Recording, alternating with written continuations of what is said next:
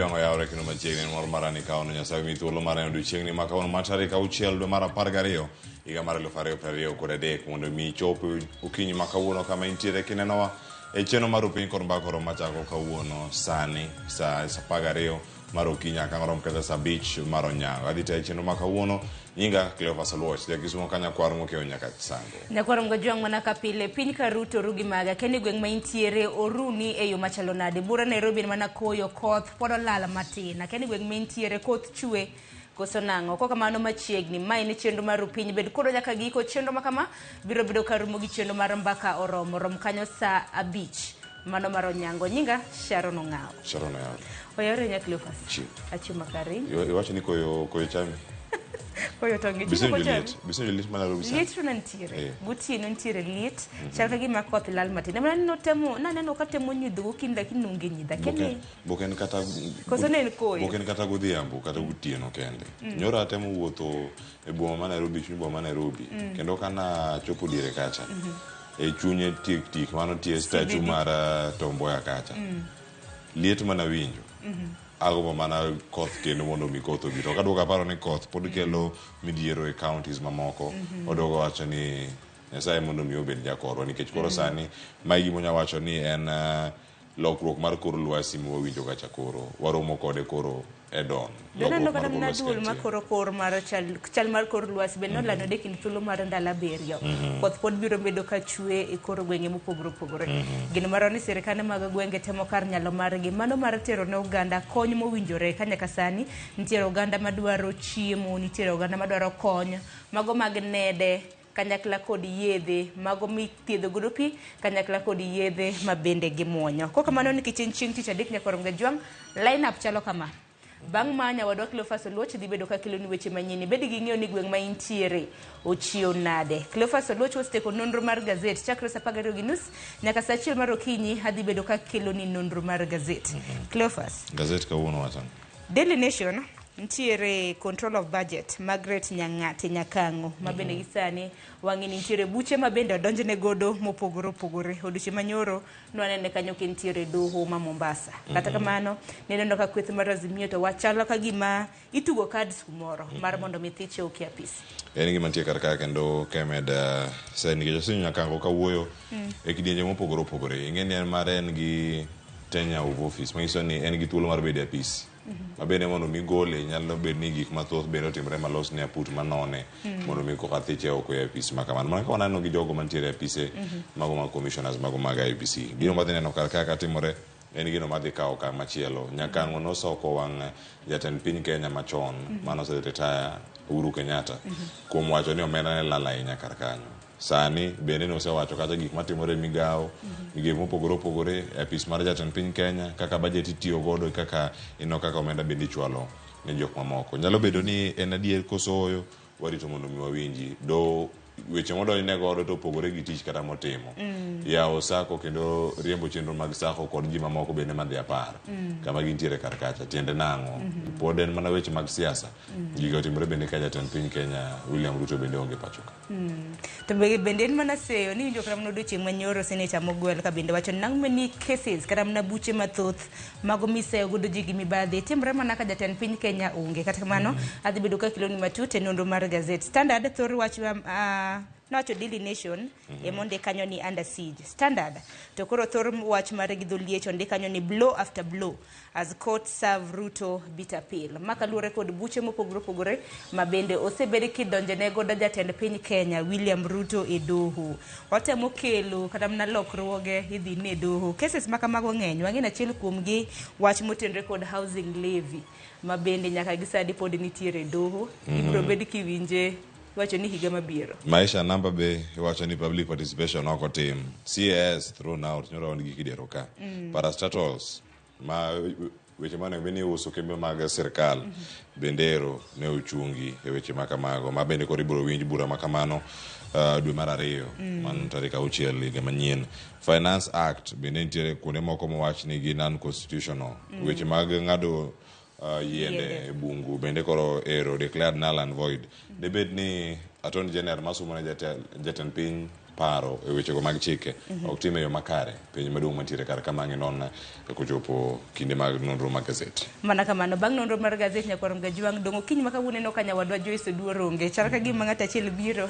ng'at achiel chakla kaka mane non twak mokwongo chenro mar Rupiny kiny ma kawuono walosan na kotenre kod sekta mano mar thieth pachoka ahinya nyaka luore kod ng'anyo mabende lakteche e kaunti za auchiel chano timo tarik mopogore opogore mane dwe mar auchiel mane dweni mano mar 12 mabende wantiere kaunti za auchiel lakteche magi bende obwogo ng'anya dhi bedo ka gi jogoro mago mag KMPDU mano jalup jagoro maduong' kanyakla kod jagoro kata mna jakoma mano mar KMPDU mano bade manyanza wapor godo wach bang'e nyakwarom Gajwang' bang'e wadonjo kanyo chenro mar kawuono chieng' tich ang'wen Sharon Ong'awang' kuonwa bang'e kawuono tich adek nyoro dhi tich ang'wen kawuono tich adek kawuono chieng' tich adek wan kanyo gitedo gi chiemo jaliet ankel mage nyakwarom Gajwang' achiel kachiel wabedane kod ng'eyo ni chal mar wach gin ma gigo mage motedo chieng' ma kawuono kata bang'e wadonjo twak te wich bar mikelo kod JSS kata Junior Secondary School tiende nang'o wadhi bedo kae kod japuonj mapuonjo JSS e skul mar piny owacho wadhi bedo kod jasum paro kata rieko ne wechego mag JSS kata Junior Secondary School ne sikunde mag ji giwegi ang' wabed kode kachiel koda ka janyuol mabende nigi nyathi ma dhi nyime kod wechegi mago mag CBC kachiel koda magi bende mag JSS gintiere kod gi e yo machalo nade ibedo kodwa kar kae ang' yawo laindi mar simu tiorona ni mar mekwa yawo keitudri kod achiel kachiel imiyowa paro nimar ma en wach mosegolo paro ma opogore Sharon ka warango Kupet kod Nat nitiere ng'anyo masenjo e pacho kuonde mopogore opogore kata ka gilieko chako ng'anyo margi kochakre higa manyien mondo mi gitam kata tam manyien mano matam mokwongo higa manyien mondo mi kik chakre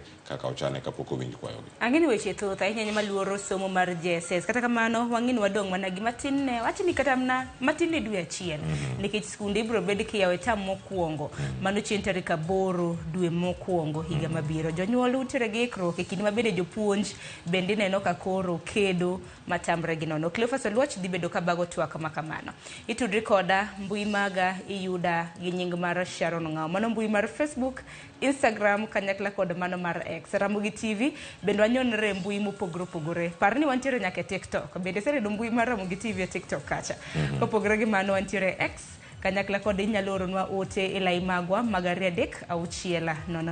Nyakwarom Gajwang' gigo mogtudri koda bende mbui maga mag Facebook fanpage mara yuda Cleophas Oluoch X kata Twitter yuda kacha @Cleophas Oluoch Instagram gi TikTok yuda kacha bende Cleophas Oluoch arok ni machiegni nikech ma en Rupiny okwongo wayud thuond weche.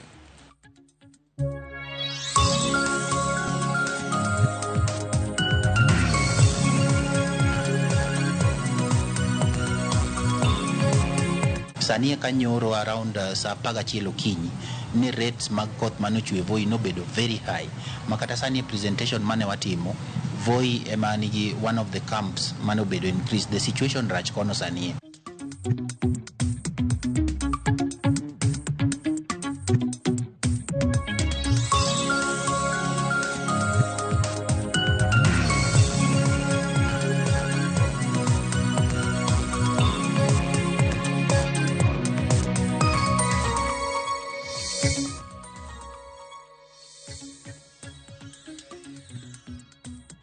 Kinyi makawuono ageno ni yudo geyo makare kendo ingima eyo ma dwarore kamoro ma intiere ber koro nyaka giko e chenro makawuono kamokwongo chako kod weche manyien wachaka kanyo ni doho ma Mombasa koro weyo jaga budget mathurka Margaret Nyakang'o gi Rambun mano mar $2 million kata omenda matching maromo 500,000 mano bang' chwale doho kitude kod ketho 4 mago mag yudo omenda e yor mibadhi. Nyakang'o oyudore kama diny e kinde ma osebedo kacha ka oyuak ni sirkal tiyo arietha gi omenda mag jopiny. Jafwambo George Bati miyo walera.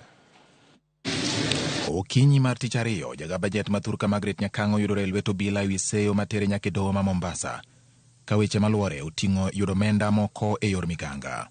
Jal momako bura Claudia Mweni Mutungi koni e kinde 2019 gi 2020 Nyakang'o ne okawo kuom $29 e yor miganga. Nyakang'o bende kaluore kod oboke mar bura odonjne ni ne otayo riwruok moro mar Saga maonge kod lesen higa mar 2016 higni 3 kane pok oyier kaka jaga bajet mathurka. Kethogi Nyakang'o ne okwedo kendo jayal buche ma Mombasa Alex Idhuku owe kod rambun mar milion 2 kata omenda maching 500,000. I hereby admit her to a bond in the sum of Kenya shillings 2 million with one surety of similar amount. There is an alternative of Kenya shillings 500,000 cash bail. We mentioned this matter on 13th of December before this court. Meko mar Nyakango nenore kama onjao chuny moko kuom josiasa makoro wuok ka kwedo piny owacho kuom temo mino bada pise mochung' kendgi e pacho ka. E yote mare ogai mar Azimio Raila Odinga okoni Meko mar Nyakango koboge nikech ne giseneno kobiro bang' ka Nyakango ne golo moko maling'ling ni piny owacho mar Kenya Kwanza ok ti makare kod omenda mag jopiny. Okoni Meko mar Nyakango en mana gimi geruok godo mondo yud kaka igole apisi mondo sirikal yud ng'at machielo manyalo kawo kare ma ok bi golo maling'ling kaluwore kod tiyo marach kod omenda mag jopiny e piny owacho mar Kenya Kwanza. Kotudo wachno kod weche mag siasa, Raila bende okone duol mochung' ne kedo kod mibadhi e pacho ka EACC ni wijo Kenya ok bi wil kaluwore kod ler manochiwo e wi weche mag mibadhi. Jatend Kenya Martha Karua okoni Meko mar Nyakango nyalo bedo ni otenore kod weche manogolo e nyima put mar twak e kind Kenya Kwanza kod Azimio Bomas of Kenya, kama ni okoni moko kuom bede migepe mag sirikal tiyo marach gomenda mag jopiny. The exaggerations are in the National Treasury, and let me just give one example. When I was doing the budget for Consolidated Fund Services, this is where my salary is paid from. I found out that my salary was budgeted at 3 times what I'm paid. And it was like that for all the state officers. We found some ambiguous definitions of the loans, and the Treasury could not tell us what really we were going to do with those loans. Karua koni en wich kut ni jal ma ogo poro ka yako mwandu jopiny ema imako ka joma otimo miganga machal kod mago to winjo maber. Moko kuom jood bura bende odiro kuoyo wang'o gai mar jomin buche ma gikoni tiyo godo e yor siasa ka gikoni Meko mar Nyakango en bwogo tend joma mine mochung' e yor adier kendo yango e ler ka piny owacho tiyo marach kod omenda mag jopiny. We condemn this action and ask the Office of the Director of Public Prosecution to stop being used to attack and hound out of office other constitutional office holders. Madam Nyakango has been saying it. We are mismanaging our finances and we are mismanaging our country. Kakoro en higni 4 nyaka ne yier Nyakango kaka jaga bajet mathurka. Penjo en ni ere kaka ne opuodhe lemono kane en kod ketho, to jotim nonro ne ni kanye mane ok ofwenyo ketho ma ikoni ne otimo e higa mar 2016.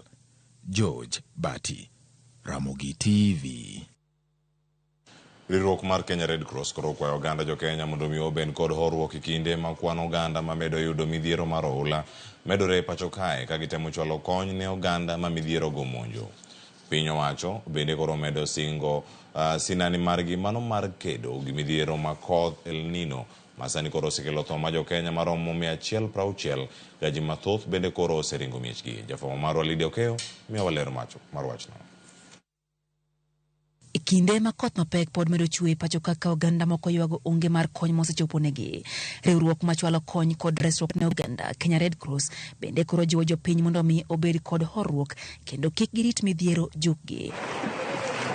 Riwruogno yie ni en adieri ni osigo osebedo negi mapek kata ne gin mar reso kwan man malo mar ji ma oula okelo negi midhiero. Red Cross hatujawaona hapa ground, ama nyinyi mmeona Red Cross? Hatuwatambui na hatuwajui. Umesikia hata hilo ni jina tu la Red Cross ambalo tulele. Umesikia hata wananchi wenyewe wanasema mwago mos ne jovoi nikech report no sechopo mag voi but ne pod getin.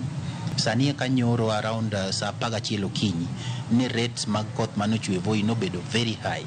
Makata sani presentation mane watimo voi emanigi one of the camps mano bedo increase the situation rach kono sani, and of course kagi makamano timre then yudoka direction mar migepete koro chak lokre ng'iyo voi. Koth mapek no osekelo tho mar ji mar 160 ka piny owacho osingo medo keto maine kedo gi midhiero go ka kwanno e chichni kidek medore ahinya te kinde ma koth mapek medo chwe thurka. Regrettably, 6 fatalities have been reported in the last 24 hours. That is 1 adult in Kilifi, 3 adults in Taita Taveta, 1 adult in Narok, and 1 adult in Homa Bay counties. This has raised the toll to 160 deaths of fellow Kenyans. Nyaka sechegi oganda moheo nus milion osedar kendo wuok e miechgi bang' oula mapek monjogi e kinde ma Kenya Red Cross wacho ni gitemo duto ma ginyalo mar chwalo kony ne oganda. Yudo ka wan gi ji 105,824 manendo households mobedo displaced. Ki translate to G koro dhano individual level, tiyudo ka this is about 529,120 persons mobedo displaced. Piny owacho kokalo kuom migepe bura tiyo kanyakla gi Kenya Red Cross e rakruok gi midhiero mikelo gi koth mapekno, ka bende ginywando governors duto 47 ma pachoka eneo ni chenro mag reso oganda odhi yo makare. Kachakre health, kachakre jo special programs, nyaka education wan godo ka. Biro to chiwo information, KDF nika National Youth Service nika indi, koro nyaka National Police Service nika. Koro ka jotelo go endo biro to wachiwo updates ma ji osetimo and what are the plans mantiere. Midhiero mar koth kod oula osemedo nyuolo koda ka tuoche ka ranyisi en kaunti ma Lamu ka tuo mar nyaldiema osenego ji 3 kendo ji 105 bende tuono koro mako. The toll on health is alarming, marked by a confirmed cholera outbreak that has affected 105 individuals and has resulted to 3 fatalities. Yesterday there were 2, now there are 3 in Lamu County. Moreover, access to healthcare in 49 facilities nationwide remains compromised due to inaccessibility. E gwenge masololo Marsabit, oganda okwamo e pi bang' oula mapek pong'o gwengego. Nitie jok ma pi nodino negi kuonde mopogore opogore, nikech Lydia sani king'iyo tiyudo ka pi ogik nyaka e wi tetni moumo nyaka wi ot mangima. King'iyo picha tineno ka gete maneno gimalo kama. Koro jogi endi gidhi gidho wi tado ema gibet giyweye. Maybe for 3 days kata 1 week onge ng'ama osechopo negi kanyendo. E kinde ma koth mapek medo chwe thoth gwenge ma pachoka, riwruok mar Kenya Red Cross kwa oganda jo Kenya mondo med bedo kod horuok e kinde ma gitemo duto ma ginyalo mar chope konde duto ma pachoka mar chiwo kony mowinjore ne oganda. Liria Okeyo, Ramogi TV, Nairobi. Kamachielo nyaka Ramogi jwang' ringre ji 4 manyo wito ngimagi mano bang' yamo mapek tuomo yie mane giidho e gwenge mago Manyatike kaunti ma Migori oseyudi ka menyo dhi nyime ne ringre achiel. Jafwambo mar Migori Jo Juma leronwa mathoth ewi masirano mane otimore e nam Lolwe. Wuodhno mano chakre dhowadhno mar kawo kar sa 7 mar odiechieng' ka ochomo dhowadhno mar Aneko ne olokore masira kane oromo sa 10 mar midhiambo. Yieni mano ting'o kwan ji maromo 8 ne apaka mager ogo e nam Lolwe ka ochiegni go e dhowadhno mar Aneko kendo weka kwan ji maromo 5 ne owito ngimagi. Achiel kuom mine mothogo jaoda nitie, waneno ka ji ringo biro koni. Nyo mine moko morwako uniform, koro wawacho ni ibini poni amemba gi moro mes, koro gibiro peyo. Wawinjo ka jomoko wacho ni joge doni emotho. Kono wakaw yidhi matindo gi miluongo ni jwenge emane waringo go kanyo. Wane yie ji 8 to yamo manyo pukowa. Manyo dong bang'ogi ka koro tero ng'ani mondo wedu waomgi to kwachopo kuma ne wamake kama to onyiso ni aol an koradhe. Machielo bende kwadogo nyiso ni makube no mondo mi waudu resi. Kuom chopo kume to nyiso ni aol an koradhe. Rose Nyerere, Mary Andai, Rosa Nyango, Mary Odhiambo kaachiel kod Morris Juma ne ngimagi chot e masirani. Ji mamoko 3 mabende ne nitiere yieno to ne oresi, kaachiel kuomgi en mimo bende nyaka sani kopo dhi nyime kod yudo thieth. Jomoko notemo konyore to joma mine joma ng'awo no ginyal konyore nikech gicha nobwogogi. Koro mine notho kanya 4 gi dichwo achiel. Koro kapok otieko 2 days to wasetemo mwayudo ji 4, ng'at achiel ma pod odong' ma pod nyaka sani pod wan e program mar manye. Jolupo e dhowadhno mane kowacho ni chenro mar reso jogi mane nitiere yieno mane okelo tho ok nobedo mayot nikech onge mar yiedhi matiyo kod injini mane nyalo konyogi. Yie wan go to machine onge mamarwa maka gimoro timore makamano to wakawe immediately. Nwakwayo county government mondo konywa gi machine in case ni ajali aina no yudore wanyalo ng'e mapiyo waringo wakonyo jowa moyudo ajali. Wan kata wan uguon kaka ne wanyalo gi kanyo na tek kaluwore gi yamo mana ywak ka masin onge. Koro kilio wa maduong' en ni waonge gi masinde monyalo riembo go yiedhi ma wan godo. Manyalo konyo accident. E kinde mar seche 24 bang' masira ne timore kendo kelo tho, onge apisas moro mar Kenya Coast Guard kata mar kaunti mane ochopo kama masira ne otimore mondo koro chiw kony. Jolupo oseyo piny owacho kuom rem e chiwo kony mapiyo madwarore e sama midhiero timore. Nwatemo gi wan kaka joma nyalo bet ni nyalo konyo jogi. Nwatemo kijende 2 gi ji 4. Wanyalo kwayo sirikal kanyalo konyowa asa beaches ma county wa ma Migori ka waonge gi engine mane center maka gimo timo to wanyalo gocho ne immediately to rengo to rescue life.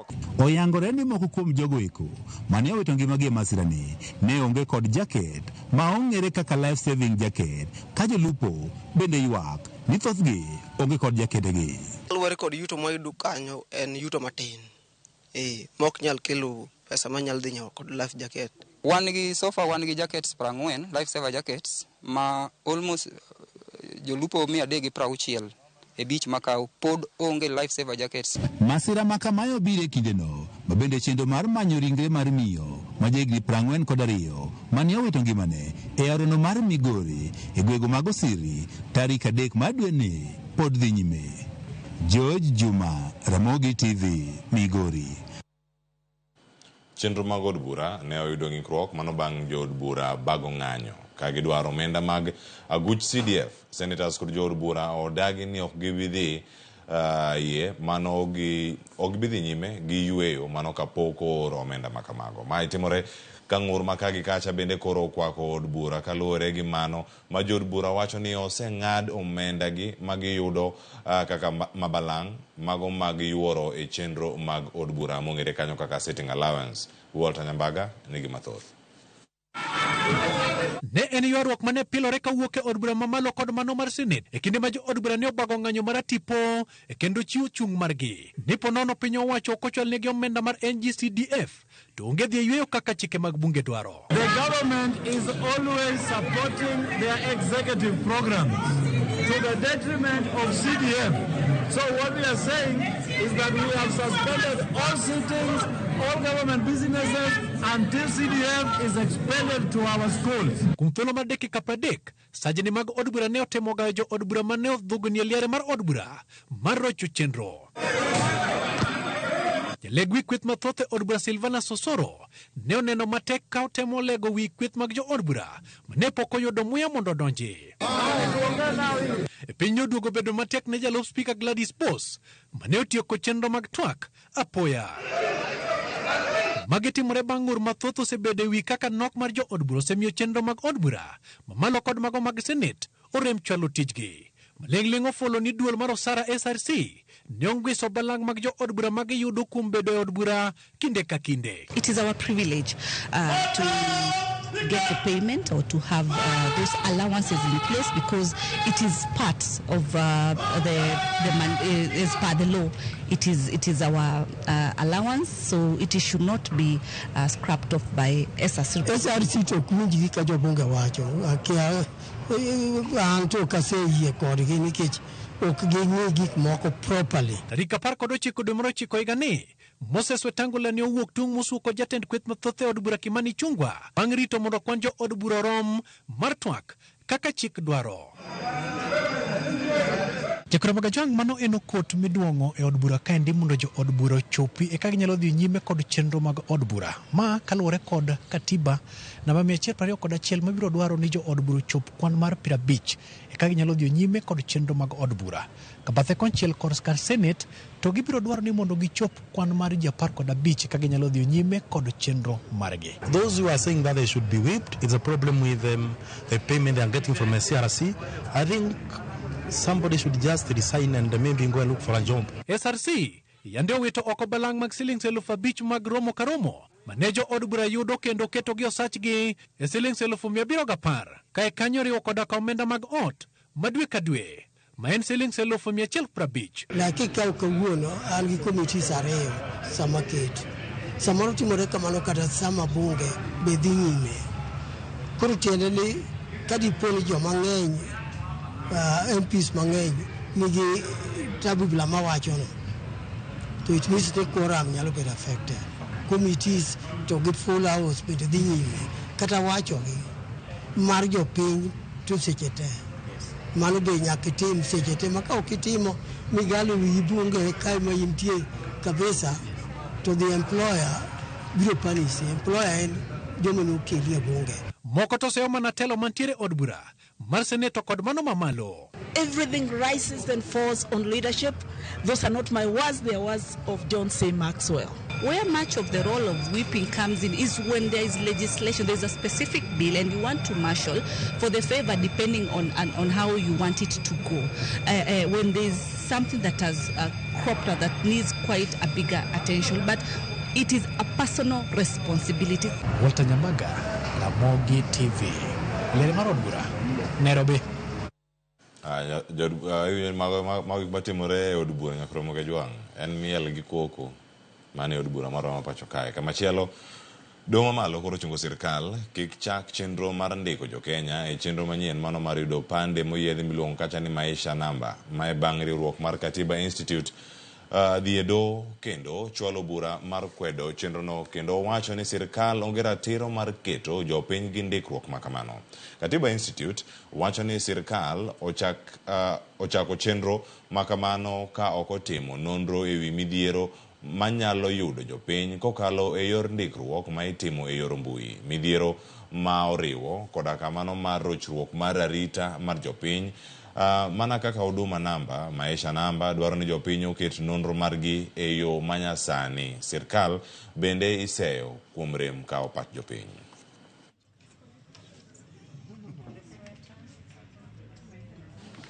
Kama chelo nyako Ramogi Juang, apisa moro matiyo gi kambi tudruok ma Safaricom onyiso do ni gavana machon ma Migori Okoth Obado ne onge kama nonro yango ni ne onegi e nyadendi mosenindo Sharon Otieno. Ka ochiwo neno e nyim do, apisa no owacho ni Obado ne ni Nairobi e thuolo ma kochakore tarik 2 nyaka tarik 5 dwe mar 9 higa mar 2018. Mano e thuolo mane omonjie Sharon ma ochwe onegi.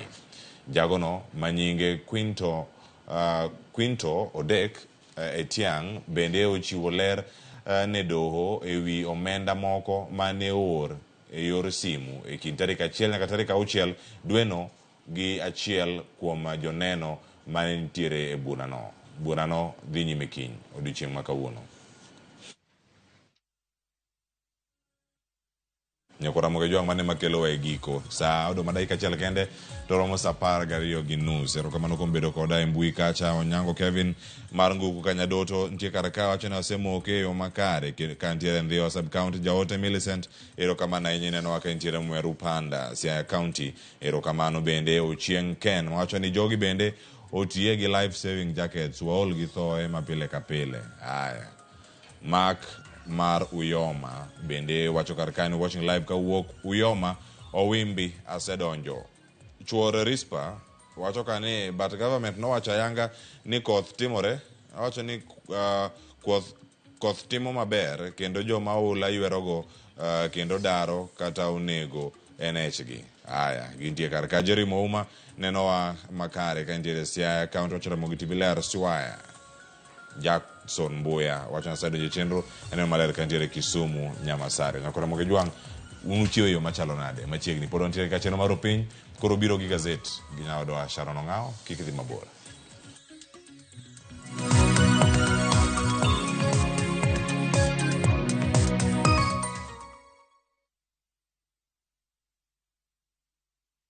Jipange na View sasa iko hapa sasa. Jishindie maelfu ya pesa kila siku kwa kutazama content kupitia View sasa kwa shilingi 50 pekee. Kuna mshindi wa shilingi 1,100 kila siku, 1,500 kila wiki na mshindi wa grand prize ya shilingi milioni 3 cash money. Kushiriki piga *487*3#. Chagua Jipange na View sasa. Kisha chagua video package, ujipatie points na uongeze uwezekano wako wa kushinda mamilioni. Hakuna kudownload au kusubscribe. Unaenda tu nywe. Jipange ushinde mamilioni na View sasa. Mamilioni. Sheria na masharti kutumika. Imeidhinishwa na BCLB namba 2978.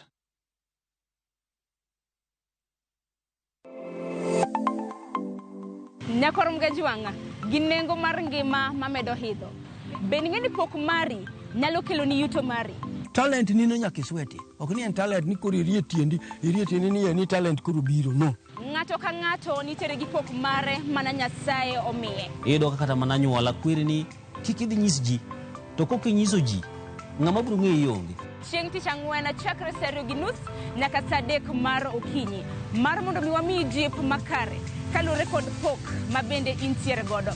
Omiyo tudri kod an Sharon Ong'ao. Chieng' tich ang'wen chakre saa 2:30 nyaka saa 3 mar okinyi e TV mar Ramogi. Kwa kilo ni chenro mano mar pok opogore.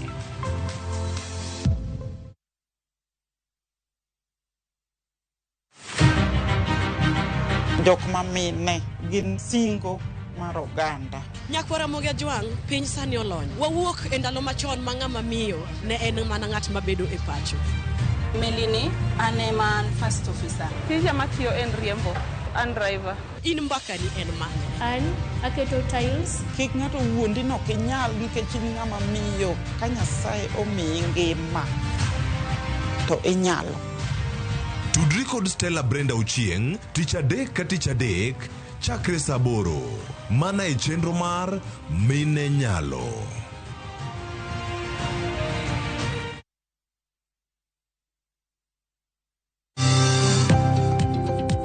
E ohala gi mwandu, wakelo ni jolony e weche ohala. It is important mondo wan kaka joluo wabed gi dongruok. Wafwenyo ni adiera matut mag timo ohala. Tijni kidwa time en mana mashin mar luoko to gi kuminya yude pi. Wawuoyo e wi yore makare mag timo ohala. Kisechopo level mabedo brand, ono bende gimoro amora mitimo en gima timo ang'o makelo pesa. Wakonyi dongo ohandi ka wamiyi yore mag kano mwandu. Investment group kawache mana gi nyinge no en choko pesa kasto ikete kamoro kasto golo nyinyo mabiro konyi e kinde mabiro. Omiyo wakwayo ni ji duto ket pesa gi e savings mondo wapuonji kaka gibiro tiyo kodo. Riwri kodwa chieng' tich ang'wen saa 1:45 otieno mana e Ramogi TV.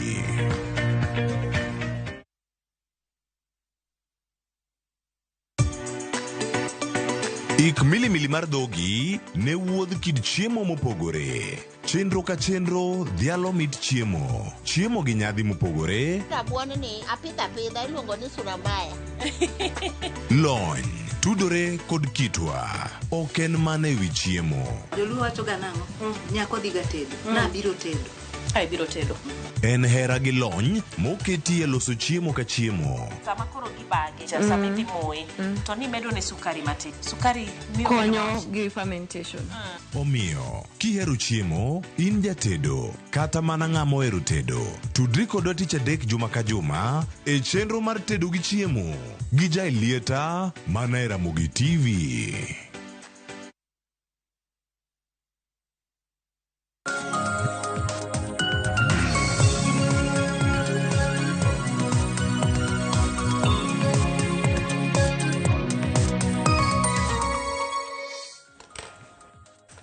Nyakorongo jwang dakika en 35 tok saa 10 mar okinyi gi sani haroki ni machiegni ma en nonro mar gazet. Okinyi makawuono antiere gi jafwambo mong'ere kaka Daniel Ogeta ma bende dwaro lidho godo gazede ariyo mana ka pile antiere ka gi Daily Nation kanyakla kod The Standard. Ogeta roki ni machiegni. Akaribia. Ichionade. Choma ber mana in. Amba choma kare. Wadalidho ni nyikora mgajwang gazeti okinyi makawuono nwase nyiso gi Thor Watch mabende no mipek e gazede ariyo makamagi. The Standard Thor Watch mabende mipek en kaluore koda weche mabendo osebed kitere doho ahinya chenro mabende jatend piny Kenya osebedo kabiro godo titere doho mabende dongruok makamago ok osebedo kadhi nyime. Daily Nation bende nitiere Thor Watch mano ondike kanyo gi dholiech under siege mano kaluore kod jaga budget kata control of budget e pachoka Margaret Nyangate Nyakango mabende nwaneno kano donjo no odiochieng' manyoro e doho. Kokamano nyakwarom Gajuanga mana ka mi thor wach mabende omi pek. Daily Nation nitiere gi thor weche mopogore opogore nyakwarom Gajuanga mabende konyalo mana nene mabende abiro bedo kami. Mokwongo e ite marang'wen nyakwarom Gajuanga wadhi bedo kwa nyisi gimomiyo ni hola ma intiere godo e bengi kacha rates mage nyalo medore mano kwana tamalo mabende ibiro bedo kichulo e hola makamano biro bedo kamedre. Wach makamano adhi bedo kami e ite marang'wen. Odiochieng' manyoro bende noneno jood bura mapachoka mabende nong'anyo e od bura maduong' mapachoka ka bende gidwaro mar mondo mi ochiwnegi omenda madirom siling bilion 53 omenda mabende biro bedo kadhi e chudo mago mag NGCDF mabende giwacho ni poko migi nyaka sani. Katika mano thor wachnika mabende adoro mar mondo mi wamulo geta ka bende odiochieng' manyoro nwaneno jaga budget mano control of budget Margaret Nyang'ate Nyakang'o mabende koro idonjone gi ketho mopogore opogore. Odiochieng' manyoro nwaneno kanyo kotere doho mano ma Mombasa. Nyoro ne ochope doho to mai gima iwacho ni my crime mano commit chon to but no ka the timing mar case ni nyalo bet ni ka lore gi gima no reveal ni nitiere inflated salaries sirikal. Koro no kata ka ji mang'eny wacho ni mai lure ka nyabet ni lure gi tije mosebet kotimo koro chala gima chuo sirikal koro ida mondo gi control gima kamano lakini nego bini jing'e ni goli office tech kabisa en nyaka bed gi yung ni tribunal gimoro ka committee kamai nyaka los kaponi do yude ni en gi ketho nyaka los gima kamano nikech en among the state officers mane gi yung ni security of Kenya. Yes. Koro ka mano mi koro kete ok nyag wuodhe mayot.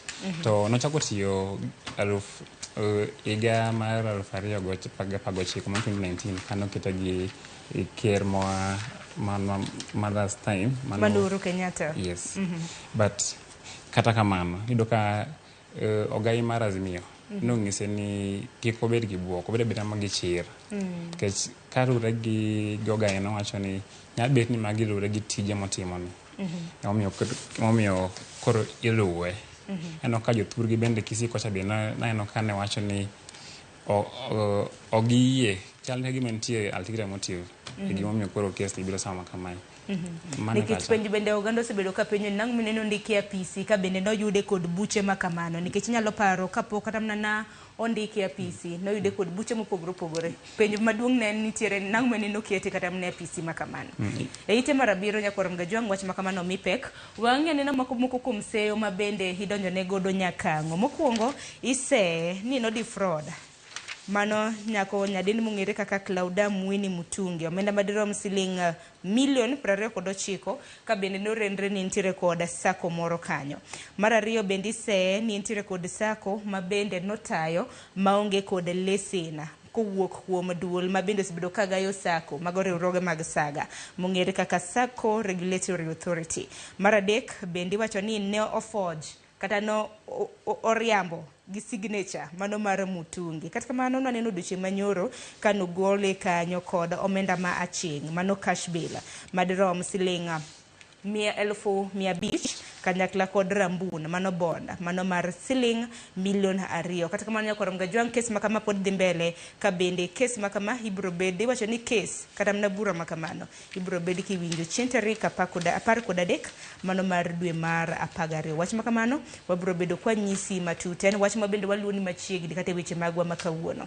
Kopogore gi mano wach machiel mabende nomi peko geta mano ite mokwongo en kaluwore kod registrar mano mar judiciary mano Ana Amadi wang'eno sebedo ka entiere kanyo kaka registrar kuom thuolo malach chakre higa mar 2014 doge. Ido ka osebet e office no chakre negol Gladys Bosholei.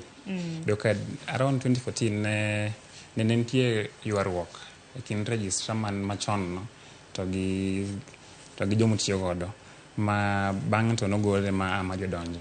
Kaya nodonjo in seche mane weche tek kuro kabisa but osebet kuro kendo koro sani koro en leave time no leave koro chinge mag tich orumo koro otieko tich gimoro tarik 13 tarik 14 mano mar dwe mabiro owacho ni gimoro tarik 11 tarik 12 oduogo miyo the send off the last speech mare to osetiyo kamano ma idoka osetiyo gi different commissioners osetiyo gi ji mang'eny ma waparo mogik mang'eny ji mang'eny paren kane timo swearing in mar Gachagua mane kong'ise gimoko to Gachagua gimoko no winji kata gima timore samo ne en koko kech kino ka owacho kani gino ko otno kaponi ok okete kaka ok oluwo the exact wording to kendo ken ot emomiyo nochuno nyaka onua kaka ondike cha ni gite en gi deputy president ne gin gi script naka ne luwa kamano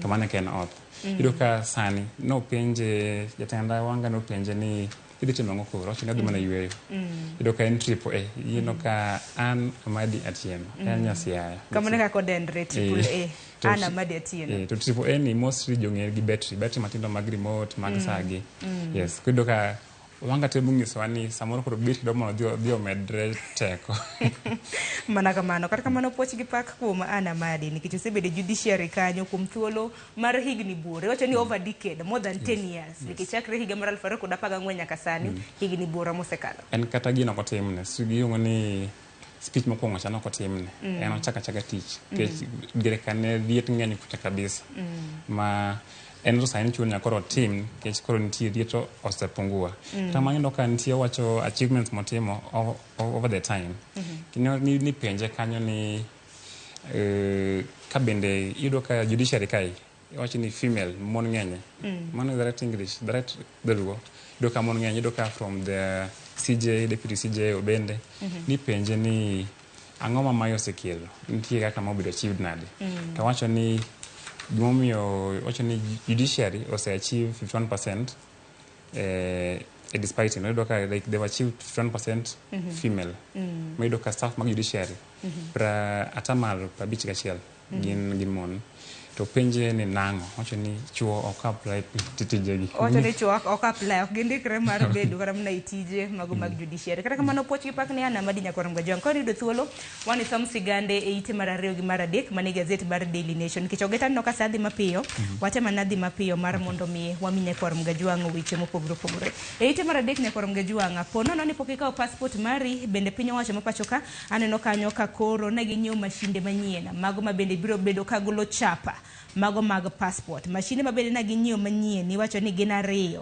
mabende koro nitiere gi capacity nitiere gi oteku mar timo chapa mag passports madero malfadek gi 500 e odiochieng kopogore gi mano nitiere counties mamoko mabende osingnegi counties 4 ni biro bed kinyone gi mashinde mag goyo chapa passport mai gi duoko chien kwan ji mantinya house kata sani kadang imoni sani en sa chieg dakika sapagariyo kichopo puja sachiel idiro ka line bor kanyo dabal yudo ni jing'eny madaro passport gi to mashinde gi tin koro mashinde manyien gi ido ka in a day gidhi produce passport 3,500 mamano sirikal wacho ni dhi duoko chien kwan ji mabet karito kendo ko med kendo the four counties 4 stations go ma kendo dhi meyo ji koro ok bi Nairobi kende inya dhi other counties mondo you get the same product dwarone yes mondo duoko kwan mar ji aparo ni mano ni kare nikech kidonjo kata mna Nyayo House kanyo kata mna sani mana kisewacho line oseriedo mududore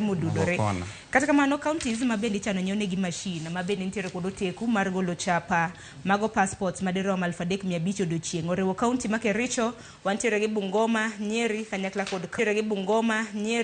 kod county ma Garissa mabende koro ok bichuno mana ni buore Nairobi ka makende mebende nyalo yude passport makamano kopogore gi mane ite marang'wenya koro mgajwang wach mabende asemi motelo kanyo ponono ni intiere kod hola e bengi parni hola makama kaluore kod rates mabende ni kawego idwa mede makaluore kod iwacho ni buok mabende koro bire iwacho ni CBK shocks borrowers with the highest rates in 11 years ang'o mok timre yawa nikech aneno ka koro gimede nikech iwacho we wang'eni na ite marang'wen aneno tipo kanyo mabende ochiw en mar Central mano jakom mar Central Bank kanyo ineno kanyo governor ma Central Bank ineno kanyo kama Uthugi koro wacho ni hidhi bed ka imedo rates mago mag hola wach moro matek ahinya ogeta ponono ni nitiere kod gowi koro tek Sani koro odhi bet matek tweta. Nikech odhi medre from 10.5% to atamalo 12.5. Yes.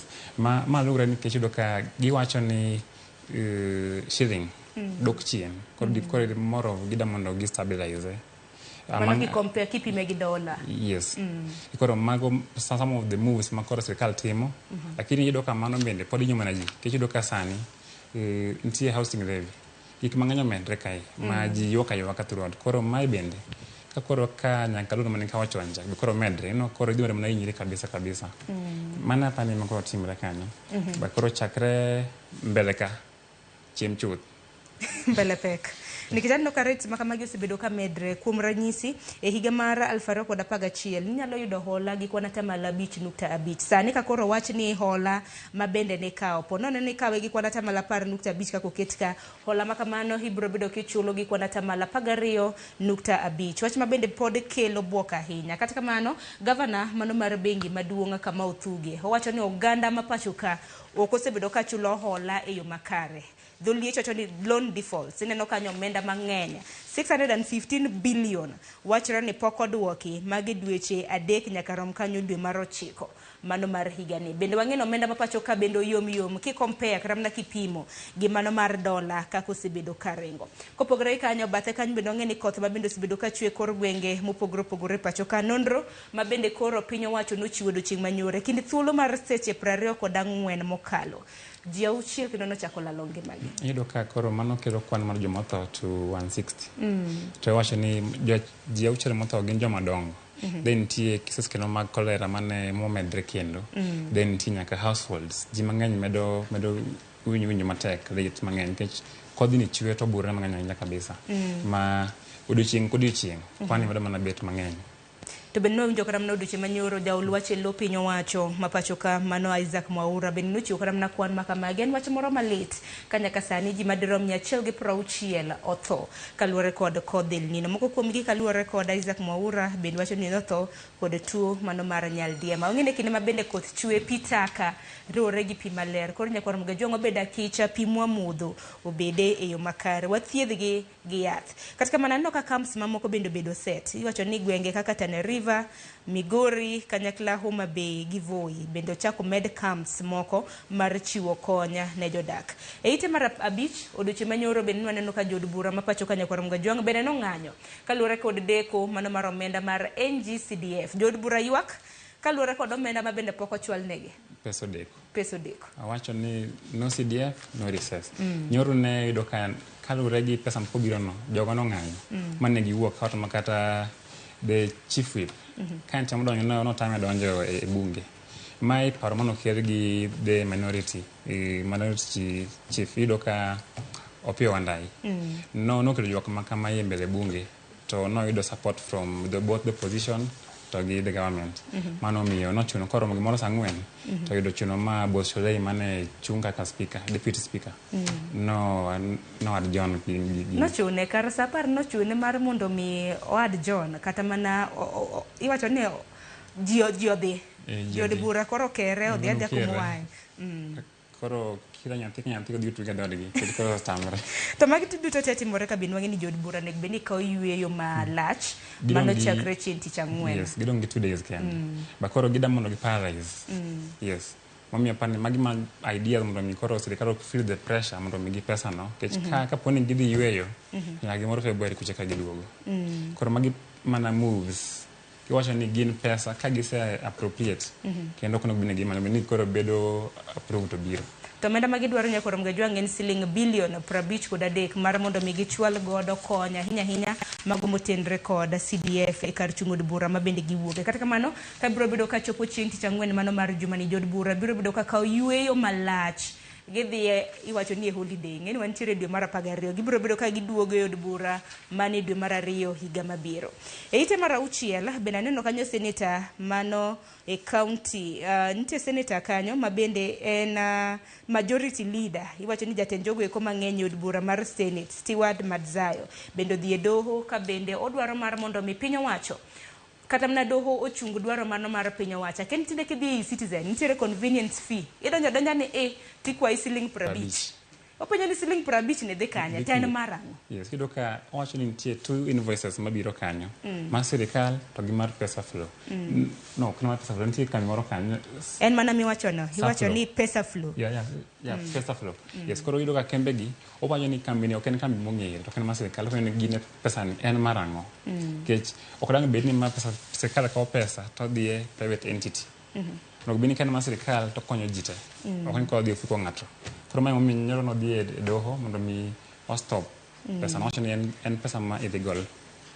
Yes. Nikech koyo jatend jogo eko matin e od bura mar Senate Stewart Madzayo openjo ni ma en unconstitutional ok otenre kod chik nikech tindo osuru da mana ng'ad mathoth ni nyaka donjo mana e portal mar e-citizen ma bende ji nadonjo nono sani nyaka koro ochula omenda maromo siling 50 mar mondo mi ok idonj gi services mopogore. Bora mani yudo bangi kama to 50 odhi. 50 odhi. Tipenjo ni 50 ni dhi kanye nikech chal ka gima en pesa mano mar ng'ato owuon nikech ok odhi e account mano mar piny owacho. Yes. To gima moro moko dhi ka sirikal, ng'weno nyiso ni en pesa ma ok inyal tiyo kode. En mar ng'ato owuon. Obuti kode kodwaro. To nyisa ni jo Kenya di kata mno geta kata mno dutie maka wuon ka kwaluso. Ji adi mosedonjo kata mne portal mano mar e-citizen. Dhano bura. Dhano bura kido kata sirikal nyora nandiko gimoro ni from 2024 December sirikal do mondo gian 4 billion in a day. Koro imagine from 4 billion no, every person motemo donjo portal no. Rabichade. No kan pesa mang'eny. Kach kodhi fuko ng'ato. Mago pesa mang'eny tiro kama na kuom jod bura ma bende chwalo buche makamagi e doho. Mano mar mondo miwane kaka piny Kenya ringo nikech samoro ng'ato owuon kata mana wach kata kaka an Sharon ng'a kana yawo to 50 odhi. Abacho ni siling 50 samoro tin. To kochoke kuom ji ma diwach kata mana ni milion 1 e odiochieng'. Mano pesa di. Pesa mang'eny kabisa. Pesa mang'eny manyalo kata mana chwalo dongruoge mopogore opogore. Wabuone kaka wach ma kamano biro bedo ka ringe doho kata kapo nono ne ibro chunge kata oyo.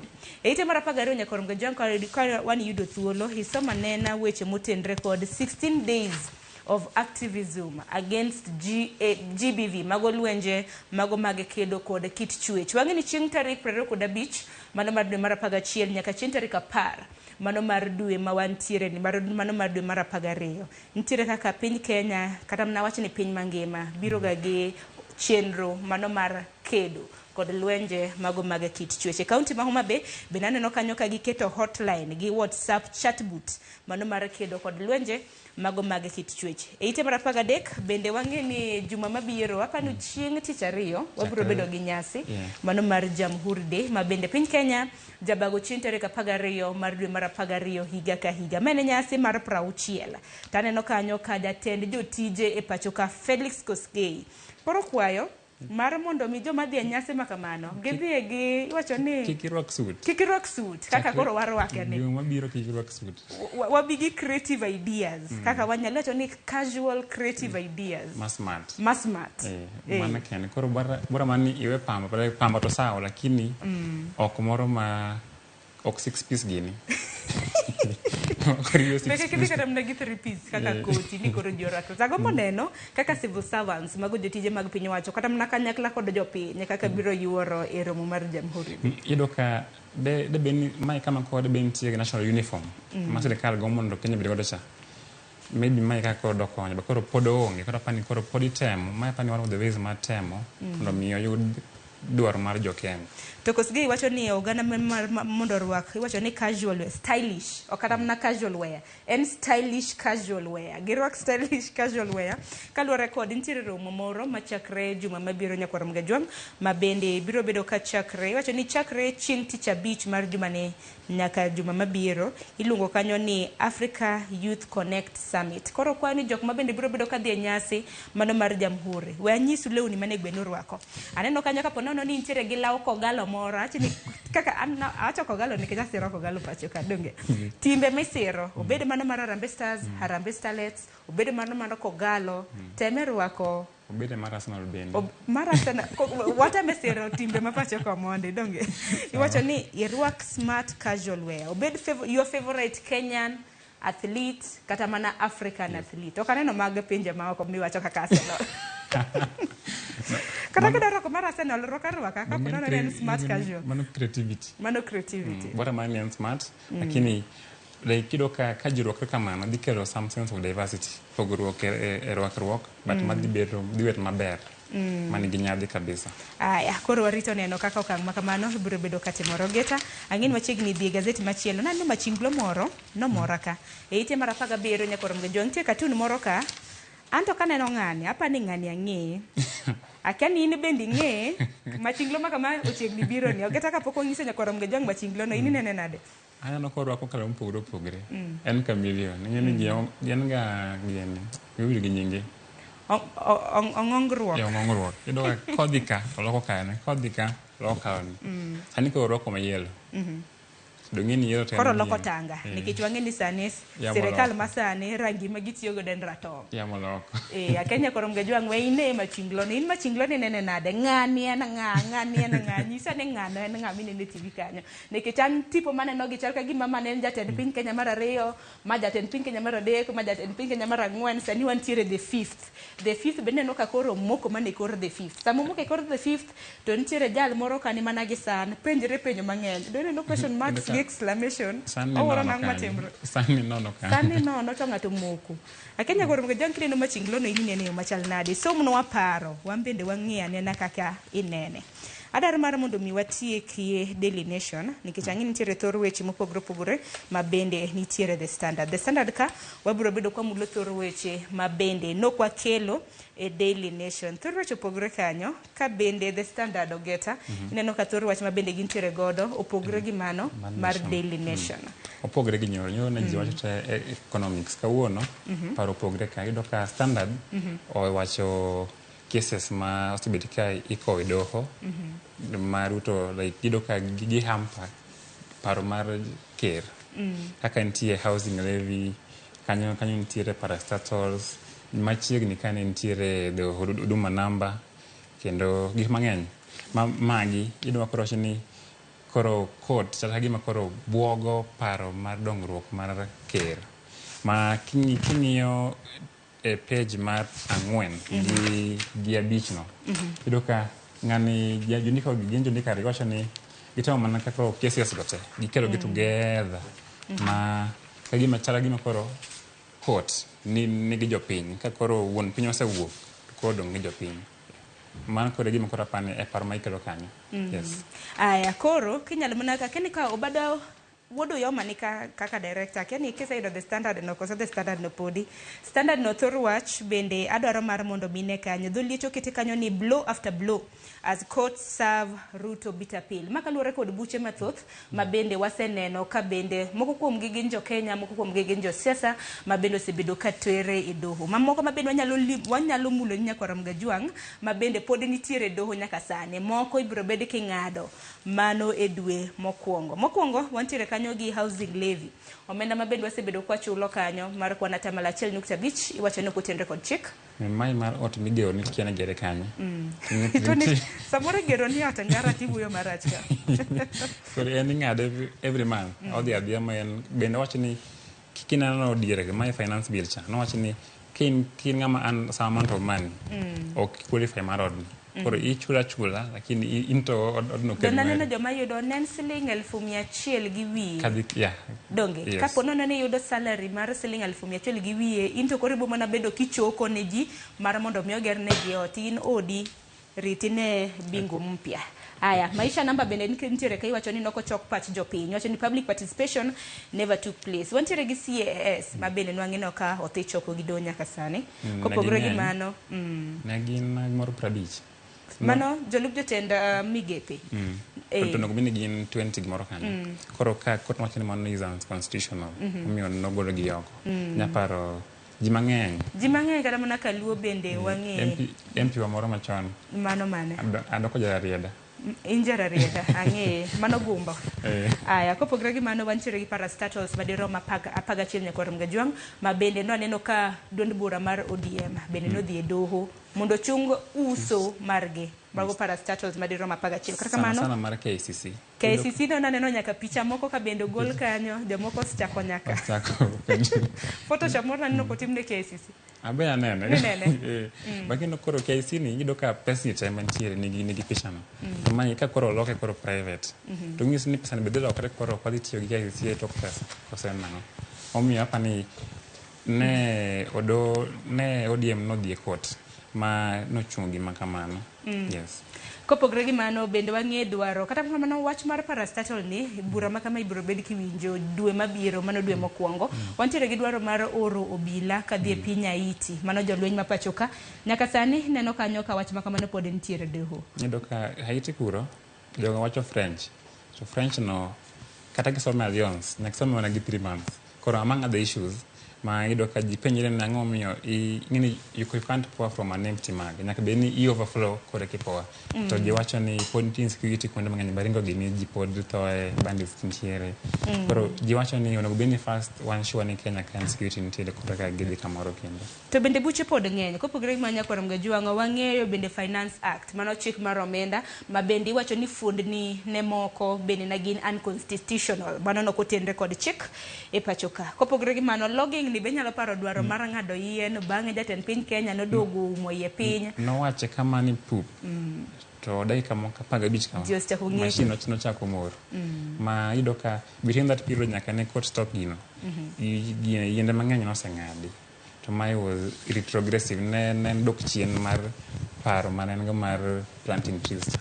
Yes. Wach makamano bende jokenya osebedo kaluwo ahinya ahinya kaluwore gi Attorney General ma pacho ka paro mane mabendo chiwone karam na jatend piny ahinya ahinya kaluwore kod weche motenre kod chike moko kuom buche makamagi nitiere doho moko kuom gibiro bed kiyalo chakre dwe mokwongo mano Januar mano mar higa mabiro kopogre gi mano geta ang'e nitiere moko kuom weche mabendo wasemulo kuom ranyisi kaka mano mar jaga budget e pacho ka nyakang'o okwa bibedo kwa mule wach moro nolomba e ite mar adek wacho ni prayer warriors charged for failing to pay 371,000 hotel bill ntiere iwacho ni to nachi prayer warriors to kore nango dhi gidolo jolemo nikech mage gin jodolo achiel kuom gin jadolo wacho ni Pastor Alex Munyoki gi prayer warriors mage ariyo nagidhi magawa moro Eldoret chakre iwacho ni gibede magawa no kuom thuolo mar ndalo 41 tok ne gichulo bil ng'eni no wuondgi gi jalo moro mawuok e pinje maoko ni biro bedo ka chulo negi bil gin koro gidhi malemo ing'e gima ne gidhi time magawa kuom thuolo mar ndalo 41 ne gidhi lemo ne piny Kenya mondo chal mar ochumi obede mombek nitiere gik matimore pacho ka momako kata wang' natuore kodgi to ng'eni ka gintiere magawa ni nyakorom ga juang' nikech magawa kintiere moken mari to nitiere bills ma nyaka bani chulo e kinde ma bendi lemo samoro ka gilemo nikech ka giwacho ni gilemo kuom thuolo mar ndalo 41 nitiere pi modho nitiere chiemo breakfast lunch supper samoro snacks bende nitiere yeka nitiere accommodation mane bende gichulo samoro lepgi services ma hotel offer miluoko nyaka ne luoko gi nyaka migi the service mar client bende kaka itimo no jomoko itimo nyaka jolemo bende hotel managidhi nene dwe mar 12 hotel moro e gwenge mag Uasin Gishu mane boma ma Eldoret hotel makamano ongere kaka Goshen Inn Hotel mabende nagibedo kuom thuolo mar ndalo 41 mago prayer warriors adek bill margi no accumulate nyaka bill makamano ng'eny siling 371 kar negi chamang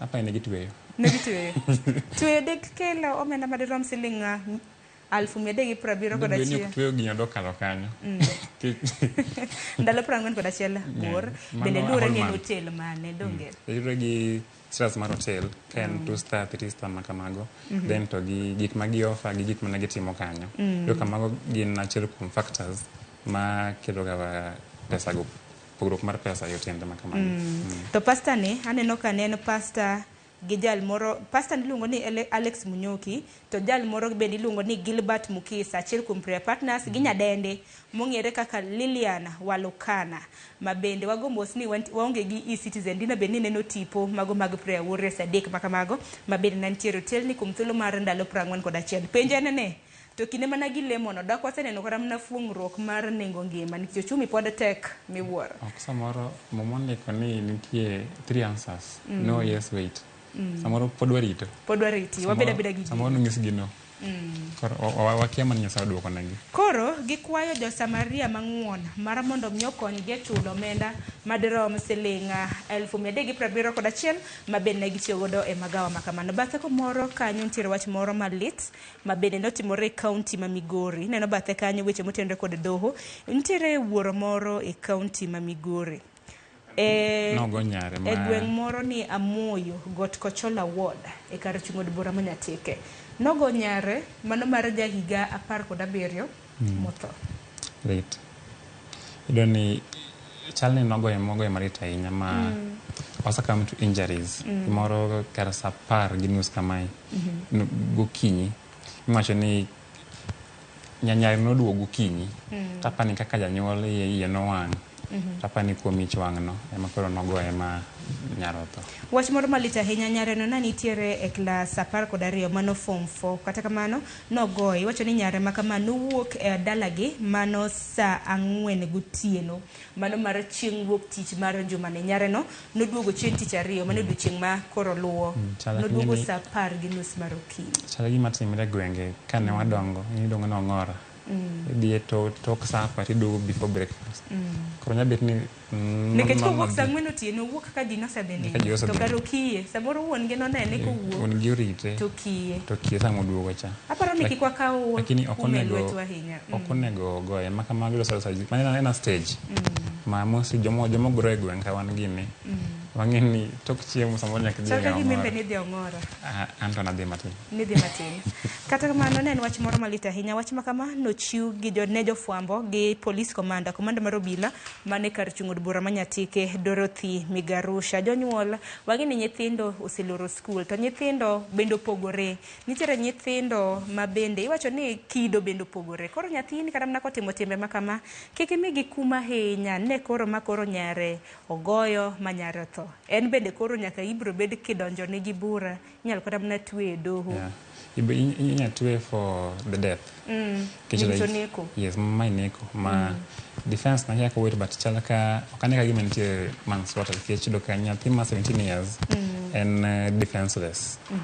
Ma literally wane kuma bende wamiyo nyithindo kata mana ka tek bende nyithindo moko inyalo mana wuo godo mawinjo mana wach nikech ose wacho ni maziwa yakimwagika otimre nade ayazoleki nosedhi oko moduogo gima notimo nosetimo koro itim nang'o mar mondo mi geng' e kind thuolo mabiro iwuoyo mana kode nikech ginena stage gini bende che sa time moro ma bichopo ga to kalo kosa kalo to bende ena kamano ena stage. Oketa dani watiek nonro mar gazeti. Watiek anena gi ite marabero. Nitiere jal moro e pachoka mawuok e kaunti ma Mombasa. Mawachore ni osekawo Hustler Fund. Hustler Fund ne winja ni mi siling 500 tine seyo siling 500 ne tin. Jal moro nitiere ka e kaunti ma Mombasa nyinge Harrison Kenga. Nochako kawo Hustler Fund ke miye hola mano mar siling 500. Sani nyalo miye hola nyaka 50,000. To wachore ni kind thuolo gite chakre ne Young Hustler Fund. Osekawo omenda madirom 741. Naneno kanyo kodiochieng' manyoro nomiye gift. Mich nomiye kanyo mar tuk-tuk. To tuk-tuk manomiye ni nengo nen siling 574. Ido ka en higa achiel nyaka ne kel Hustler Fund ni. Koro kane gi celebrate one year of mar anniversary margi. Ido ka nitie gik mane yudo incentives. Sirikal nowacho ni kapo ni isebet ka ikawo ga gowi ni tichulo on time. Gidhi chako medi koro pesa moko.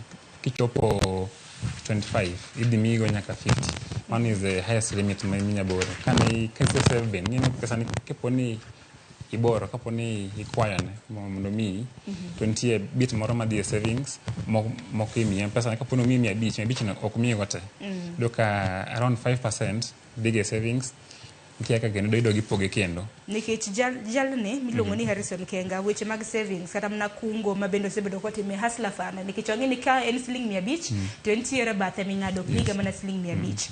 Kenga ni osekungo omenda madirom siling 37,000 to hola kaka naseng'isi nyakwarom gajwang' nochako gi 500 sani hola minyalo miye en nyaka siling 50,000 to osekawo hola madirom siling 741 e kinde thuolo mar higa achiel chakre ne Yanga Hustler Fund. Kata kamano kopogore gi tuk-tuk ma bende nomiye kaka mich tuk-tuk ma kwan romo siling 574 nochako miye kanyo naneno kanyo Chelugui mano jatend migawo mag cooperatives Simon Chelugui nochako mede bende wiye kanyo siling 50,000 mondo dhi olo godo mauta. Adani watieki wachni mogik watieko nikech ang'eni saa osedhi. Last time we no with the korwa anja yoma kokiri inja uyoma kokiri ang'o matimre uyoga oyoma kucho wapidho njugu to wan nyaka jolupo Mano kende motimo dala kucha. Koro ero uru kamano. Dang'e dawa to ng'iya chieng' moro penja ni to nyakwara. Dakase neniega. Dakase winjiega. Aoro ne dawa mos. Dawa oyawre. Mano dawa yung nyawanga. Kaka wang neka do Christmas tabu ngisi dong ni na dong na mosi. Dani geno mara ni ogete oka mos koneni. Entiro yoma.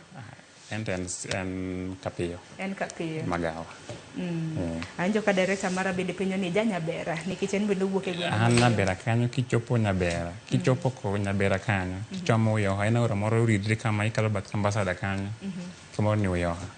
Gwe dala kelo ngene kopiata. Mano kore turo kabisa. Mano ng'at mong'e thur gi hie. Wagoni erokamano nya Daniel Ogeta kuom biro e nonro mar gazet. Erokamano. Nyakoronga jo ang'wana na jafwambo Daniel Ogeta ma bende ndiko ne gazet mano mar Daily Nation na buore kad. Ogeta kaundo daka ni lustoche mindiko koso kwa mule. Kawuono onge mana ndiko kinyi keto kinyi. Iketo kinyi. Yudo ka wik mokalo cha. Na onge Nairobi. Okay. Ka yudo ka mande na kelo nu Rivenzi wani 2 years on. Koro gina ma ginin special projects mas bet katimo wik mokalo cha. Koro gibiro gidam kamano. Erokamano ahinya. Nyakoronga jo gazet momore ki Daily Nation gi The Standard dhi nyiew. Daily Nation achaka mana gi The Standard. Kinyo The Standard bende nitiere gi ite ma iye nikech kopogore kata mana gi nonro ma bende wakelo kuom ranyisi ka in jalno ero ma bende timo ohala.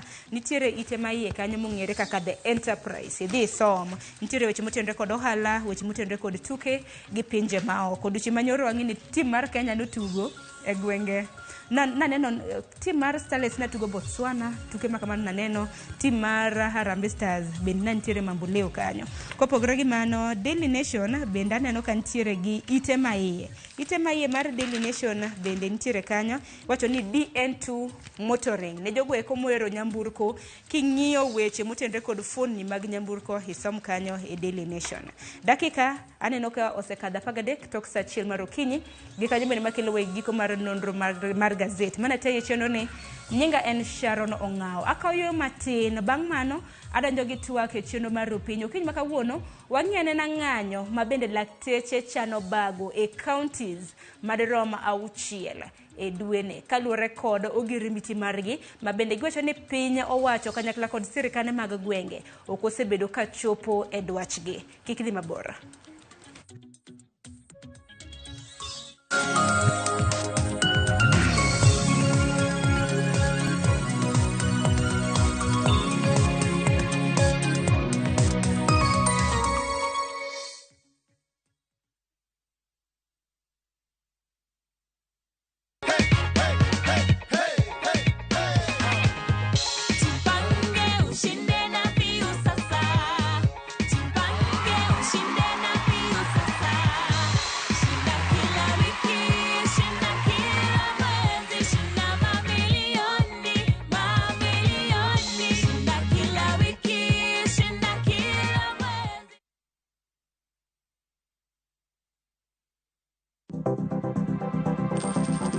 Inyalo goyo kwan kod omenda ma aching' kata ma ikete bahasha ka isiko itiyo kod omenda mohingo kaka onego itigo. Tema ne keto e bahasha omenda ma idwaro tiyogo kama moko to ikung kata ika.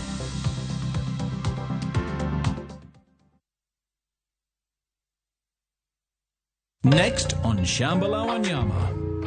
Amjapanda ndege kwa sababu hamkunyoli wote.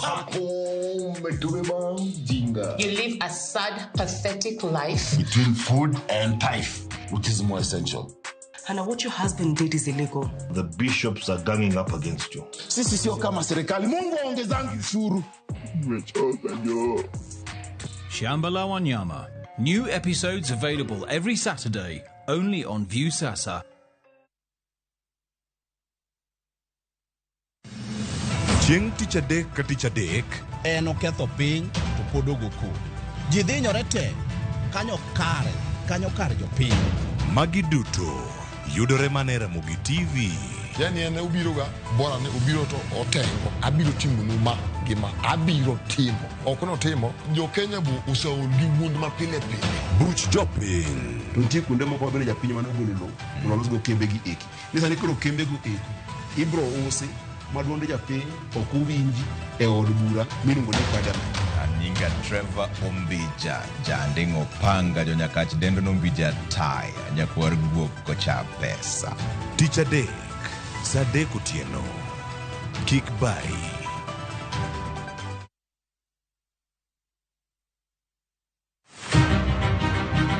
Jok mamine gin singo mar oganda. Nyakwara Ramogi Tv, piny sani olony. Wawuok e ndalo machon ma ng'ama miyo ne en mana ng'at mabedo e pacho. Melini, ane man first officer. Tija matiyo en riembo, an driver. In mbakani en mane? An aketo tiles. Kik ng'ato wuondi no kinyal nikech in ng'ama miyo. Ka Nyasaye omiyi ngima, to inyalo. Tudri kod Stella Brenda Ochieng, tich adek ka tich adek, chakre saa 8, mana e chenro mar Mine Nyalo.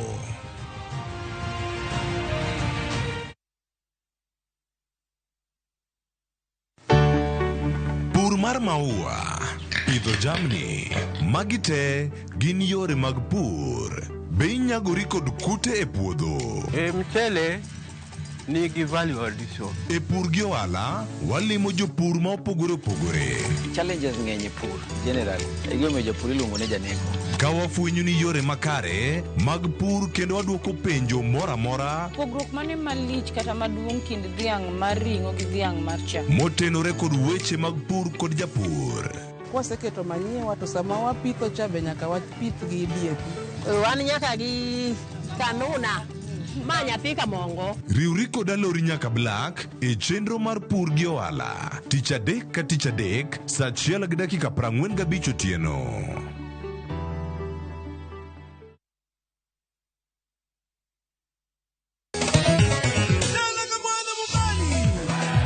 Ngoma Owake en od jothum. Ngoma Owake akelo ni mix mokwest.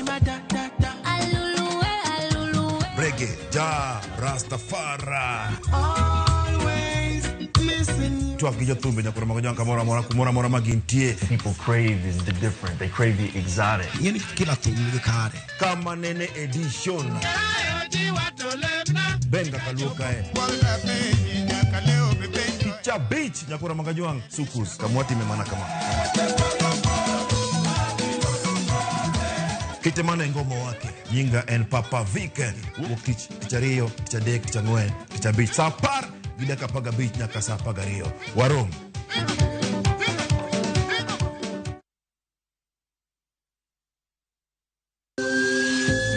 Ikrini wuoth makende mar puonjruok weche thieth kod rito ngima ji. Nitie gik moko mwanyalo timo mondo mi wageng' tuoni. Kochakore karieng'o nyaka kuonde thieth. Muony yath mora mora kapok daktari opuodho. Wabiro wuoyo gi ji e yo mabiro mulo chunyi kendo miyo pachi yawre. Awuoyo about cerebral palsy.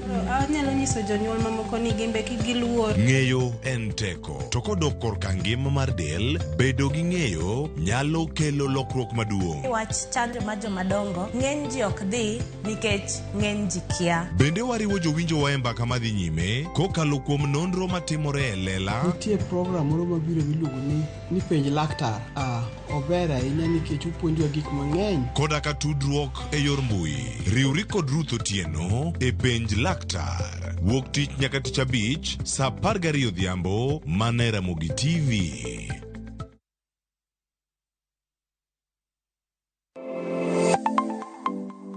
Nyakwara Ramogi Tv, gi nengo mar ngima mamedo hidho.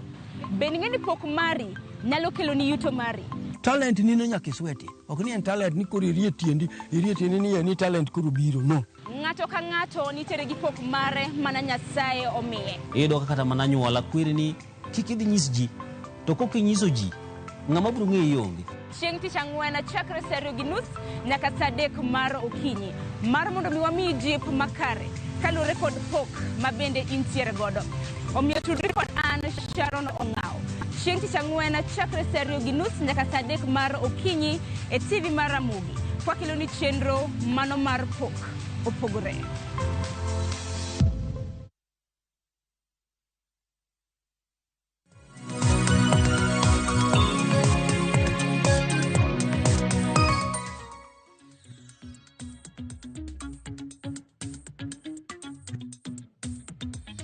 Nyakoro mgajwang dakika en 20 tok sa achiel mar okinyi gi sani kora rwakni machiegni ma en twak e chendo mar piny mataye chendo ni nyinga Sharon Ongao. Nyakoro mgajwang ponon no kineno posters mabene nwakeye mbui magwa.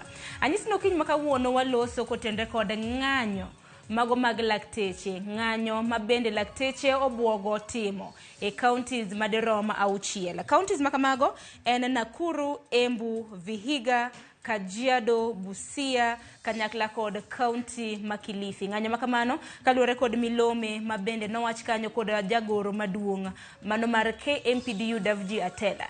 Na igocho ni ng'anyo makamano gibiro bedo ka gitime tarik mopogore opogore mane dweni mawantiere dwe mar 12. Ang'o matimore Nyakoro Mgajwang'? Man kaluwore kod ogirimiti mabende lakteche wacho ni sirikande magwenge kanyakla kod piny owacho poko chopo e yo makare. Kiny makawuono mane mbaka mabenda dwaro mar mondo miwago nikech mbaka makama en mbaka mochuno nikech lakteche ka onge osuptende. Ang'o matimore? Nikech nitiere ngero moro mabende wachoga ni lakteche thiedho to Nyasaye timang'o? Nyasaye chango. Poko thiedhi tibo chango yo machal nade. Koro mane mbaka mabende wadwaro goyo. Kiny makawuono adhi bedo gi welo ariyo. Mokwongo adhi bedo gi Laktar Dennis Miskela mabende njalup jagoro mano mar duol mar KMPDU mabende biro bedo kwa tudre godo e yor lony manyasani entiere piny Dubai. Kopogore gi manya Nyakoro Mgajwang' bende antiere gi Laktar Steve Ndonga mabende en jakom mano mar riwruok mar KMPDU bade manyanza. Daktari Musini Misawa. Misawa. Daktari Kenyal Mnainya Steve Ndonga agoni Musini Misawa moro mar nino kiny makawuono kaluwore ni otieno manyoro bende nwantiere kodi e chenro mar duol. Mana ka kendi kinyalo winjo yo makare. Awinji maber. Erokamano ahinya. Koro kiny makawuono Nyakoro Mgajwang' mana kane sinyisi mage wendo mabende wantiere godo kwa tudre gi Daktari Dennis Miskela bende biro bedo kwa tudre kode achiel kachiel. Achak kodi Daktari Dennis. Ubwago ng'anyo e counties 6 mabende nasewacho Nakuru, Embu, Vihiga, Kajiado, Busia, kanyakla kod county Makilifi. Ang'o marach?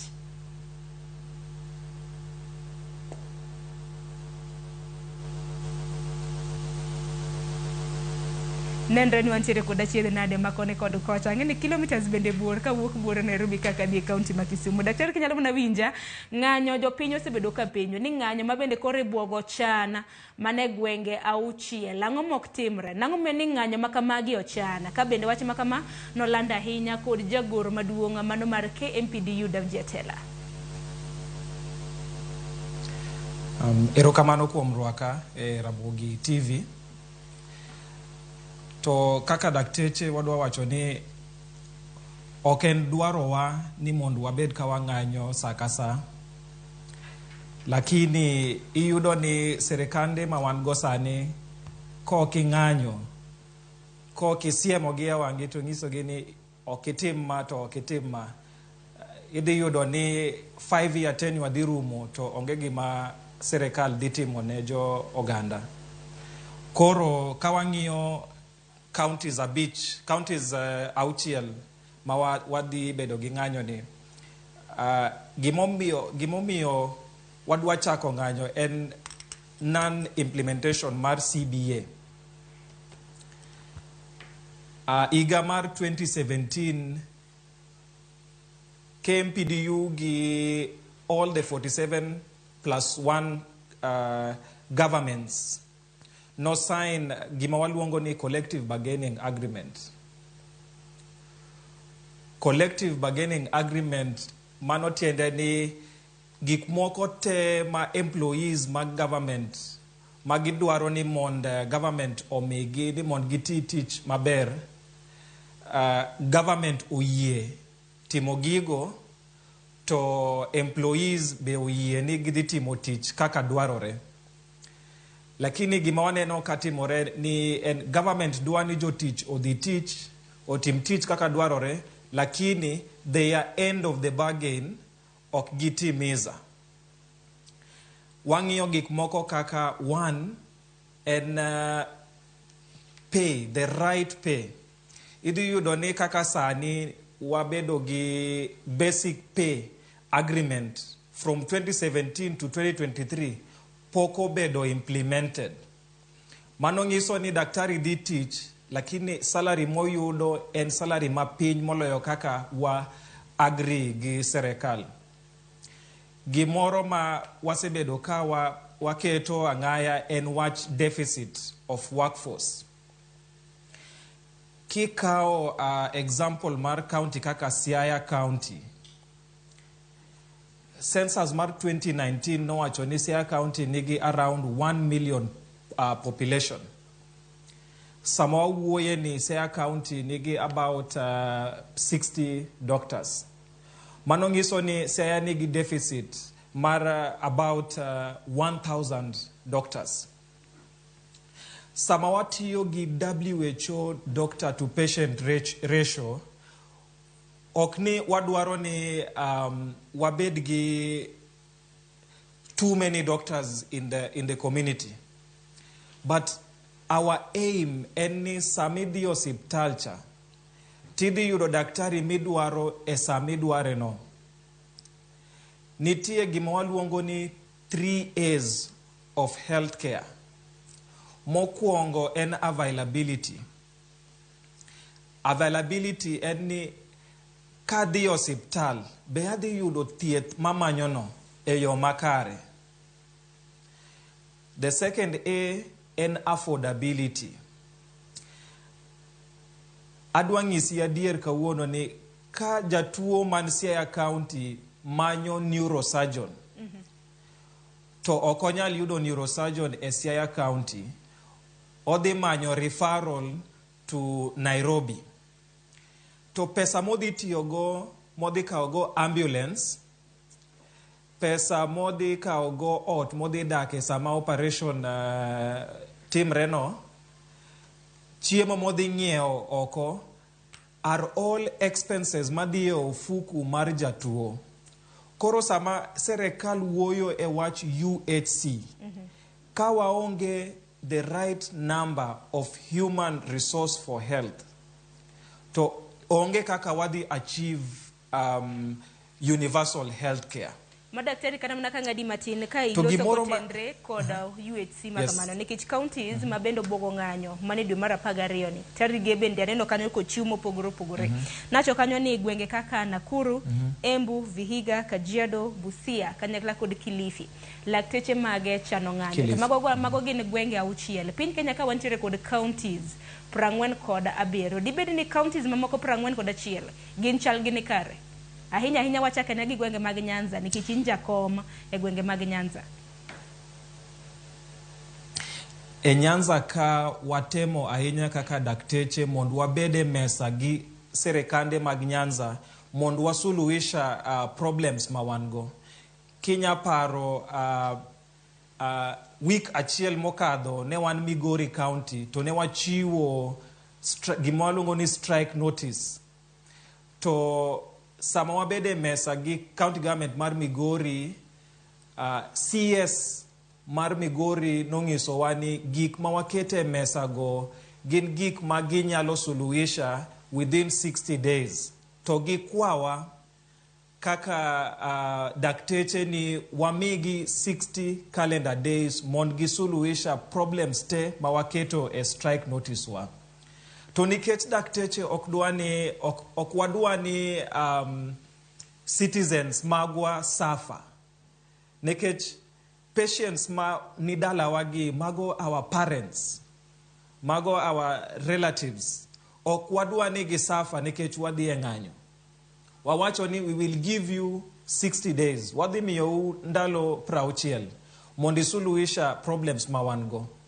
Koro kawa example kendo mar Siaya County. Siaya County wabedo piny gi governor ma Siaya County, to governor ong'iso wani en gi plan maduong' mar healthcare in Siaya County. Mano improvement of human resource for health and infrastructure mar Siaya County. Lakini sama wabet kaeni, adwa wacho ni Siaya County nokao proposals mane wamiyogi to kete kabat to loro. Koro gimatimre ni there is a lot of disillusionment in Siaya County. And ok di bedo surprise ka Siaya County be odonjo e counties ma wadhi bedo gi ng'anyo in the near future. Koro it is not that 40 counties moko ma 40 gin sawa. En mana ni samoro wacho ni we wami counties time wabet piny to watem suluhisha problems gi sama ji yudo thieth. Lakini kiyudo serikal ma in English waluongo ni stubborn kata obstinate to wawacho ni okay, let us go to the streets. Yero kama na inyati bende wacho kata mna stubborn kanyo mabenda neno kata mna lakteche mupogro nikech kining'iyo kata mna Vihiga County lakteche yuak giwacho ni gin ne gichako kata mna wach mar strike kata mna mar ng'anyo ne joma mokalo ka bende ne gibuogo ng'anyo. Giwacho ni gintiere gi frustrations gi inability mano rem mar chiwo services mopogore. King'iyo kata mna Kajiado to iwacho ni gin to gibiro bedo ka ging'anyo chakre chal ka gima Kajiado ni malakteche gidhi chako ng'anyo mokwongo. Nikech giwacho ni gibiro bedo ka ging'anyo chakre chieng' tarik 7.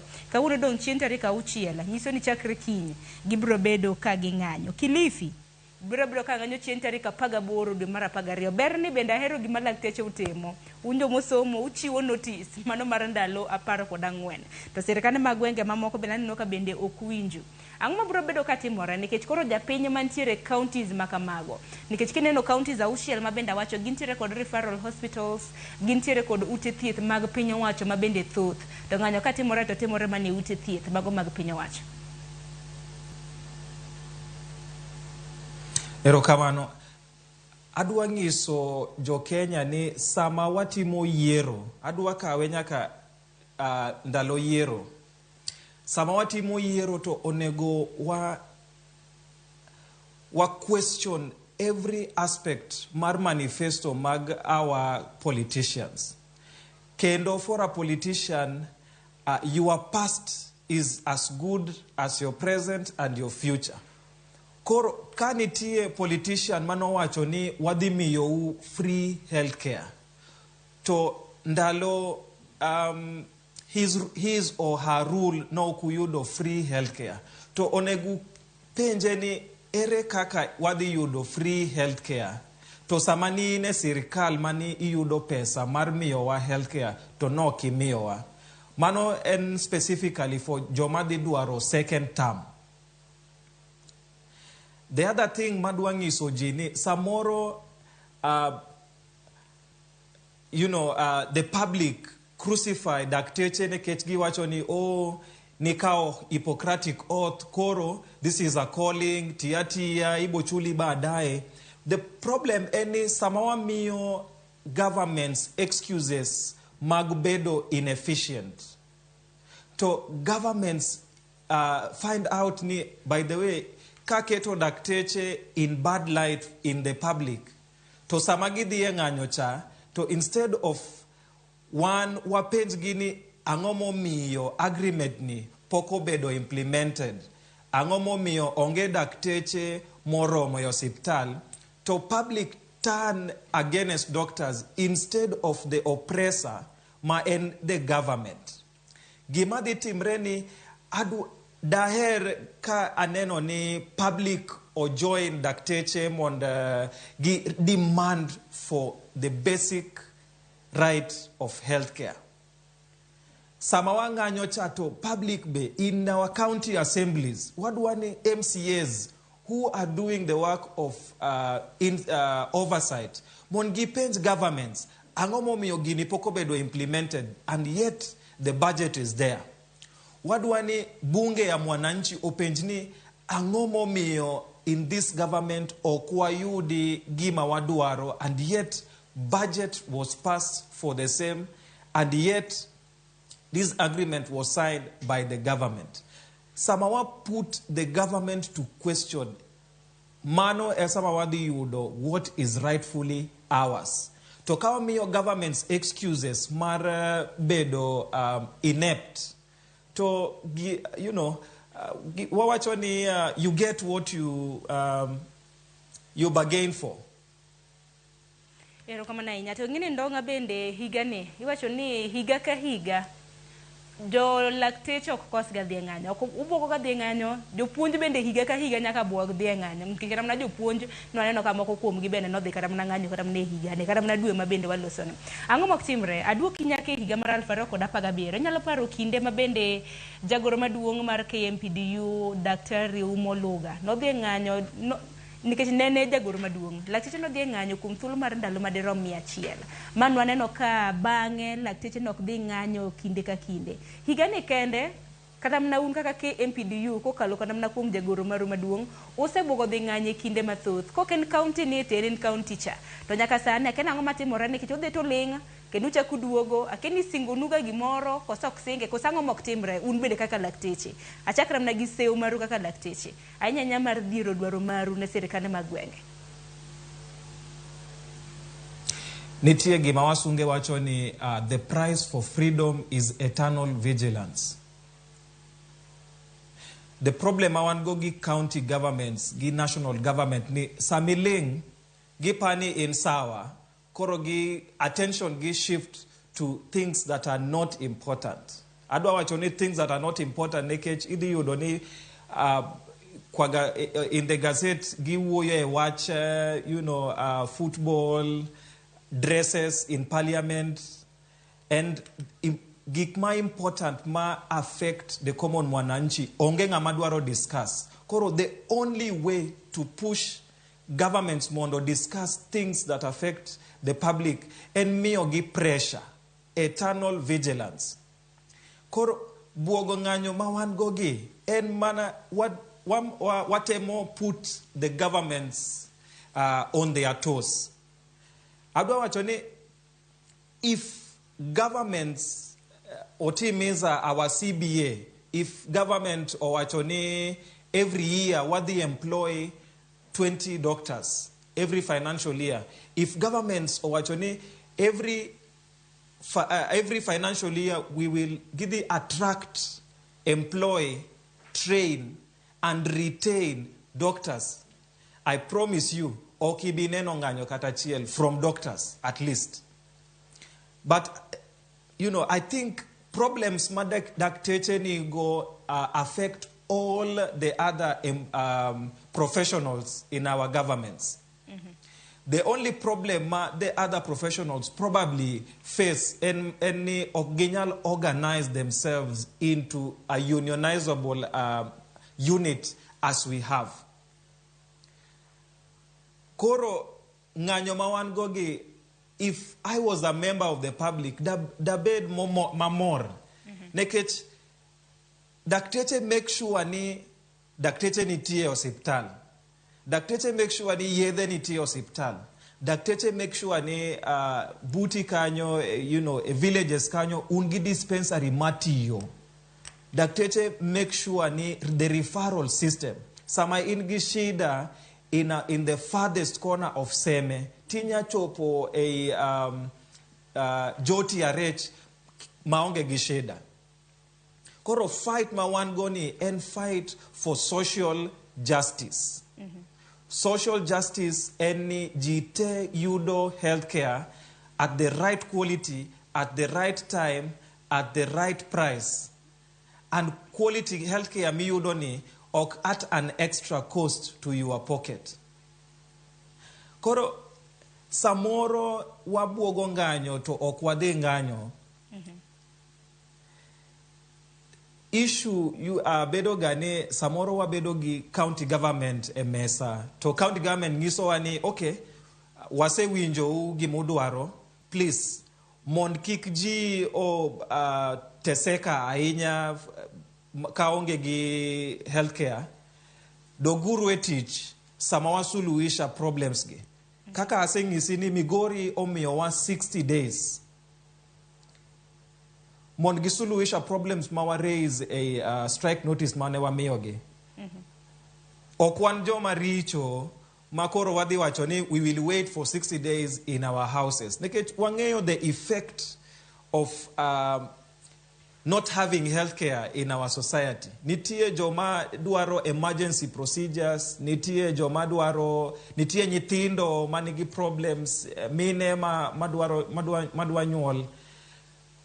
Because we know all these things, wawachoni okay, wadhi miyo government 60 days. But the question I think the media should address to the government, why do they allow healthcare workers to go on strike to gik ma wa raise gi en gik ma wandiko piny to wasign? Nikech mane penjo maduong'. Ere gimomiyo county governments allow healthcare workers or the ng'anyo, and yet every year one gi budget mawacho ni this year wadhi employ number machal kamae, wadhi promote number machal kamae, to wadhi train number machal kamae. We do not need to go on strike mond gigi otimre.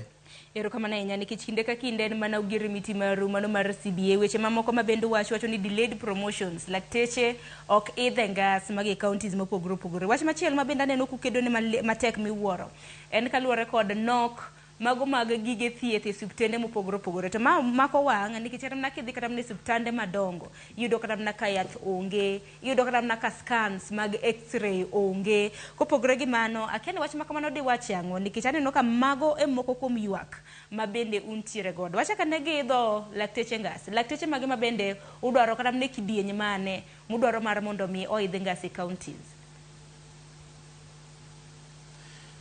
Koro nitie gima waluongo ni scheme of service ma advise governments kaka employees onego progress in their profession. Gima wasebedo ka wanuoyo en ni ka governments ok nyal timiza the very same scheme of service manengi ndiko, to it is better nigi with scheme of service no to ging'is jini kawa employee to onge promotion to okwadhi timo gigite ma wandiko piny. Lakini nekech government is an organized institution, nitie documents ma advise government kaka career progression for professionals should be. Koro king'iyo county, let us take an example of Kisumu County. Kisumu County nigi doctors 200 mani chako a particular job group. The scheme of service nekech idwa attract to idwa retain, owacho ni after a number of years, after some experience, to daktari ni onego sudi from job group 1 to job group 2. To sama daktari bedo promoted no, he creates space for a new doctor mondo yud experience kaka daktari mobedo promoted cha. Lakini problem ma idhi yudo ni samoro yudo ni daktari osetiyo a particular county for more than 20 years. Lakini king'iyo their level of their grade of pay, their job group, and a very junior job group. Problem ma this create the practice of medicine en kaka army. Nitie gima waluongo ni chain of command. Chain of command ngiso ni the senior most person in the room, in the department, ema chiwo instructions ma trickle down to the junior most person in the profession. Koro imagine scenario ma everybody is in a junior job group to onge senior person. Kaka wa progress into what the first world is doing. Sama wadi bedogi issues mag gimaji luongo ni medical negligence. Idu yudoni a lot of time onge ngamadi bedo answerable because king'iyo what gima luongo ni staff establishment. Sidu yudoni there is no senior staff in that staff establishment. That means ki yudo hospital ma is well organized. Nitie professor, nitie a subspecialist, nitie specialist, nitie a medical officer or a dentist or a pharmacy, to nitie intern. To ki yudo ni ngama osesomo o yudo level of education mar professor podo kete gi intern piny kae. To sama we are answering questions of chain of command, no one is answerable. That is why wapigana so much for promotion. The other issue about promotion and Sami retire cha. What are your benefits? Iseti sirikal for 40 years, 50 years. Dakteche we retire at about 70. So iseti sirikal for about 40 years. Kasi retire at a very junior job group. Your benefits. Okdi bedo, okdi nyiso the amount of time and dedication misemio our governments and the public in terms of service. Koro maneme miwa fight so much for the about the issue of promotion. It is denial.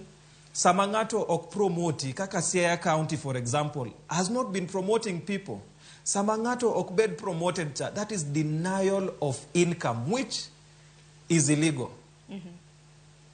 Mane ulere yu makare to ndonga adwaro mar mondo mikoro wangi anena gi wang machielo. King'iyo kata mana chal mar thieth e pacho ka chakre higni giduto te ma bende osekalo. Nikech wang'isi ni lakteche osebedo kata mana ka ng'anyo, moko kuom gi bende buogo ng'anyo higa ka higa. Wangi anena chal mar thieth kata mana e pacho ka ahinya kwa ng'iyo kata mana wach mar universal health coverage. Ma bende wangi ne nochako gi ten sirikal mokalo chakre higa mar 2018 kanotimo niwacho ni time e counties ang'wen roll out. Kaniteme no chakra mna gi counties ang'wen nyaka sani kingi wach UHC ichaki ngi kata mna wach mano mabende jatend piny Kenya masani timo mano mar ng'iyo rang'iny mar thieth e pacho ka dongi nyaka sani chik ang'wen osekadhe pacho ka wang'in wantiere gi Social Health Insurance Act, wantiere gi Primary Health Insurance Act, wantiere gi Facility Improvement Act kanyakla kod Digital Health Act mabende nokadh mana juma mokalo. Bende paro ni lakteche bende nek bende miyo kata na sirikal thuolo mar neno ni rang'iny mago mag thieth okete yo makare. Diwach nang'o? Erokamano, king'iyo most of our media addresses waonge gi shida gi UHC. In fact, king'iyo kwa umakini idhi yudo ni serikal ma wan go sani ok wuo ahinya ne wach UHC. Nekech for a moment wapani UHC o fail to acts ang'wen ma serikal manyien ni oketo gin an attempt mar fufua UHC. Waonge gi shida gi UHC. In fact, kawan gi UHC to dakteche dhi bedo mamor nekech every person dhi yudo thieth makare. Problem ma wan go ni sama idwa build a system to nyaki ket foundation structures maber madhi make sure ni the structure dhi bedo sustainable. Issues ma wan go specifically en gi wach SHIF. The first problem I want to go gi SHIF en wach financing of SHIF.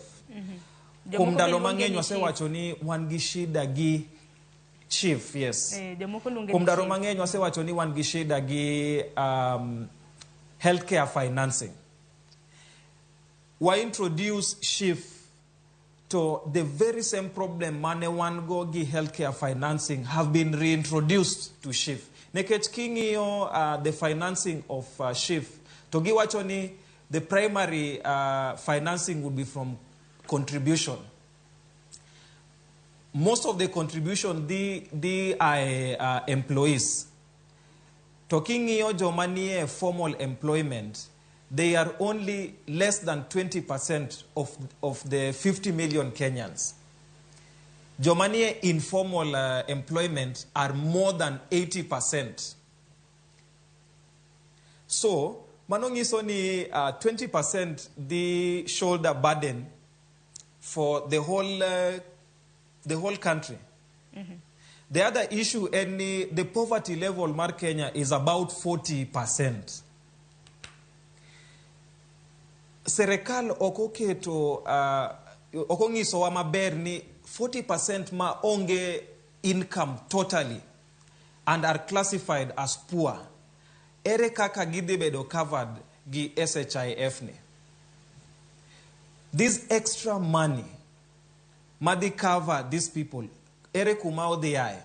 The second source of financing ma SHIF diudo and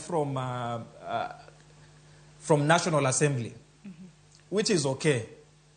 The third source of income and gifts and donation.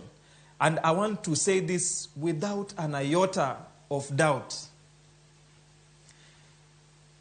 Let us not be surprised, Kawayudoni, we will depend almost entirely on donations and gifts. Mondo wasa stay in SHIF. Questions mawangoni ere systems, ere structures, foundation structures mawaketu. Madi make sure ni one, pesa mawachokoni, okdi lal, kaka giwacho ni NHIF ne lalo pesa. What are the structures mawaseketu, madi prevent pilferage? Mano swali mokwongo. Swali moro mawangoni enhanced and comprehensive scheme was negin one of the ways ma NHIF neloso pesa mongi kete pool mar health insurance. Toma SHIF wachoni enhanced and comprehensive schemes will cease to exist. Ere kaka SHIF they raise funds to sustain itself. The third issue mawangogi SHIF ni any 20% of Kenyans madi shoulder burden mar SHIF ni. Angomo miyo wadi naigi enhanced cover. Daktari matiyo joti ya rech pile. Samobet matuo. Ere kumodi yude healthcare. Ka pesa ne mingade maybe 10,000, 11,000. Oknyal konye e hospital ma initially no yude thieth. The other question mawango and issues of equity. Jimangeny wacho ni wadwaro equality. To wase wacho ni in a capitalist government system mawango ni, it is not possible mundu wuoye watch equity, equality, nekech we are not a socialist government. In socialist governments, gimatimre ni serekal kao gik moko te kasto share to everybody equally, not equitably. Gima serekal temo timoni is gitemo gima jo English wacho ni robbing Paul to pay Peter. Serekal duaka pesa from formal employees mongi pogne jite lakini ok equitably but equally. Koro amai 10,000 shillings kasto amiyo jite 10 shillings including you. To wacho ni mano discriminatory. Ka serekal dwaro bedo gi a social health insurance fund, then onego gi goal that fund from the tax magi ngadoa from wherever. Wachulo pay, wachulo tax from everything mawangeo. And on top of that, nitie fuel levy, nitie I don't know what. From all those levies and taxes, my government ngadoa. Kanyo ekuma onego gigole health insurance, social health insurance fund. Kaso jomaduaro nyalo kao an extra health insurance mondo cover ge. Lakini forcibly making formal employees mondo contribute a social health insurance fund ma ok di benefit gi as maximally as it should is discriminatory to the major contributors. Nitie penjo mang'eny kawangiyo primary healthcare ere kaka wadi ere kaka wadi what is it called wachoni kidhi joti ya rech to operation ni dhi bedo 5,000. Kidhi Kisumu District Hospital to operation ni dhi bedo 10,000. Ere kaka wadhi capitate different facilities. Tondoga magi dong koro sekadhi, dong magi koro wacho ni gin health acts ang'wen mabende koro no sekadhi. Kaka lakteche keni bende nokokoro mna pachu e kinde mabende nitimo magi, nikech chal ka gima koro samoro mar mondo migeng' ma doho ma koro nyalo neno. KMPDU wacho nang'?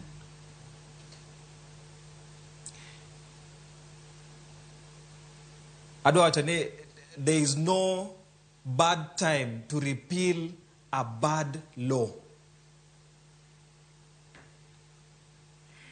Koro okonya wacho ni gigo osekadho.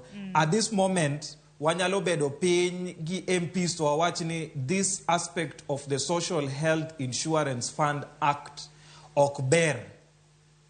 Odi bedo odi discriminate jomachal kamae. For the benefit of the public, for the benefit of everyone, to wawach ni okay, ere kaka wanyalo so gini. Nikech king'iyo kata housing levy, which has been forced down our throat the same way SHIF obedo forced down our throat. Courts no wacho ni it is illegal. To kikwabed surprised be ka courts wacho ni SHIF be its implementation is illegal. Its implementation goes against human rights. So we are not late. Ero kama na inya wan wageno neno resruok mabende ke MPDU nyalo kelo ne oganda mapacho kaka luore kod dwaro makamano. Kata kamanya kwa mgajuan kapo kaka yo matin mano mara sari marukinyi. Apar ni samoro okiyao TV mari okiyao kata mana mbui mari. Okinyi makawuono waloso kotende koda buogo ng'anyo. Laktecho buogo ng'anyo hidu mara pagario ni. To ng'anyo makama anoka counties za uchiele mo wacho ni gibiro bedo kagedhi ng'anya. Keni counties mamoko nyalo riwore ahinya mago mabende daktari Ndonga na wacho ni nosechiwo siem mar ng'anyo. To podi giloso ponono ni winjruok ok dhi bedo akaka medruok nyalo bedo. Counties machano ng'anyo dwe mar 12 nyakora mgajuang oriwo county ma Nakuru, Embu, Vihiga, Kajiado, Busia, kanyakla kod county ma Kilifi. To bende aneno ka counties mamoko nosechiwo nyaka tarik mabende gibiro bedo ka ging'anye. Kintere county ma Kilifi nyakora mgajuang aneno kanyo wacha gi county ma Kajiado. County ma Kajiado lakteche mage chano ng'anyo chakre odiochieng' makiny mano chieng' tarik 7. Kintere county ma Kilifi parni lakteche bende obwogo ng'anyo chakre chieng' tarik 18 mano mar dwe mar 12. Neno ka county ma Embu gin bende giwacho ne gichano ng'anyo towards the end of December. Kaguno ka chieng' tarik 6. Koro ikore yo makare wach moro malit ahinya gin mara ni ginyalo chopo e twak gi sirikande mag gwenge. Sani yena mar mondo miako yo matin poda jiwi med oro ote mora mora mabeni ntiere gode na samoro daktari man ntiere godo kotende kod ng'anyo wabiro bedo kwa somo lai mago magote redek auchiela no mbui mar Facebook, YouTube bendo wabiro ni achiel kachiel mano Ramogi TV. Aduogo somo ote magi.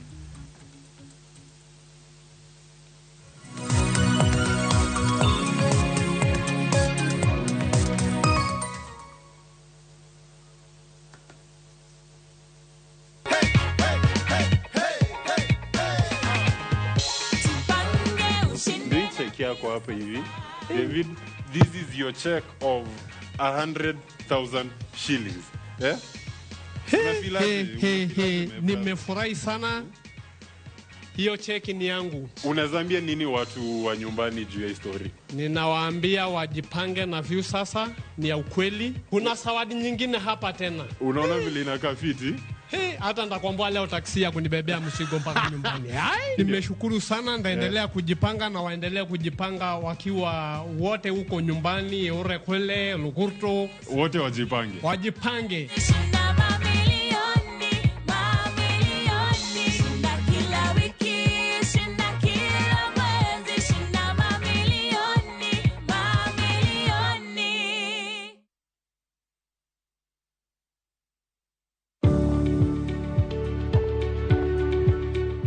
Chudo maromre kodi kaito iti kod omenda matin ne chudo miyudo. KCB ni yetu. KCB ni yangu. KCB is mine. KCB ni yetu. For people for better.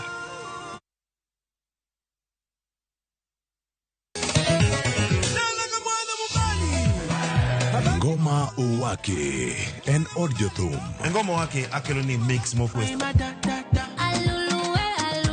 Reggae, ja, Rastafari.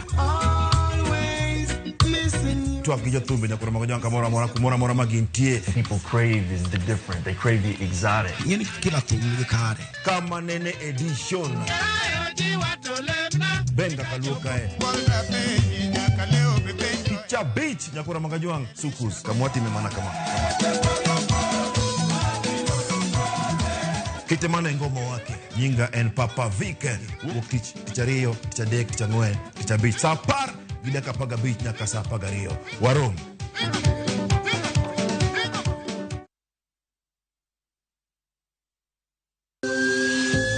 Ikrini wuoth makende mar puonjruok weche thieth kod rito ngima ji. Nitie gik moko mwanyalo timo mondo mi wageng' tuoni. Kochakore karieng'o nyaka kuonde thieth. Kiki mwony yath mora kapok daktari opuodho. Wabiro wuoyo gi ji e yo mabiro mulo chunyi kendo miyo pachi yawre. Awuoyo about cerebral palsy. Anyalo nyiso jonyuol mamoko ni gimbe giluor. Ng'eyo en teko. To kodok korka ngima mar del, bedo gi ng'eyo nyalo kelo lokruok maduong'. Wach chanjo ma jomadongo ng'eny ji ok dhi nikech ng'eny ji kia. Bende wariwo jowinjo wa e mbaka madhi nyime kokalo kuom nonro matimore e lela. Nitie program moro mabiro miluongo ni penj laktar. Ober ahinya nikech opuonjowa gik mang'eny. Koda ka tudruok e yor mbui. Riwri kod Ruth Otieno e penj laktar. Wuok tich nyaka tich abich saa 12 odhiambo mana Ramogi TV.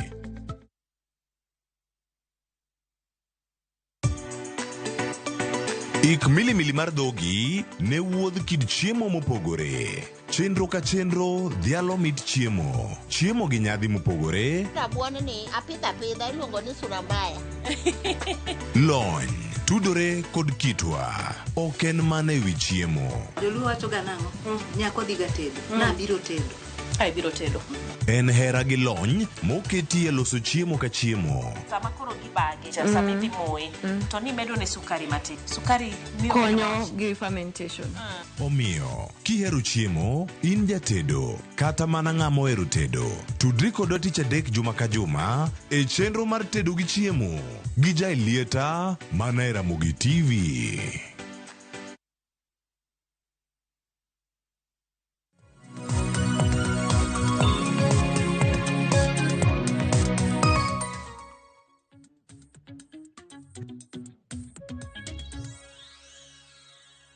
Nyakoro mgajong machiegni okang' mar 2 dakika na dek tok saa 2 mar okinyi machiegni. Nasingo ni kaduogo abiro bedo kasomo ote mabende ioronwa. Ponono nokia wang' jowi mar okinyi makawuono waloso kotenre koda ng'anyo mabende lakteche e kaunti auchiel. Obogo ng'anyo e dwe na sema moko kuom ote mabende sibedo kioro. Okinyi makawuono ntiere kod Daktari Steve Ndonga mabende en jakom mano mar riwruok mar KMPDU bade Manyanza. Ano kanyo ote mar Ongwena Elias iwacho ni en neno chenro kintiere paw ndege Kadem. Iwacho ni neno ka chudo mar dakteche otamo sirikal mar county.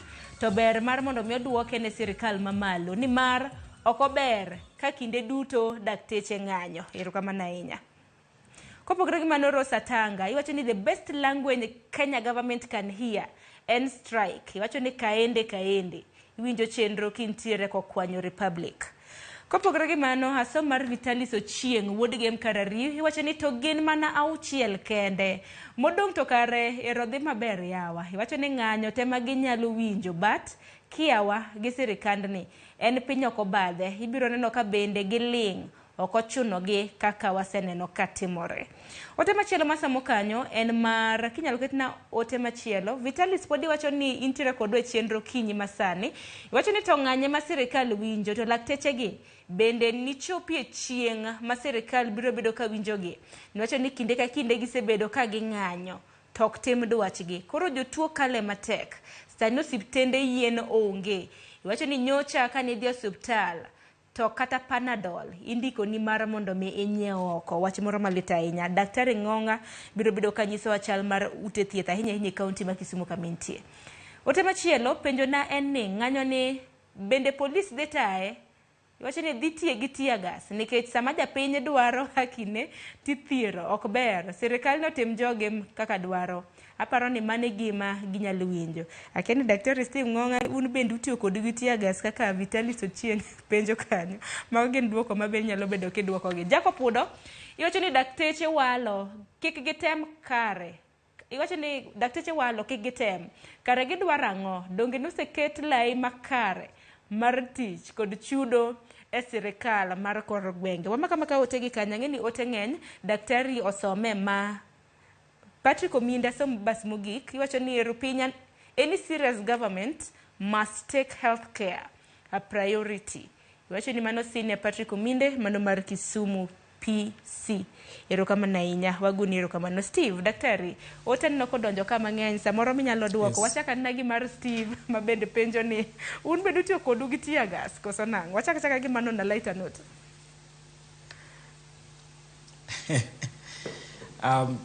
I hope not. I hope ni serikal ok dhi tiyo gi police mondo gi prevent our right to assemble, our right. Wanganyo, the last, I think last month ne wanganyo from KNH to Afia House, Castle Wadi Council of Governors offices. To ne peaceful, nekech our message mane wan go ne resonate katagi police mane miyowa security. In fact, police go ne ngiso wa ni, you know, ere kaka wan be wanyalo bedo gi union kaka maruni, monda we demand for our rights. Ajangisi ni every professional man Kenya kai go through the same things mawachoni. En manani professionals mamoko go okobedo organized kaka dakteche kata walimu obedo organized. But all these are unnecessary. Ero kama nainya ote machielo sirikende ma Dede mbele muskum ngadi. Sorry. So sirikende magwenge nigi budget mar employ dakteche, nigi budget mar chulo msahara. Lakini sami yudo ni county achiel katario or the 2 or 3 months kapok gichulo salary. To gimi penjori ni ang'o matimre. Budget mane gitimo cha. To pesa mane giyudo from national government. Odhi kanye makoro ok ginyal chulo mshahara. Adwa agree gi ng'ama wacho kanyo ni ka governments magwenge chudo otamogi, so why don't we revert healthcare back to national government? Sama wacho ni revert to national government ok ni wa fight devolution. In fact, dakteche from an academic angle ne wamora inya sama ne wabedo gi devolution. Nekech no wacho ni devolved governments di ng'iyo their niche mondo gi train dakteche madhi thiedho ji kuom tuo ma inyo jo area no ahinya. For example, ne waparo ni the Nyanza Western Region county governments dhitiyo ahinya mondo gibed gi specialists mag infectious diseases manigi gik moko kaka HIV, diarrhea and all that. To problem wan go sani ni sama daktari dwa dhi school mondo med sombe, mondo bed a specialist, infectious disease specialist. Tiyo ni county ngise ni we cannot release you. To question ma wan go ni so ang'o ma watimo kae? Adwa penjo public ni diher ni ungi dakteche 200 in Kisumu County. Lakini onge manyalo treat properly to that specialist level tuoche ma affect jomani Kisumu County. Kisumu County nigi so many boda. Mano nyiso ni accidents gi gik moko kaka fracture ng'eny e county machal kamae. Ere kaka Kisumu County, for example, nyawacho ni okwadhi train orthopedic surgeon. Orthopedic surgeon en daktari mathiedho jomotur. It does not make sense. Koro sama dakteche wacho ni wadwaro ni mondo utrain dakteche mondo bed specialists. It is not for personal gain. Any ineno ni Kisumu County needs an orthopedic surgeon. Koro, I have offered myself to do it because I like it. Because I think I am able to offer my best as an orthopedic surgeon. Ero kama na inyaka nyelero makare kum ranyisi kana atimo na gi ranyisi michiwo Kisumu County kiwacho ni untiere gi lakteche 200 to bende wang'ini dwaro mano mar WHO, mano World Health Organization. Gidwaro ni one doctor ratio mar 1,000 patients, 1 to 1,000 patients. Kiwacho ni koro Kisumu kum ranyisi kuntiere gi 200. Bende neno ka mano bero madier nikech pok wadhi kata ne counties mamoko 1 to 1,000 ratio. Mano okoromo. Kenya kae nitie practice mar medicine mawaluongo ni poor medicine for poor people. Serikal yao osiptal achiel dalawa Nyakach kocha kasto keto daktari achiel. Giketo ng'at achiel morwako white coat gi name tag mondik ni Dr. So and so. Kasto giwacho ni wayao nu osiptal. But swali ma onego wapenj ni daktari achiel ni ema dhi ng'iyo nyiminewa madwaro nyuol. Daktari achiel ni ema dhi ng'iyo nyithindo matindo manigi shida. Daktari achiel ni ema dhi timo operations, emergency operations mawango. Daktari achiel ni ema dhi run clinics, special clinics te madhi bedo hospital ni.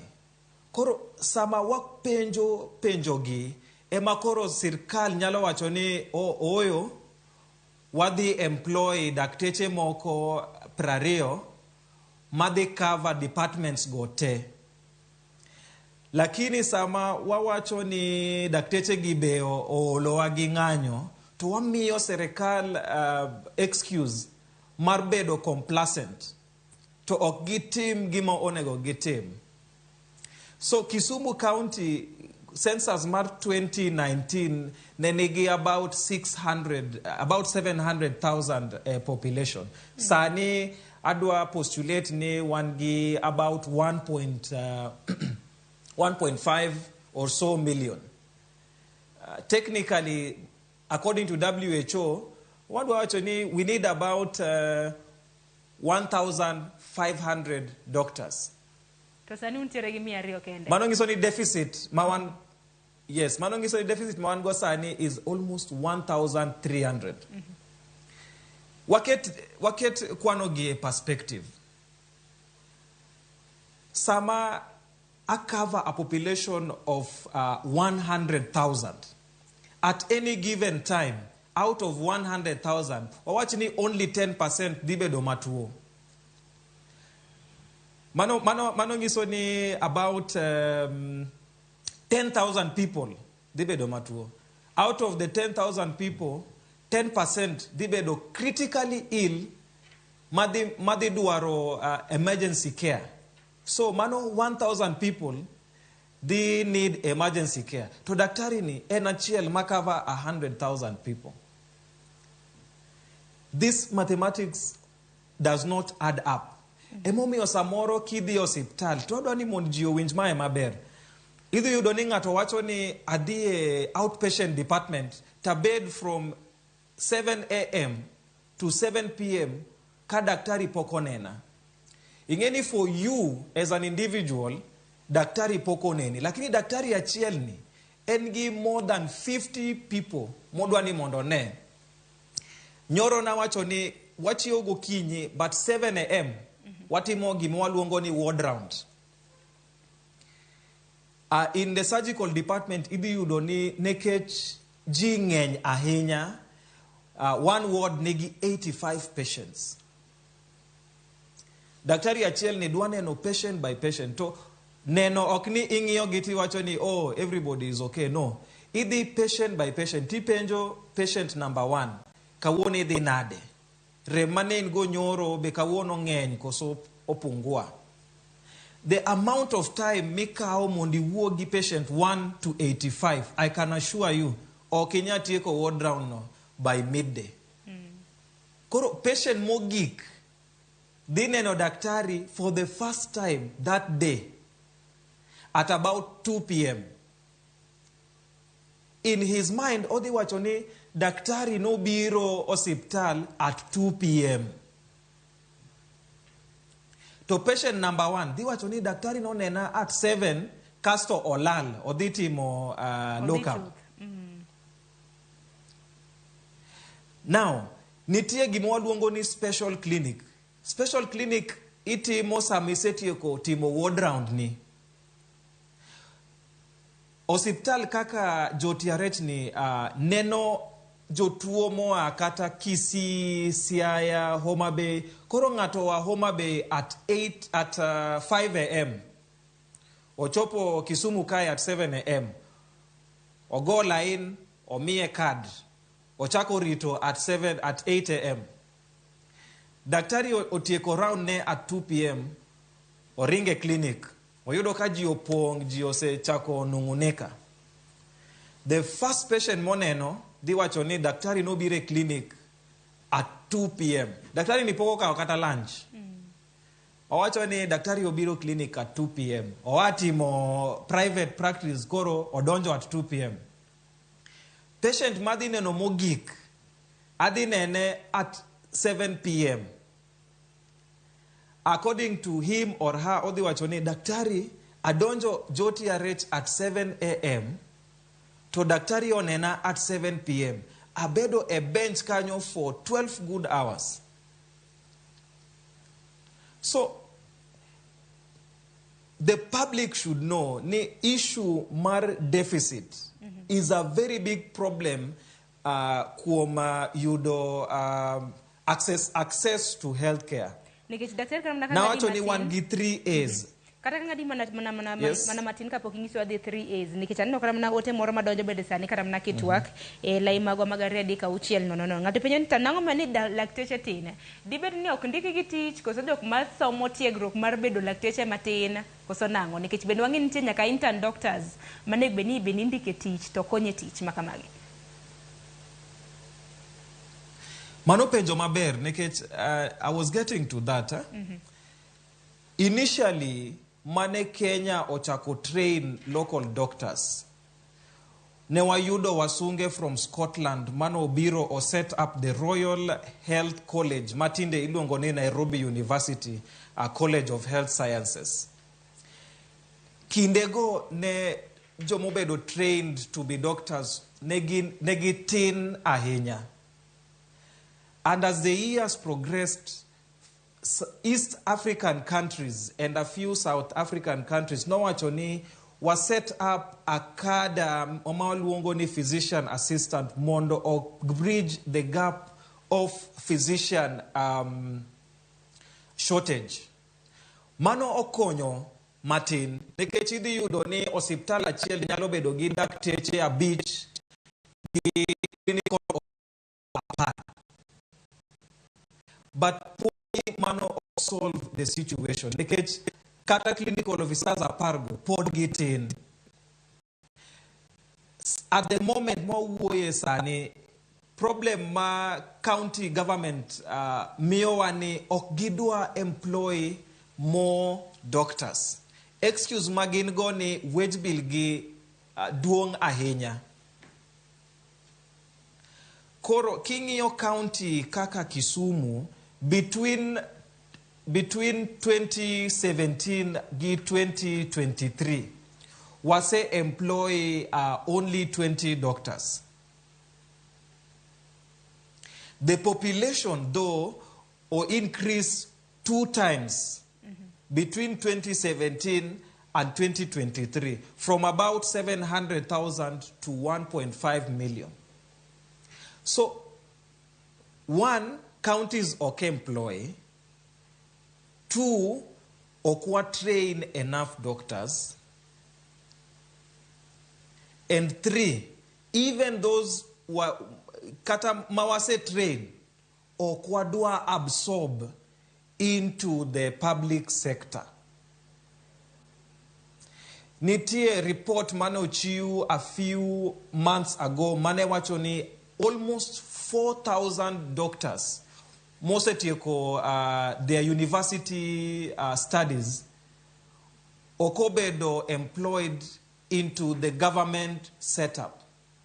In my opinion, apani mano waste of resources. I don't know, gimati mregi clinical officers, nurses, but adwa imagine it is almost a similar scenario.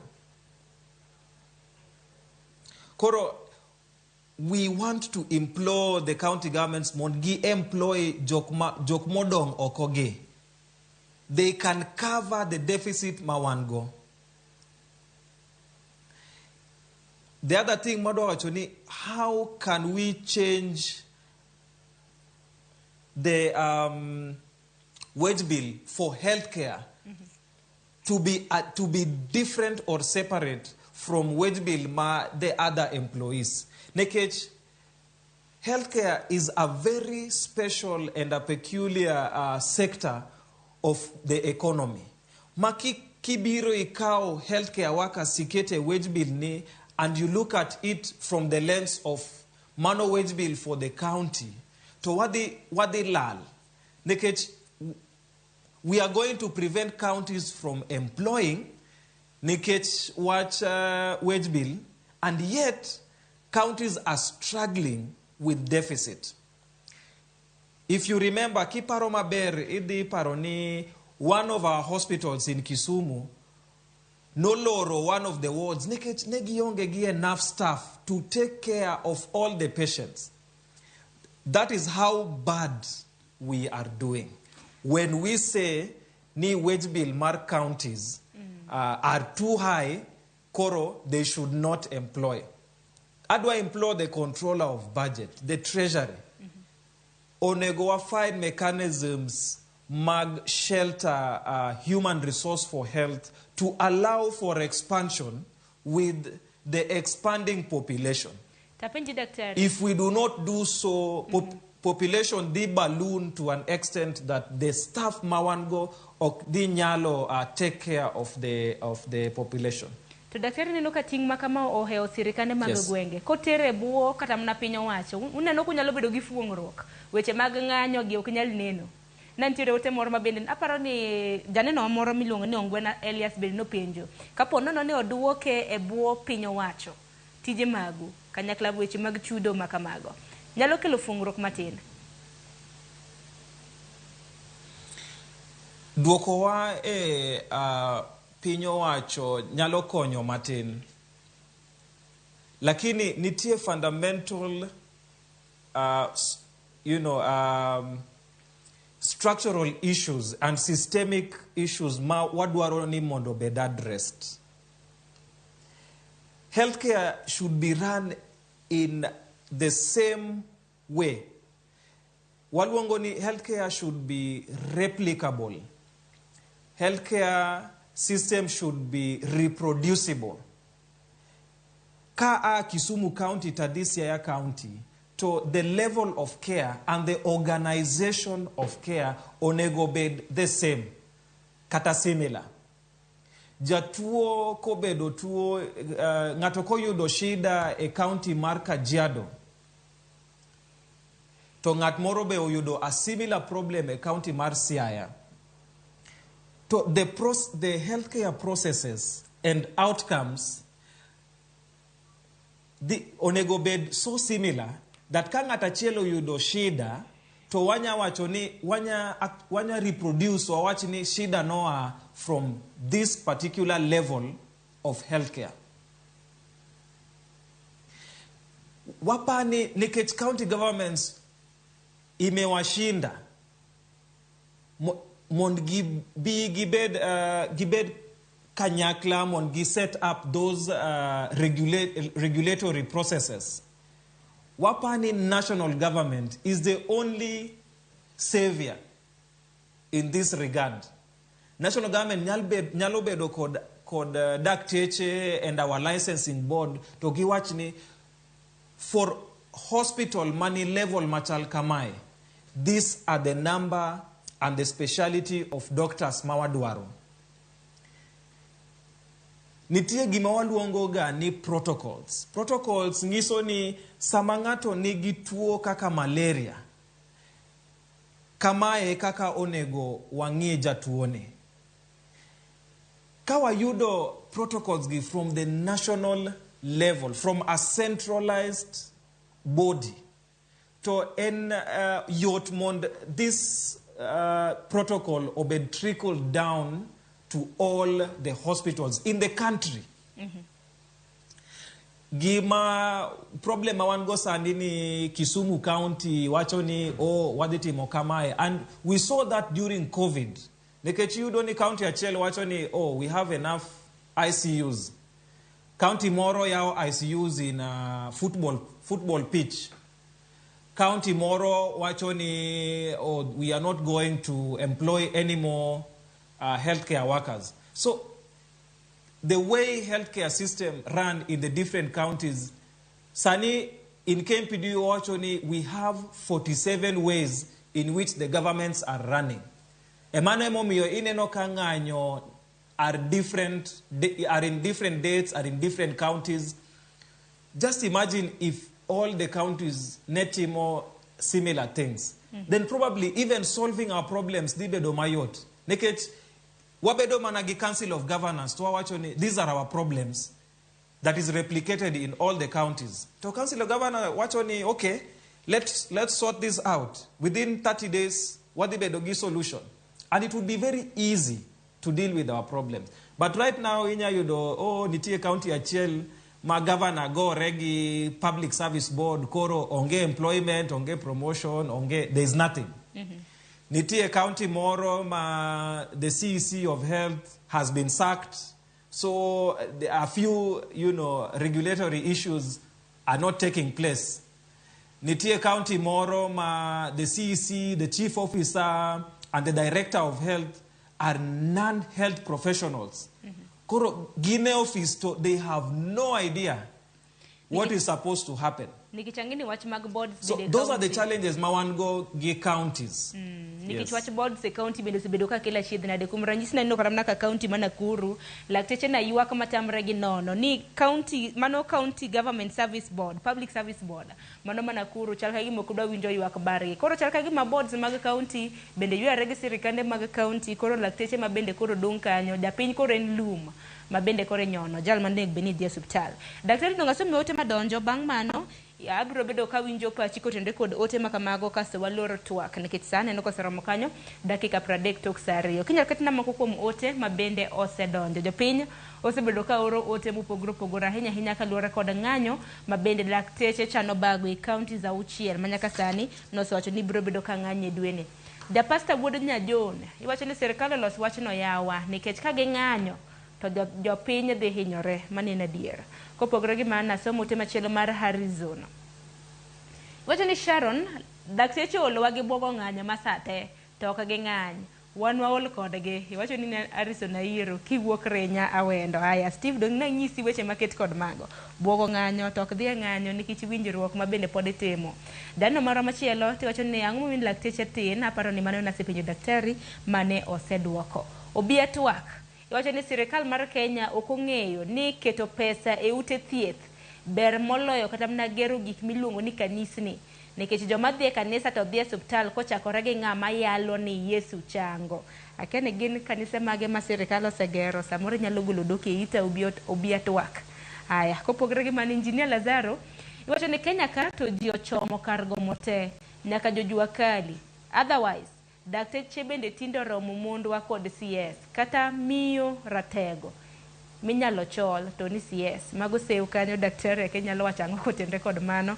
Ruth Nyathi Ochieng iwacho ni dakteche to ni mana kare sirikal ochop dwach dakteche mondo kik raia inyre.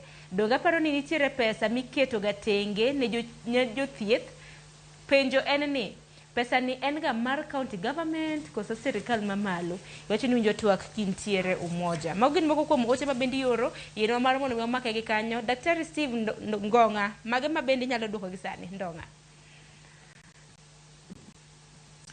Erokamano. Nitie ng'ama wacho ni dakteche oromo minewa gi CS.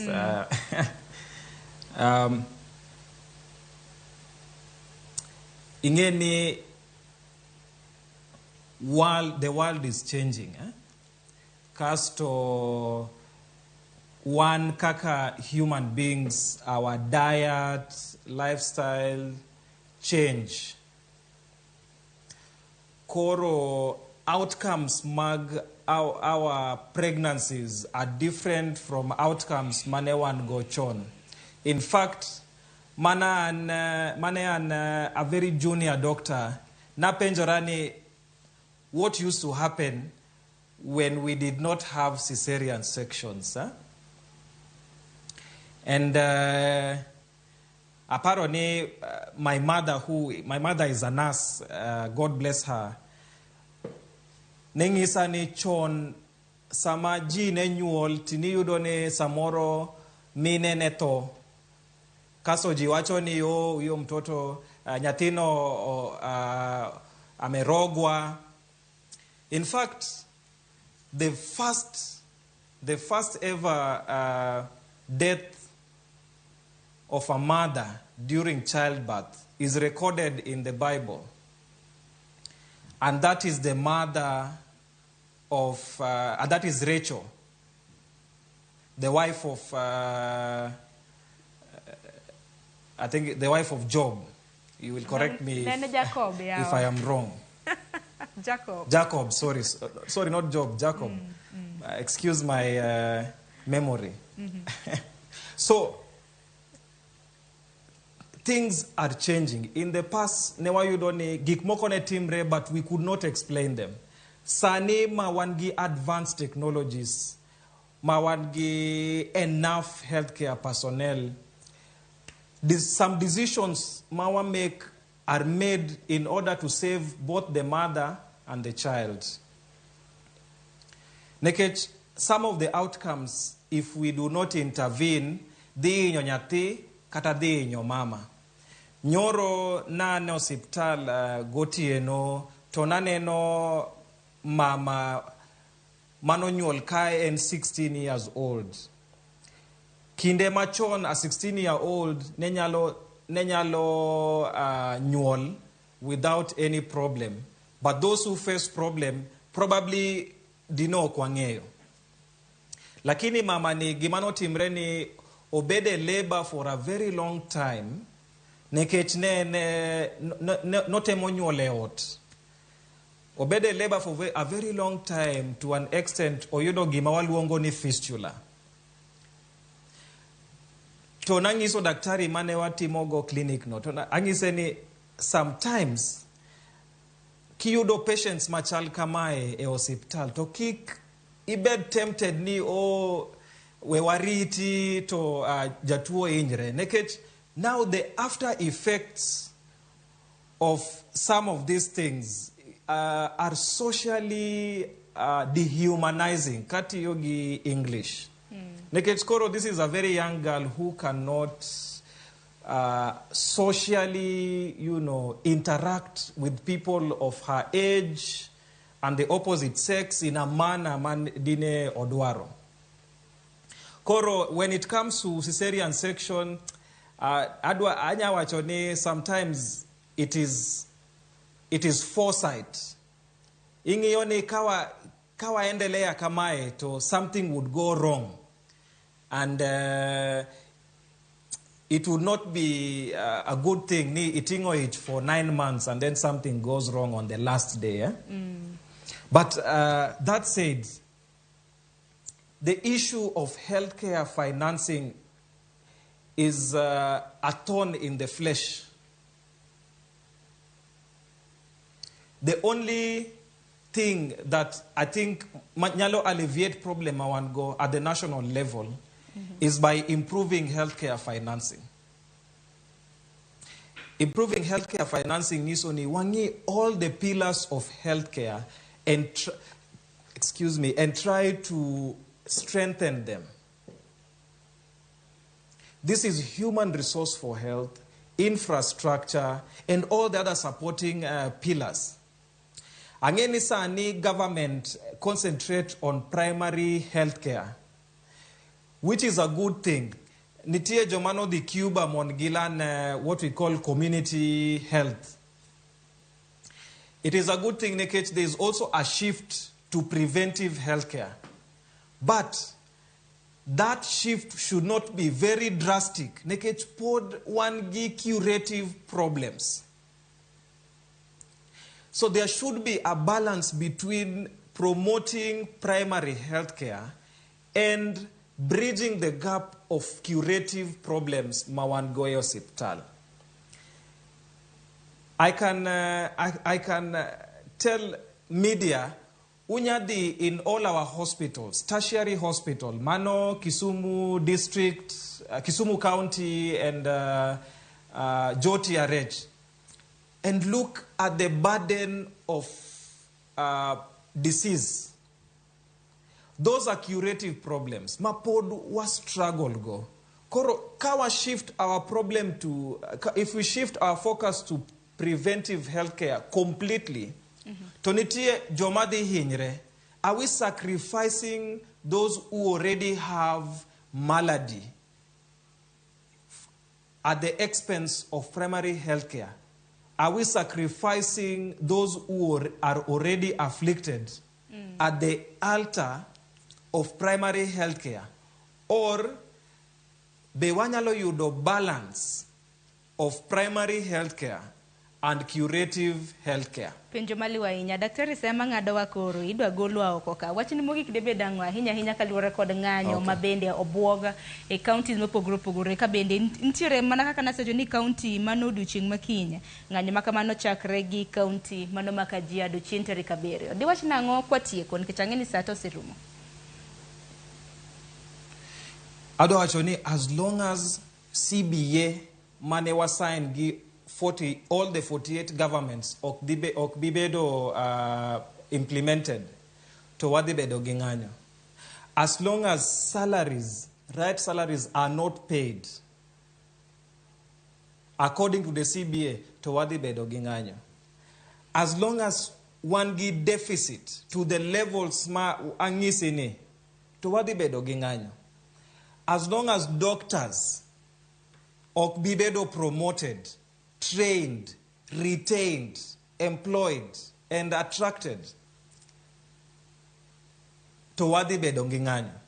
I want to advise our Nyanza counties. Nyanza for a long time osebedo systemically marginalized by successive governments in healthcare. Medically marginalized. Nekech kingiyo the whole of Nyanza ne wangi only one level 5 hospital, which ne function kaka level 4. But devolution no nego or right the wrongs of the past. Governors mawango osebedogi a 10-year chance to right these wrongs.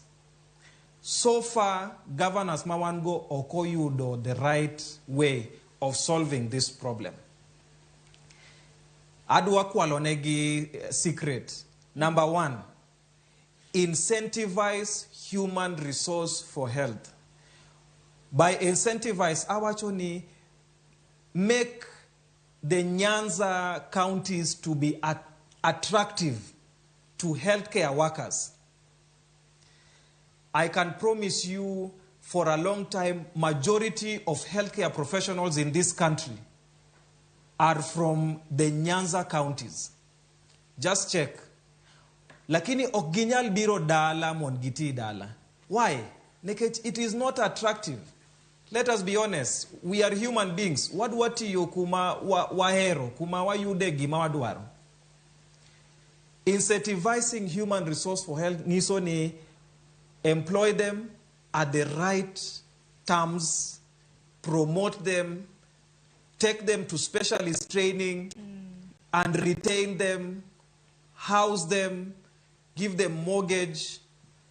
To jogi, all these people we are looking for will come and work in our Nyanza counties. But as long as salary tieko 3 months, kapoko chol, ngato tiyo for 20 years, kapoko bedo promoted, we will always have these problems. I can assure you. Daktari geno maroni sirikande mag gwenge winjo sumo mano mar sumo mar paro mabendi chiwo ne gi to karamna Nyanza kende karamna sirikande mag gwenge mamoko nikech lakteche bedo ka ywak matamre gi nono sai mongadwa daktari tagoni rokmana inya kuom paro maliu mabende suma hinya nyaka luore kod nganye mag lakteche mabende chano buoga mana gibuogo ng'anyo koro warito neno kaka chenro makamano biro bedo kadhiero kama na inya kumido thuolo mar biro e studio mar county ma Kisumo.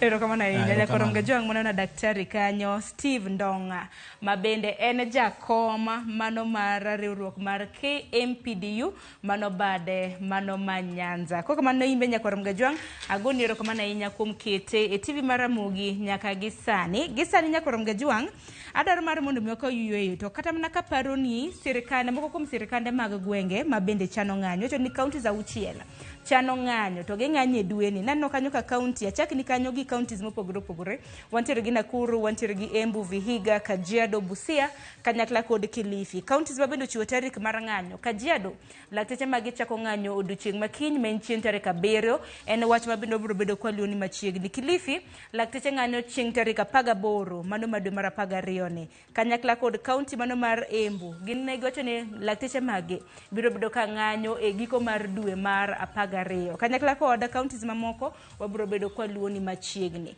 to kama kamano nwantiere godo kiny makawuono gi daktari hinene kanyo pod Steve Ndonga mabende daktari e boma e gwenge mag Nyanza we wakao yo matin dakika 42 tok sari mar okinyi nyawadwa Jael Lieta gisani donjo gi chenro mano mar tedo gi chiemo mana taye chenro ne nyinga Sharon Ngao.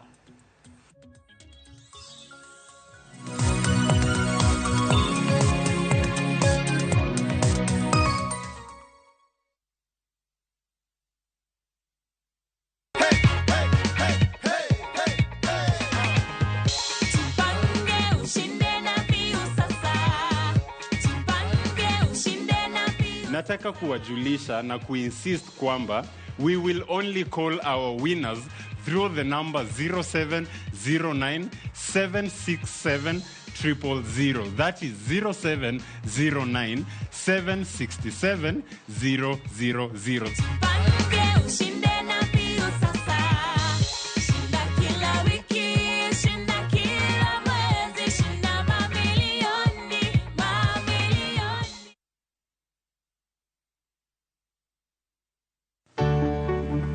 Mar maua, pidho jamni, magite gin yore mag pur. Be inyagori kod kute e puodho. Mchele nigi value addition. E pur gi ohala, walimo jopur ma opogore. Challenges ng'eny e pur generally. Igome jopur iluongo ne janeko. Ka wafwenyo ni yore makare mag pur kendo waduoko penjo mora. Pogruok mane malich kata maduong' kind dhiang' mar ring'o gi dhiang' mar chak. Motenore kod weche mag pur kod japur. Kwaseketo manyiwa to sama wapitho cha be nyaka wapith gi DAP. Wan nyaka gi kanuna. Manya pika mongo. Riuri kod alori nyaka Black e chenro mar pur gi ohala. Tich adek ka tich adek, saa 1:45 otieno.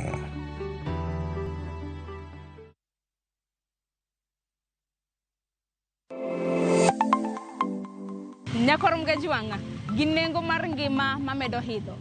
Beningeni pok mari nyalo kelo ni yuto mari. Talent nino nyaka isweti. Ok ni en talent ni kuri irie tiendi ni ni talent kuru biro no. Ng'ato ka ng'ato ni tere gi pok mare mana Nyasaye omiye. Iyudo kata mana nyuola kwirni kik idhi nyis ji to kokinyiso ji ng'ama biro ng'eyo onge.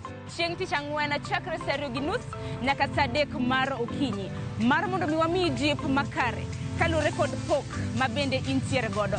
Omiyo tudri kod an Sharon Ong'ao. Chieng' Tich Ang'wen chakre saa 2:30 nyaka saa 3 mar okinyi e TV mar Ramogi. Kwa kiloni chenro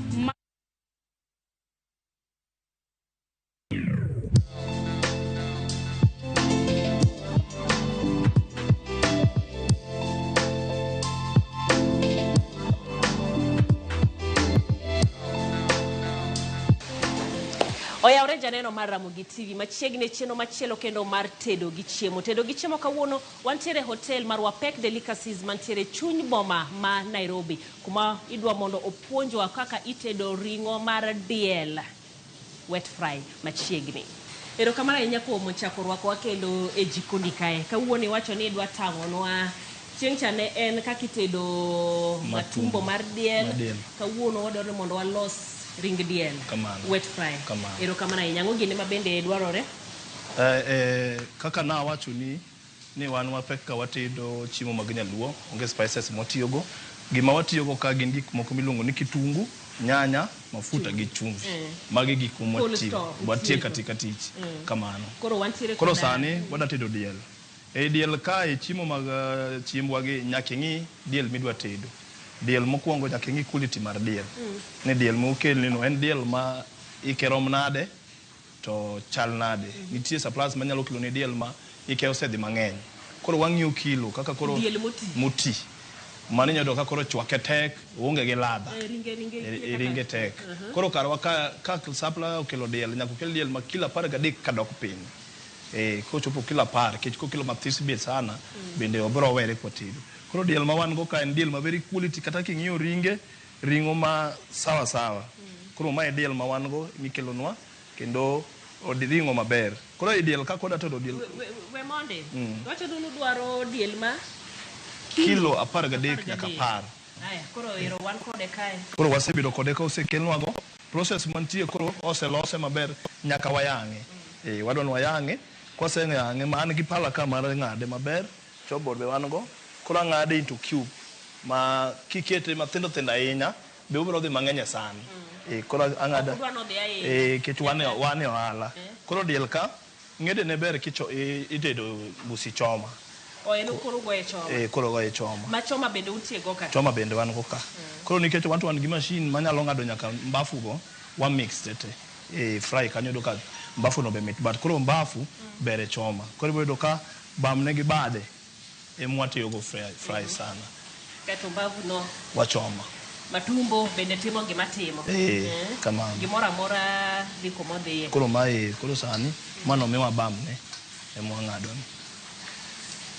ebendo loso boil mo loso boil koro luore ni dwa tedo ang'o in kosekelni ringo koro in meyiero ni ma dwa tedo fry ma dwa tedo wet fry ma dwa tedo boil koro in ming'iyo koro mitedo boil ting'ado madongo dongo eno bigi ondudho ge ka bon maru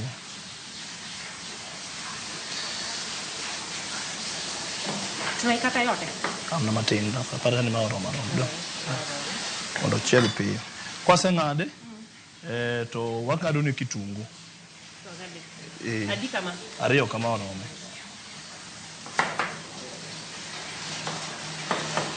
eni ikongi chiele embe apendi mano style man wantu wang'iyo kode wan chefs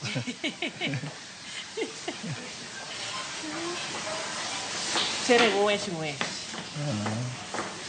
bedo chef kendi speed en gimoro ma nyaka ng'ato bet godo bed gi lwedo mapek kamara ok inyal bedo nikech ida ni lawri gi clients chakigwe bed matindo tindo koro gimomiyo wan kitungu wani wang'ade madongo chiembwa mostly wachwake mondo obed mayom koko segi process mar bedo mayom to ekwachako mondo obed koro fried maonge gi process moro mwakadho kata gimwa medo joma medo ka kito nikech ok gichwake koro wachwako mo koro waseng'ado ne otungu wakawe to wakito ringo mo waseloso wakete sufuria sufuria waseluoko maler kendo wakawe to wakete sufuria mainso no se luoke chuth no se luoke chuth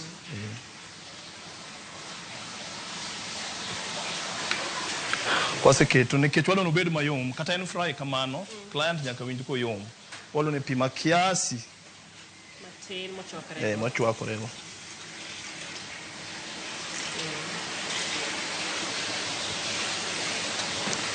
Kaso wamoko ne mach.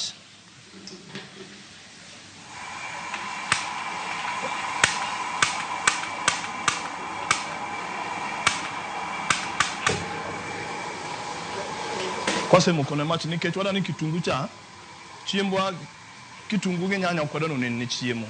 Wadani client chamu chiemo mo luongo ko luongo kitungu ok luongo nyanya. O dwaro mbusi fry wet. Koro mbusi fry made. Koro wadhi. Koro kitungu waki. Parona kinde man watedo kodi matumbo kiwacho ni gigi ichwako gi kanyakla. Kamano. Koro mabe waki. Waketo yi. Koro ma endo pogore maja. Koro en mo waole mo chuth. Mondo chwakere go gi moye nikech odwa bedo en ringo ni ringo no mo donje i ringo. Koro en waketo mo mana makiasi. Mochwakore go. Ayeni tedo pogore. Koro wane tet, koro kabo kae.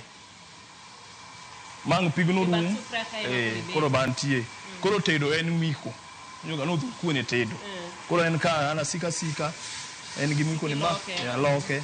Mondo gimoro amora mane ka odonje iye. Nje jomoko be wacho ni kiloke ahinya to koro owere. Oko gimomiyo jomoko wacho kamano nikech gikia pimo pi gi gimoro amora midwaro. An ang'eyo asetedo. Ang'eyo ni pi ma olo ni kata rude kata kaloke ok obi were kamano.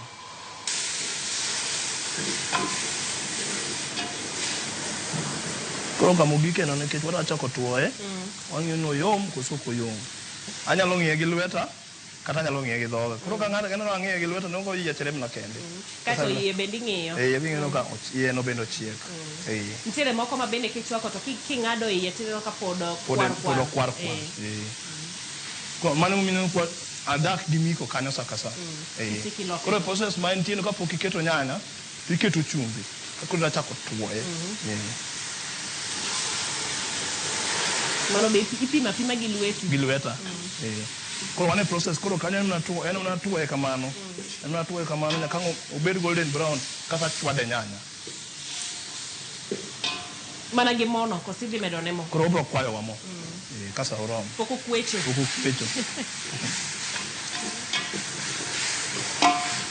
Mabede be en gima okobudha ahinya. Okobudha koro lura ni quantity tells. Kong'eny nyaka imiye time. Koro ma watedo gimoro kaka quarter. Eno nyalo dhi mapiyo.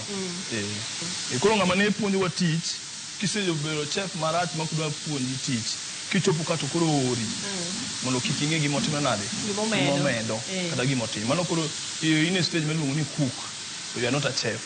Sama pod in cook cha ok dwa ng'e koro kaka oyudo ng'at ma obiro puonji no ka en ng'ama chunye rach to inyalo dak e jikon ka in cook ok soda ma koro pogruok en mane koro iyudo ka sechegi nitie sama keto mana pi ma cook nyalo keto pi nyalo keto kitungu but nitie kama koro ng'ata nyalo timo but nitie gima koro chef dano tim kende ma koro miluonge ni chef koro iyudo ka sechego oro cooks de omna gima kama omi rusa mondo kik ine gima otona nade otimo omiyo gino nobed busi wet fry.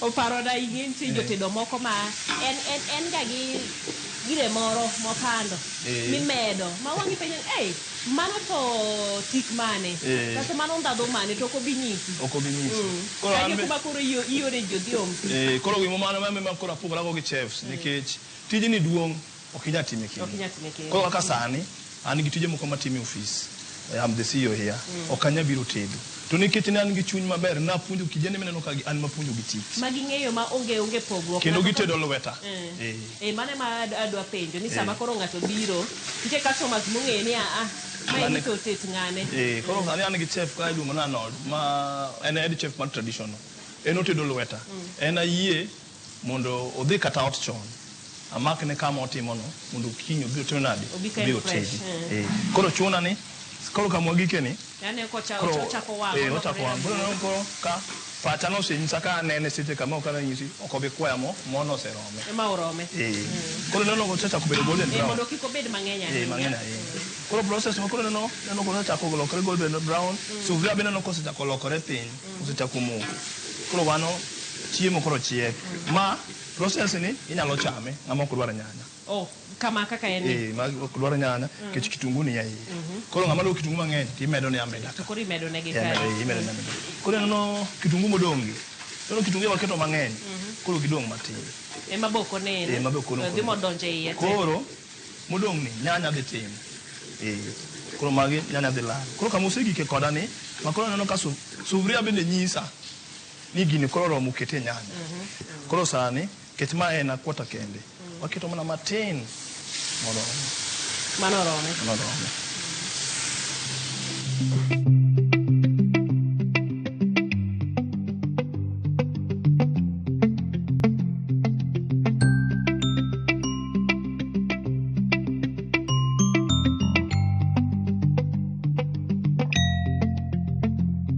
koro kama osetede kako tede ni ema meneno ka jatedo kelo na kitungu ma white cha kitungu ma white no en ng'ade tikete kosetuo gi dania kelo mana maridadi kitungu ma white dok tede gago en ok tede onge gi power omi ng'ato nyalo chame manumu koro jok maloso ga salad tiyo gi kitungu marachar nitie ji mosebedo ka penjore gineno gi jomoko nyiewo tedo godo en kata ng'ade kanyo to yudo ka wang'i ok lungi koro kata wadwa neno bedo wet ok wadwa no kadh ka kech en wet koro walore ng'ato bo wacho wet ni ok en ni koro imedo ne pi moro matin mondo olos sup koso kamane kako romo kamano ako romo nikech mondo obed wet gravy mar nyanya kwa medo ni sup mano koro en stew koro an ang'e ni tamaga nikech ng'ati bo winjo koluongo ma kata uchako keto ne bakul mantiere gi sup e bathe koro wato karwa ka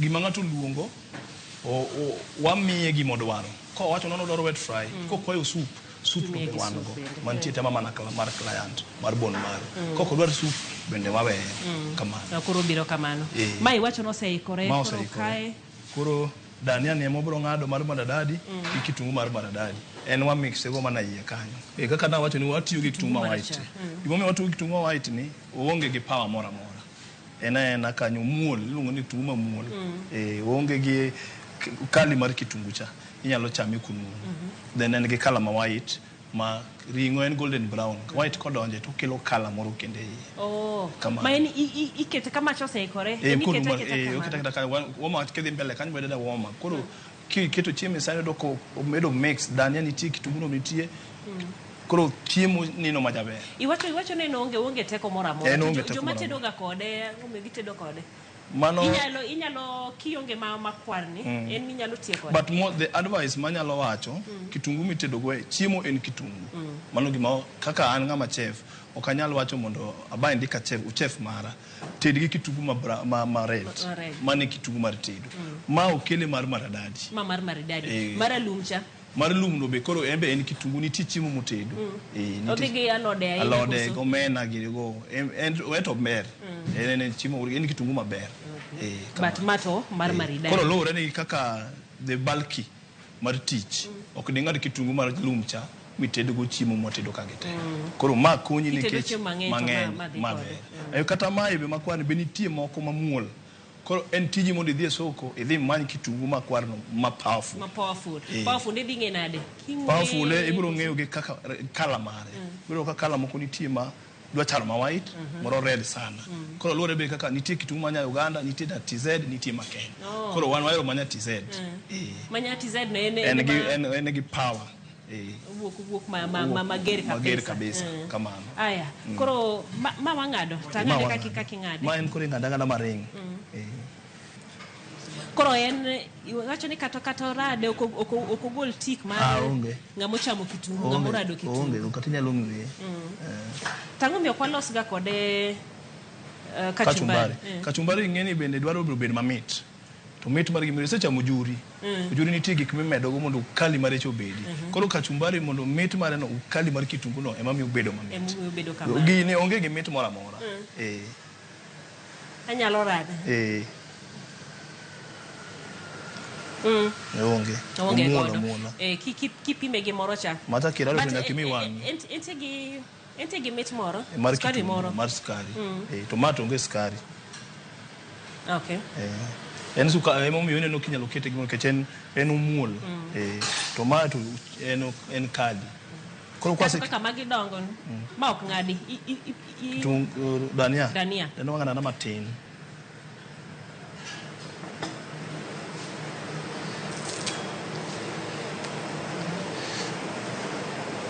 Kato nitie jomoko ma dania ni en obokao mana itegi ema opono to kete chiemo. Dania ni koro lure ma dania. Ma weto ma. Ma. Ndani. Okay, deni ok wet. Okay, weti. Kechen dania. Bora ni luoke maler, ma waseluoko. Ting'ade mana maler, i-mix go. Wuoro jo sneaking. Manorom.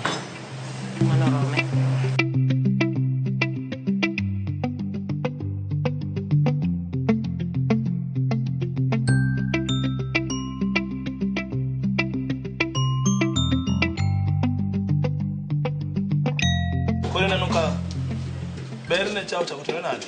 Koro nyako jaber ka. Nyako ber ka proper. Koro chalo ng'ama chamo gima wete diera. Dania okited gi dania bedo ma green ko chiemo osechiek. Dania ok ted, ok ni keto ne mach kendo ichaki. Nyako sedusore, nyako koro rito mondo otoke kete mesa. Koro watoko. Kawune watedo wet fried mar goat mar diel. Nyako disore kabisa ni gravy. Iwacho ni sama bendi toke mano dongorom. Sama bendi toke san be nyakimie san ma per. San mon disore kaka chiemo jaber. Keto mesa be wet fry ni. Aneno ki keto chapat. Wantiere gi kuono nyadhi gi magi ka mchele nitiere bende be wanyalo kete. Koro karwa kae wan gi accompaniment gik michamo go chiemo. Wachame gi chapat, wachame gi mchele, wan gi kuono ma brown gi ma white. Koro magi mondo meso dong gik ma wachamo kende.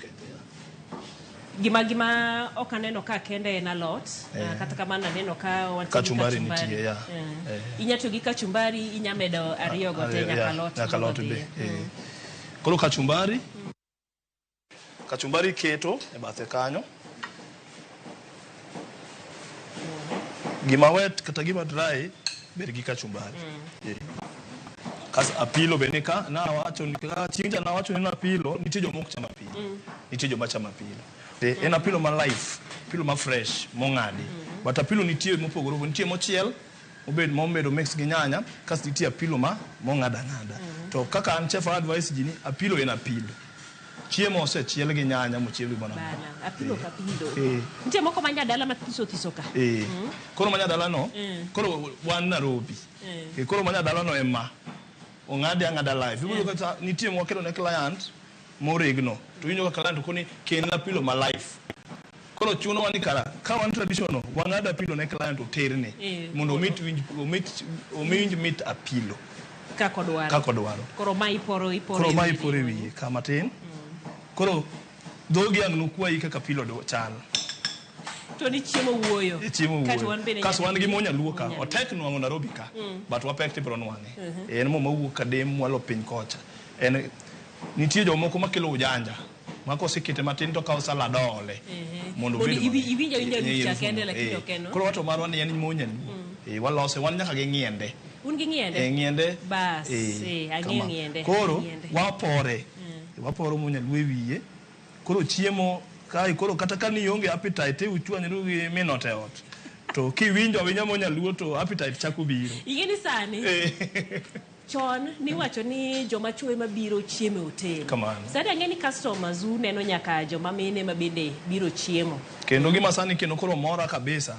Joma iluongo ni joma nyiri matindo. Ma kisungu luongo ni slay queen. Gichamo kuon ka gi lwetgi aduwa.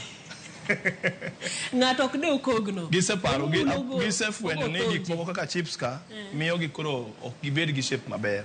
Koro ji oduoge nyaluo kendo jowagi ayudo ka sani wang'eny kodgi ka.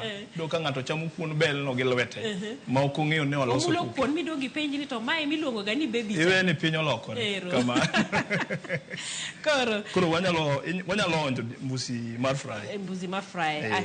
Akia donjo ne gi chapat. Chakia ne gi kuon. An gi kuon ema paro ni onyalo dhi nago maber. Kamano. Aseketo ni mo, kachumbari be nie bathe kanyo. Kora kawe akawa. Kachumbari. Au kuno kakao karapilo moro magere cha. Magere cha.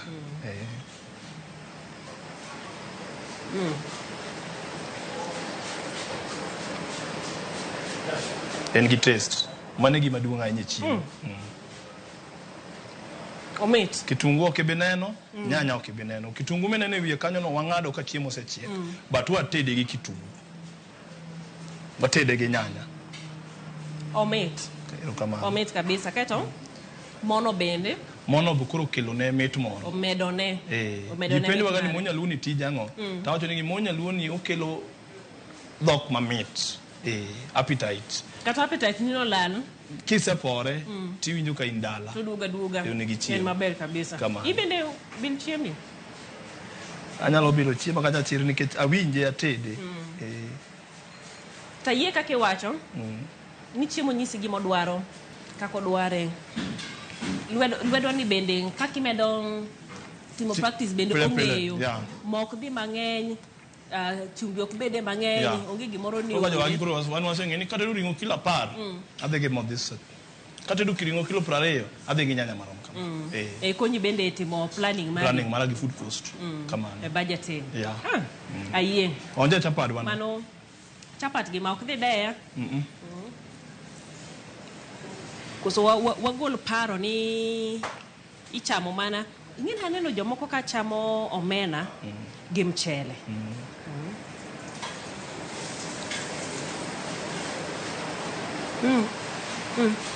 Donjo. Koro gimomiyo ng'ato nyalo chamo omena gi mchele kata gun gi chapat. Sama chiemo ket piny kama. Kuon kata chapat mago starch gimiyo ibedo moyieng'. Koro client nyalo biro iri kani I want to take something but adoro gima light mayot. Wami advise ni cham gini gi mchele yot. Koro ng'ameneno ko chamo gimo gi mchele ok odwa yieng' asaka.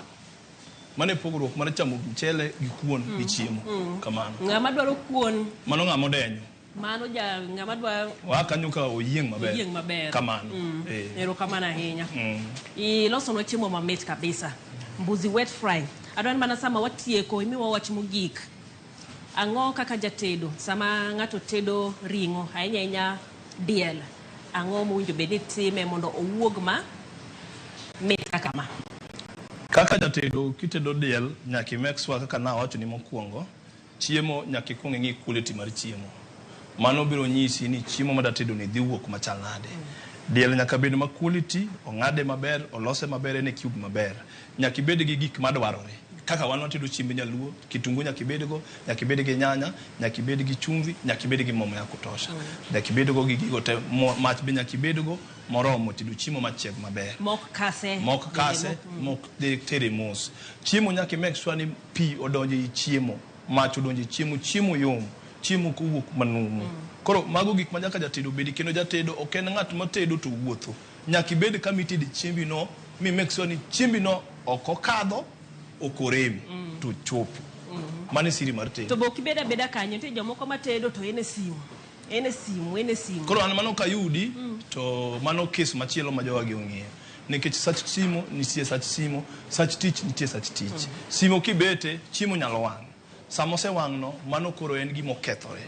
Mit mare koro onge. Beno kidhi winjo gima chiemo nyisi mo timo. Kamano. Koro ng'ama tedo nyaki bed gi passion mar tedo chiemo no. Nyaki gimi timo. Koro ando naero gima timo Ugi koda kama ugi koda. Kamano.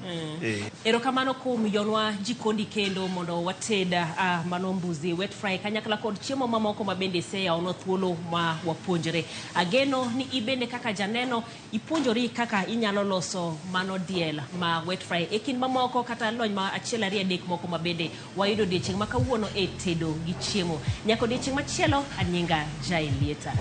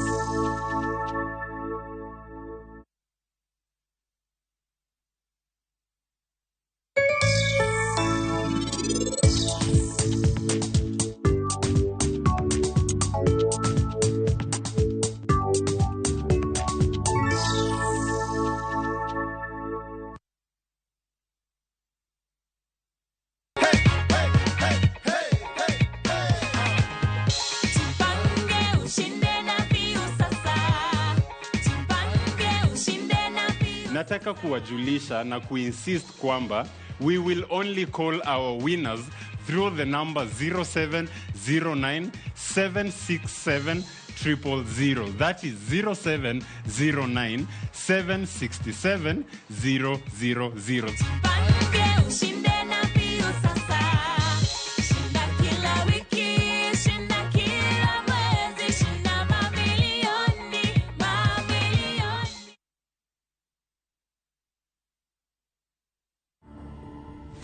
Explain the justification for the continued use of corporal punishment. I think my life has been very colorful, lots of twists and turns, nothing that I've ever expected. I never expected to go blind, to be honest, when I was young. When I was a teenager, I never expected to work at the BBC in the UK.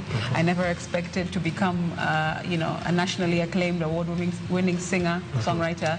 And I never expected to become a politician. That's when I went to an ophthalmologist, and then they told me something is wrong. It's not natural how your eyesight is declining year in, year out. So they did some tests. After a few tests, then I was diagnosed officially with glaucoma. I'm a level up a building. The water don't need to look for waves. Swim. I was the kind of kid who wasn't very expressive out loud. Yeah. I wasn't able to really speak my feelings Your and thoughts. stuff. So I would used to write them down. And from there, having that sort of skill set, I then realized that if you just put some music to a bit of poetry, it's basically a song. Yeah. To watch this story and more, download the Citizen Digital app today. Kenya's #1 app, Citizen Digital.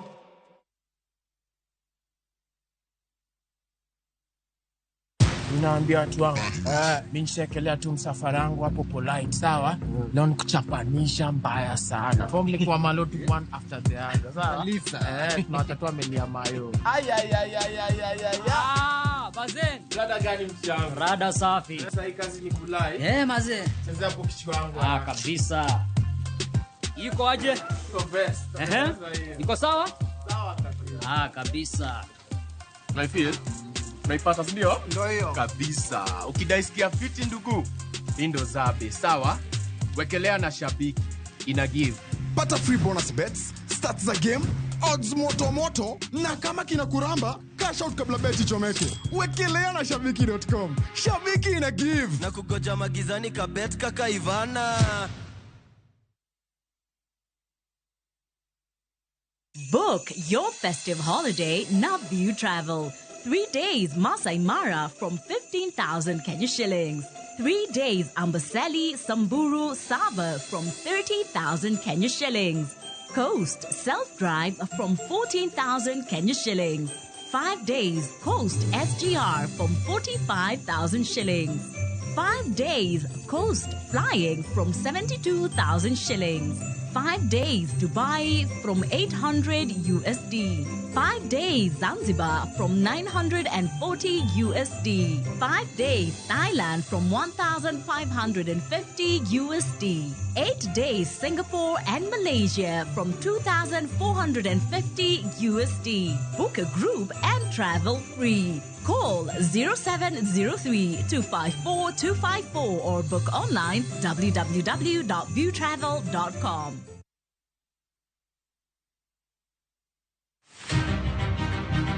Jok mamine gin singo mar oganda. Nyakwara moga jwang piny sani olony. Wawuok e ndalo machon ma ng'ama miyo ne en mana ng'at mabedo e pacho. Melini ane man first officer. Tija matiyo en riembo. An driver. In mbakani en mane? An aketo tiles. Kik ng'ato wuondi no kinyal nikech in ng'ama miyo. Ka Nyasaye omiyi ngima to inyalo. Tudri kod Stella Brenda Uchieng, tich adek ka tich adek, chakre saa 8, mana e chenro mar Mine Nyalo.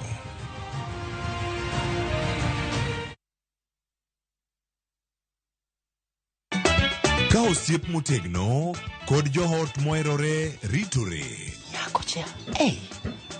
Timondo ndisori. Wayudo ng'eyo tonggi. Ipani akia gik mitimoga. Uro wengi donje matusi na ukweli donge. Yud mor e ngimani kokalo e gik matindo. Udogo shwag wende musaja kadala. Justice for all. Miane ngima Nyarkochia kod osiepene kachiel kod joodgi. I am busy. Gima ruotho miyo kana wene jachien. Sama giromo gi pek mar ngima, joot kod osiepe. Nyasaye neno gi wang'i ma ok opimni. Akwaye ni mondo imak tie jakaribu to kopuodho tilew chunye. Ok ginyal weyi ma ok inyiero. Nyakocha irachna e joga. Koka ite to tegore mana ka ita puoyo maniego. Nyarkochia, tich abich ka tich abich, saa 1:55 otieno. Mana e Ramogi TV.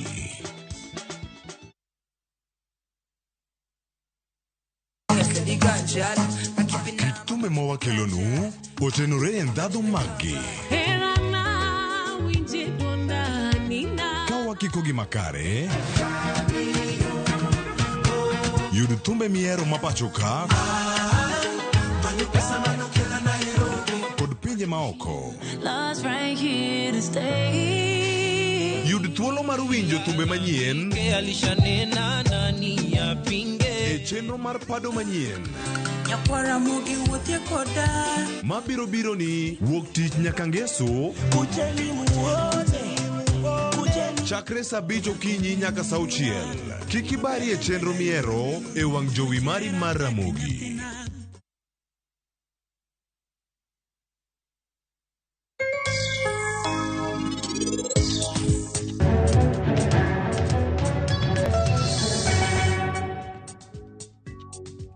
Kapok ichako pur mar kahawa to nyaka ing'i ni to be an gi puodho madhi pure kahawa. To nyaka itim gima iluongo ni soil sampling.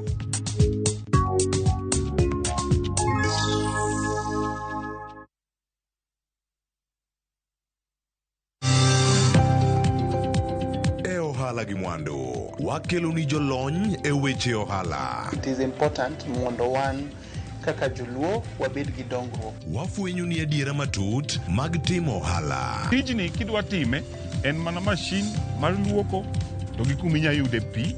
Wawuoyo e wi yore makare mag timo ohala. Kisechopo level mabedo brand, onego ni gimoro amora mitimo en gima timo ang'o makelo pesa. Wakonyi dongo ohandi ka wamiyi yore mag kano mwandu. Investment group kawache mana gi nyinge no en choko pesa kasto ikete kamoro kasto golo nyinyo. Mabiro konyi e kinde mabiro. Omiyo wakwayo ni ji duto ket pesa gi e savings mondo wapuonji kaka gibiro tiyo kodo. Riwri kodwa chieng' tich ang'wen saa 1:45 otieno. Mana e Ramogi TV.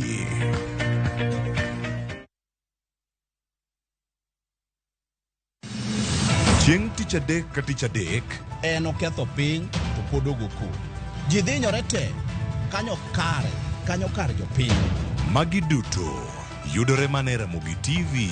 Yani ene ubiroga bora ne ubiro to otengo abiro tingonu ma gima abiro timo. Ok notimo, jo Kenya bu usaol gi wuond ma pile pile. Buch jopiny. Nitie kuonde moko mabedo japiny mane ogolo lowo mondo olosgo kembe gi eki. Ni sani koro kembe go eki ibro usi maduonde japiny ok owinji e od bura miluongo ni parliament. Nyinga Trevor Ombija, jandingo panga jo nyakach dendo nombija tai, nyakwar guok kocha pesa. Tich adek, saa 3 otieno. Kik bai.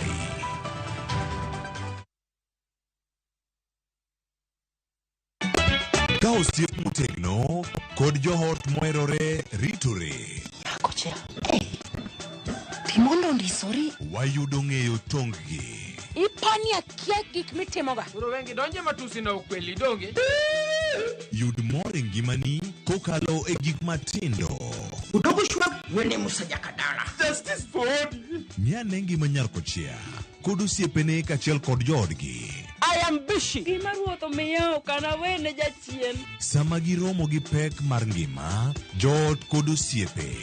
Nyasaye neno gi wang'i ma ok opimni. Akwaye ni mondo imak tieja karibu to kopuodho tilew chunye. Ok ginyal weyi ma ok inyiero. Nyakocha irachna e joka. Koka ite to tegore mana ka ita puoyo maniego. Nyar kochia. Tich abich ka tich abich, saa 1:55 otieno. Mana e Ramogi TV.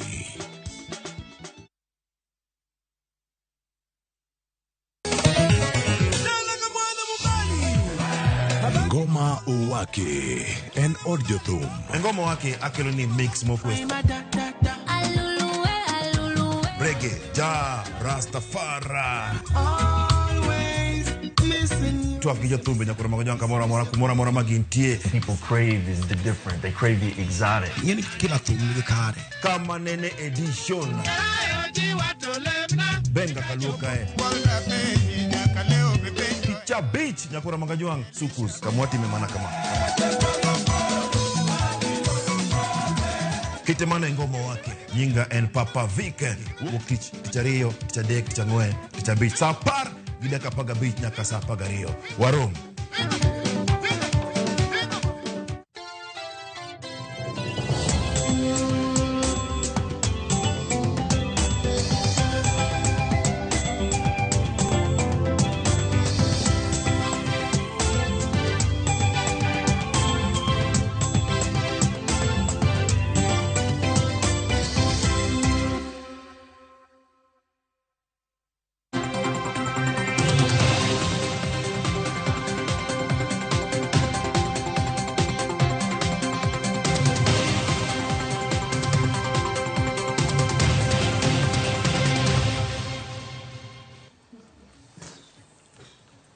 Nyakwara moge jwango yawre keno machiegni mantiere kar kae. Somo en gimoro makare nyakwara moge jwang. Kiyude kidienje mopogore opogore ibedo kod mor ka ineno ka jowetegi mamoko bende nitiere kuonde moko kendo giyudo simbo kaluwore kod kit somo ma giyudo.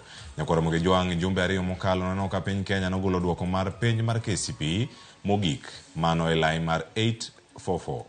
Matiende ni line mar CBC chako tich ayanga ka koro binwangi mabe nitie jogo mosetimo penj e kidienje mopogore opogore. Tanya jogo mantiere primary ma bende koro sani nitiere koda kidienje ariyo mokwongo wange mano nitiere preschool kacha ka kiwuok kacha nitiere mano mara primary ma bende wange kacha ka morume gi grade mar 6 kaito bang grade mar 7 nyaka grade mar 9 nitiere kacha kama wacho ni en junior secondary school. Nyaka sani gintiere e sikunde maga sekondara mag primary ma pacho kae ma bende nyaka sani nyakwara moge jwang wada bedo gi thuolo mondo mi watwagane ewi wich bar makoro bende osegolo paro mopogore opogore to moloyo mano wasewinjo pogruok maduong' kaneno e kind jotend riwruoge mago mag jopuonj mago mag Kupet kod mar NAT. En ang'o makelo pogruok e paro machalo kamae. Okinyi ma kawuono ang' wayud thuolo mar twak achiel kachiel ka warango kendo wago tarubin ni gin gik mag adieri madwarore kachiel koda kamage monego bed ni nono mondo ne ni ochopo e yo moro makare. Mondo ma ochop kare nyakwara moge jwang wich bar mar JSS ni en gima chalo nade. En mbaka mwada goyo kodi antie ka kawuono koda jonyuol janyuol madhilo solo jonyuol kachiel koda ka jopuonj kachel koda ka josum paro kachel koda ka rieko joma ng'ado rieko e wechegi mag JSS e sikunde ma pacho kae. Wadabedo ka kod achiel kachiel nyaka Ramogi Jong to kaono en morna nikech iwacho ga ni chieng' tich adek kochopo dhiambo nitie jok moko maluongo ni ladies night, gokinyi bende nitie jok mawacho ni ladies ladies day, kosebedo kacha ni ero WCW. Kawuono antie gi nyidendi lilo nyiluo ma wigi otimo jere wigi riek ahinya, kendo ka okinyi ma kawuono da winjo mana paro ka otenore kod twak montiere godo odiochieng'ni ma kawuono. Ang'a migi thuolo mondo migi ore kendo gimos oganda wa okinyi ma kawuono ka adhi chako kanyo kod jasum paro kata jang'ad rieko e wechegi mag somo. Ang' okonwa gi lony mara gi kama ong'ade rieko no kanya ka sani odhi bedo koloso kodwa elo jogo mawuok e sikul no mago mag ji giwegi. Lina Anyango oyawre kendo machiegni Ramogi TV. Oyawre ahinya. Nyamuza moja kwa Ramogi Jwang kati kwa wachani to lony mari gi kama itime okinyi ma kawuono. Nyikwa Ramogi Jwang amosou. Kaka winjo an iluonga ni Lina Anyango. Alonye weche mag education. Asebedo japuonj kuom higni 18 kendo nabedo nominated kaka among jopuonj 50 mabeyo kabisa in the whole world. Iluongo ni Global Teacher Prize Top 50. Kora mor sana kawuono ka wadwa wacha e wach mar wich bar mar JSS ni nikech adier en wich bar sana e skunde mag public schools. Erokamano ahinya kendo puoch gi pa kuom donjo e top 50 jopuonje masulwe kendo matayo chenro opogore e piny mangima. Kendo amor kaka Ramogi TV mar bedo kodi bende e thuolo machielo e twak kawuono. Morino Kal, janyuol jalonyo weche mag somo, in gi osimbo mopogore mose oganda luo kinyi ma kawuono. Achiew nade? Achiew maber. Aduoko ne Nyasaye erokamano kuom ruonwa piny kendo miyo ngima wa yweyo. Higa bende koro dhi rumo. Waduoko erokamano ni Nyasaye. Bende achaka miyo Lina poch gi pak. Kama mention no Lini lawyer. Hey, I'm happy. I'm so encouraged. Congratulations. Yes. Erokamano kendo machiegni ka onangi konwa ni jonyuol to unene yo machal nade JSS ka jopuonjre ubeni bedo gibede skunde primary koso gidhi skunde secondary kaka paro nitiere mana wabire ka wachako twak. Lorin oruko Odera aya machiegni ahinya japuonj kendo imose oganda luo kawuono. Inyalo hulri ahula kawuono kama hango ni bire Ramogi TV. Kamano Cleophas an kako sewinjo Cleophas wacho an Lorin oruko Odera an japuonj ase puonje private sector but right now sani antiere e public galamoro mar sirikal e skunde mar sirikal. Koro erokamano kuom rwako waka mondo watwagi e weche ma chiedhnade machando somo mar JSS. Erokamano ahinya kendo ageno ni nyikwa Ramogi bro winjowa maber mwatwagi mwayud solution.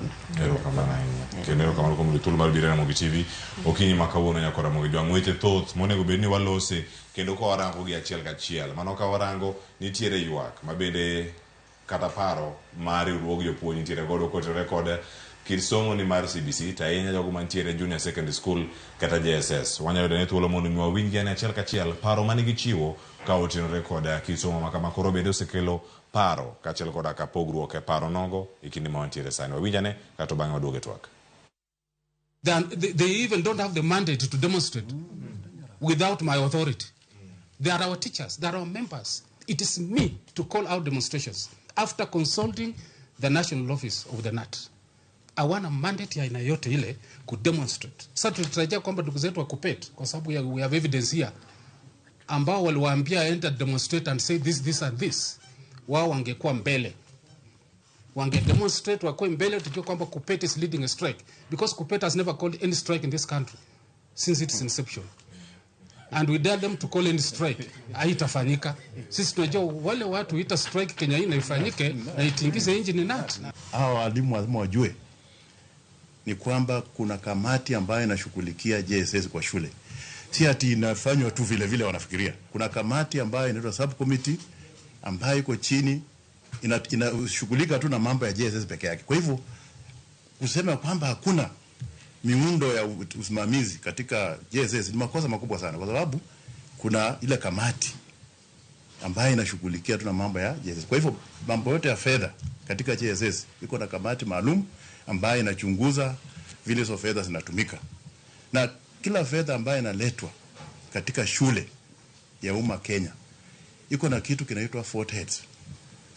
Kwa hivyo kila mahali unapewa pesa na unaambiwa pesa hizi zinatumika kiwango fulani. Hii ni ya michezo. Jopuonj osebwogo mano ma dhi ng'anyo kochopo higa manyien. Winjo nato wacho ni kupet pok luongo ng'anyo moro amora e pacho ka. Natema bwogo sirkal kendo nyalo miyo gik moko chung e kidienje mopogore opogore.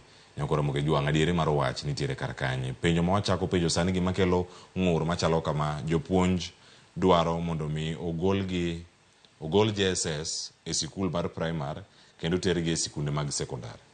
Mane wach mantie kar kanyo maduong'. Ena ng'awinji kinde mabiro ka to wach magiwacho maduong' kendo en ni resources onge kanye, onge sikunde primary. Adieri mar wach nyalo bedo kar kanye. Achak kod sikunde mago mag sirkal.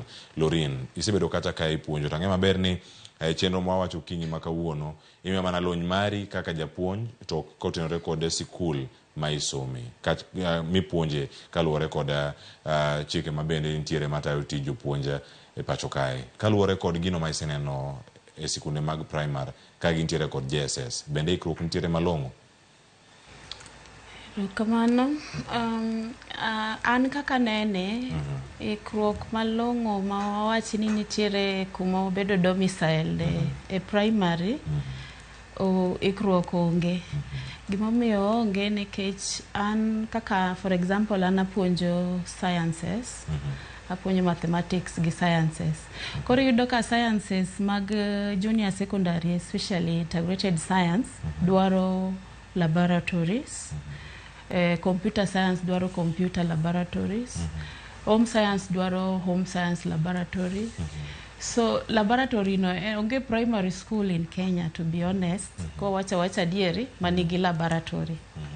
Koro nyaka ni CBC junior secondary kete primary, that has been a challenge.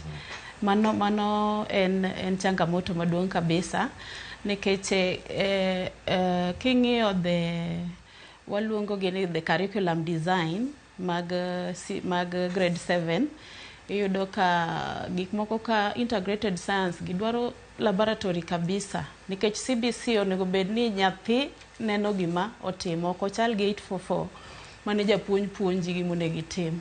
Nyathi onego tim kata kano ogoro kata test tube, ogoro gima koseneno test tube no kaka chal, mowacho ni ma test tube koro agore kako onego bedi. Koro sani koro bedo ma koro kata idwa puonjo something gimoro madhi gi test tube, to kata kakinyis nyathi test tube nikech ok onene pok odonjo kata lab, pok odonjo kata lab no kia. Burns and Banner girigo en winja kamano terms ma tek kabisa, to ma remember ma nyathi ma koko wuok e primary section. Koro okone gigie to gidwarore ni neno gi mondo en mo initiate the learning process. Koro that has been a major challenge. Omiyo facilitators, nikech tindo ok luongo ni teachers, tindo iluongo ni facilitators. Omiyo facilitators, koro wadoke system moro mar 844, mano in makoro japuonji wuoya to nyathi winjicha, which is not the case monego bed ni timore CBC. CBC onego bed ni nyathi ema initiate the learning process, in facilitator i-guide tu. Koro mondo mi guide tionge kata gik madwarore, the learning resources madwarore, it's really difficult. Koro terowa a point makoro wadhi borrow resources from secondary schools. Like in my school, one nearby secondary school. To mondi dhi kwa laboratory secondary school, odwaro formalities mang'eny makao time, madwaro signing mar ji mang'eny. Koro yudo ka lose time, lessons, kendo koro ki achieve your objective as a teacher. Adane maki kanyo nikech chal ka gima achidene nyalo bedo ni githoth ahinya ka gintiere skunde mag primary. Koro wadhi mana mos. Nitie kanyo wacho ni ka chuno mondo mi giwuogi e skunde primary gidhi gikwa gik moko ma gitiyo godo e skunde mag sekondari. Dak tere skunde mag sekondari. Kendo mane koro paro machielo mantiere kar ka. Mano paro mawuok kuom skul mano mar sirkal kendo nyakora Ramogi Jwang sikunde duto pachoka mag primary maromo 23,000 mago ma sirkal ong'eyo kendo moyango duto nitie kod achiedh nade mopogore opogore magikale de bende gichal kosoyo wawinjane kawuok kuom sirkal kawuok kuom jogo mantiere sekta mag ji giwegi Lena mae kamidonje e sikul ma ipuonje ma itayo kata misomo ne paro e wechego mag somo ahinya to laini mano mar JSS kunane kaka itayo chenro gi dibe ni ywak chal gi magi mantiere mag ji giwegi koso pogruok donjo kanye pogruok duong kabisa nikech ing'eni mokwongo ema ni ji mang'eny pok ong'eyo ni nitiere some secondary schools ma offer JSS school mar Merisho en one of them en secondary school lakini en gi JSS section ma en boarding kodi ineno ginene ma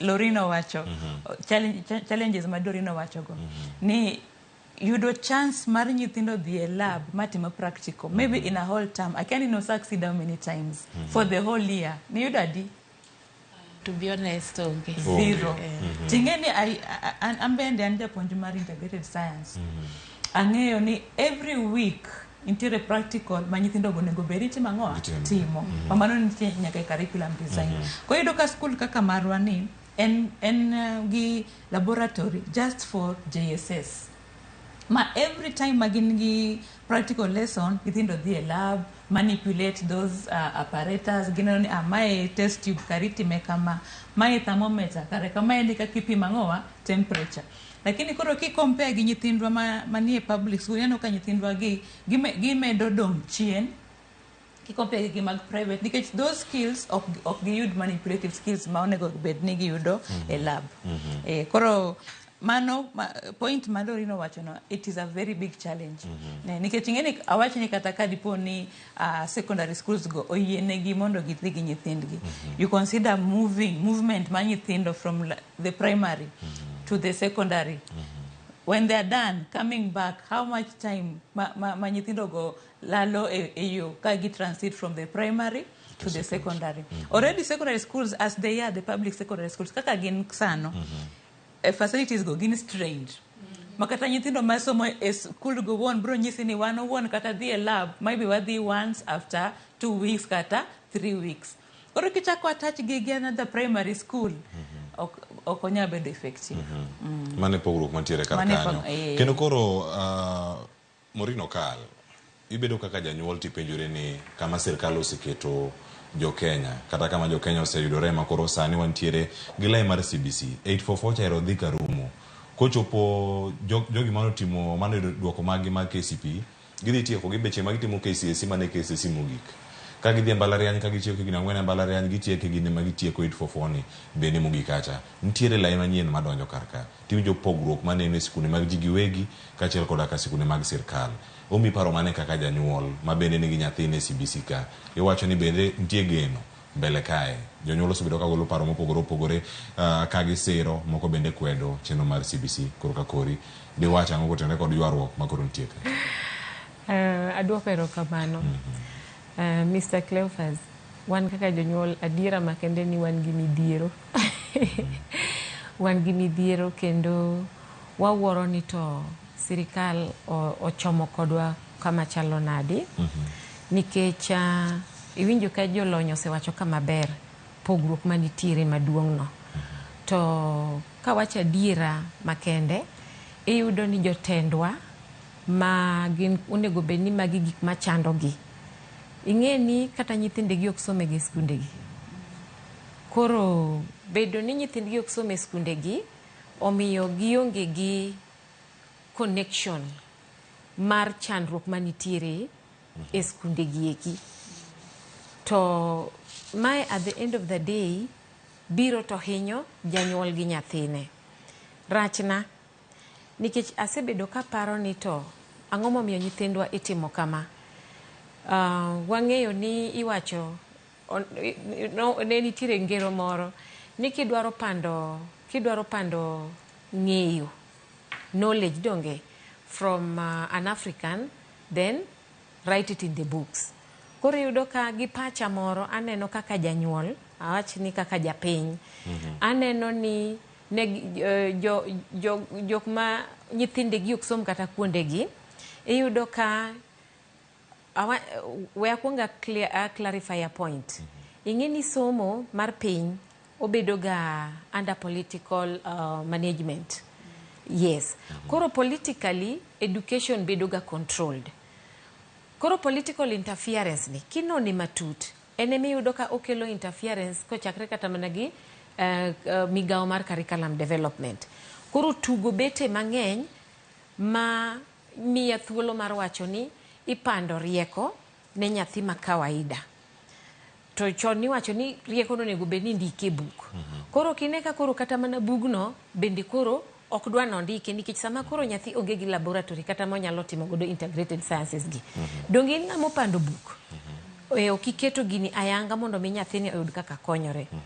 Koro en gi impact maduong' ahinya ma samoro ok wanyal ng'iyo sani. Ing'eni analonyi gimiluongo ni education, development and leadership. Koro mae wayudo ka I'm cutting across the three things. Gini ntiere e wach telo ka, ntiere e wach o interfere gi somo, to interfere nyaka koro development nikech sama koro kitimo gigi kima nyalo konyo nyathi. Donge ing'eni human resource ma onego bed ni nyithindo gieki emiloso mondo mi chieng' moro wabed gi human resource capacity motegno e Kenya ka, mano koro biro to bedo ma onge. Koro en midhiero ne janyuol, Mr. Cleophas, wan kaka jonyuol we are not happy. Kamano. Ka jonyuol bende osebedo kama chalo kamae, ma koro jonyuol bende ok mor gi chenro duto kama gintiere. Lori nitiere wach ma jopuonj osebedo kata ka chiwo kendo giwacho kuonde mopogore opogore. Orak chal nade mag jopuonje JSS? Orak iwacho ni gin teacher interns mathoth mantiere kar kacha, to bende iwacho ni kwan mag jopuonj ma ondike thuolo no duto thoth gigi ma kamano timo option ma kada dhi puonjo e sekondar to gintiere kama chalo ka. Ina ng'awinji kinde mabiro to ng'ato wacho ni en okale mbalariany ma Moi kuom ranyisi kwa ng'awach mano ranyisi koa e mbalariany ma Moi to wacho ni otimo business mathematics. Odhi JSS kacha okete opuonjo subjects moko mopogore.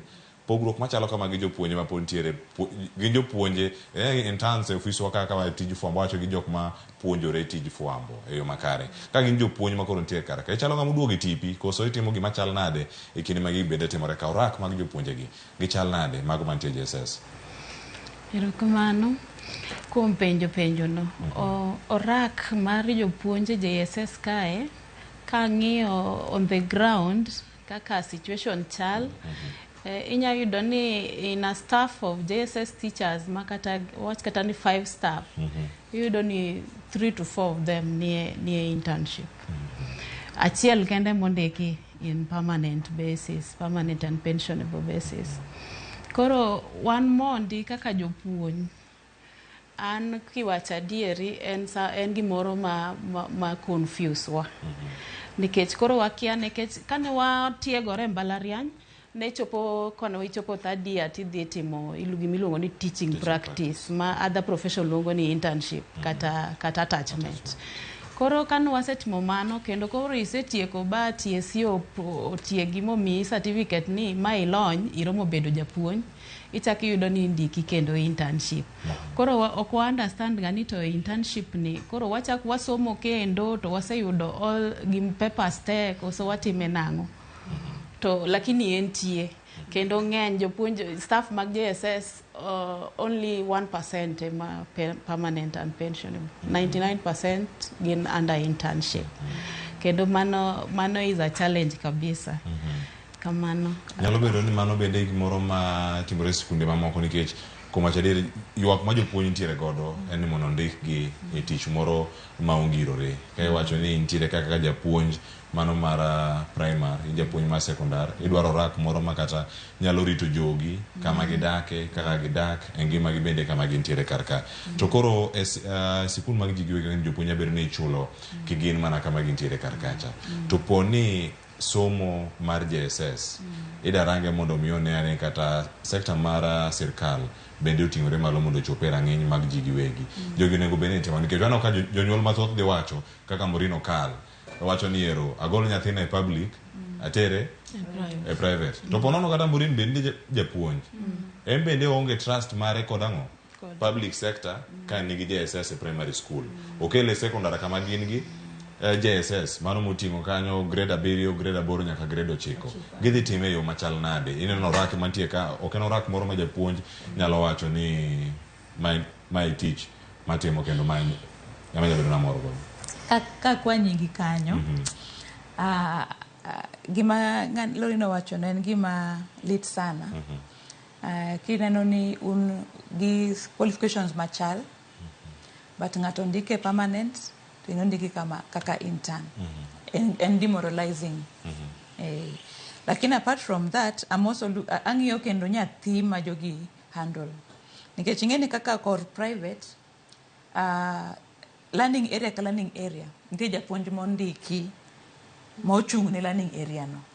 Maka nasomo ne integrated science mano kore mapuonjo, ok ni integrated science ane apuonjo, kochopo sa English ane mapuonjo, kochopo sa Kiswahili kendo an japuonja achiel no.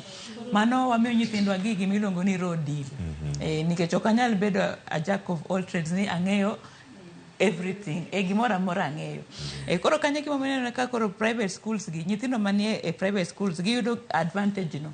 Nikech koro kaka wan e skundwa, every learning area wan gi japuonj ma en most specialized a subject no.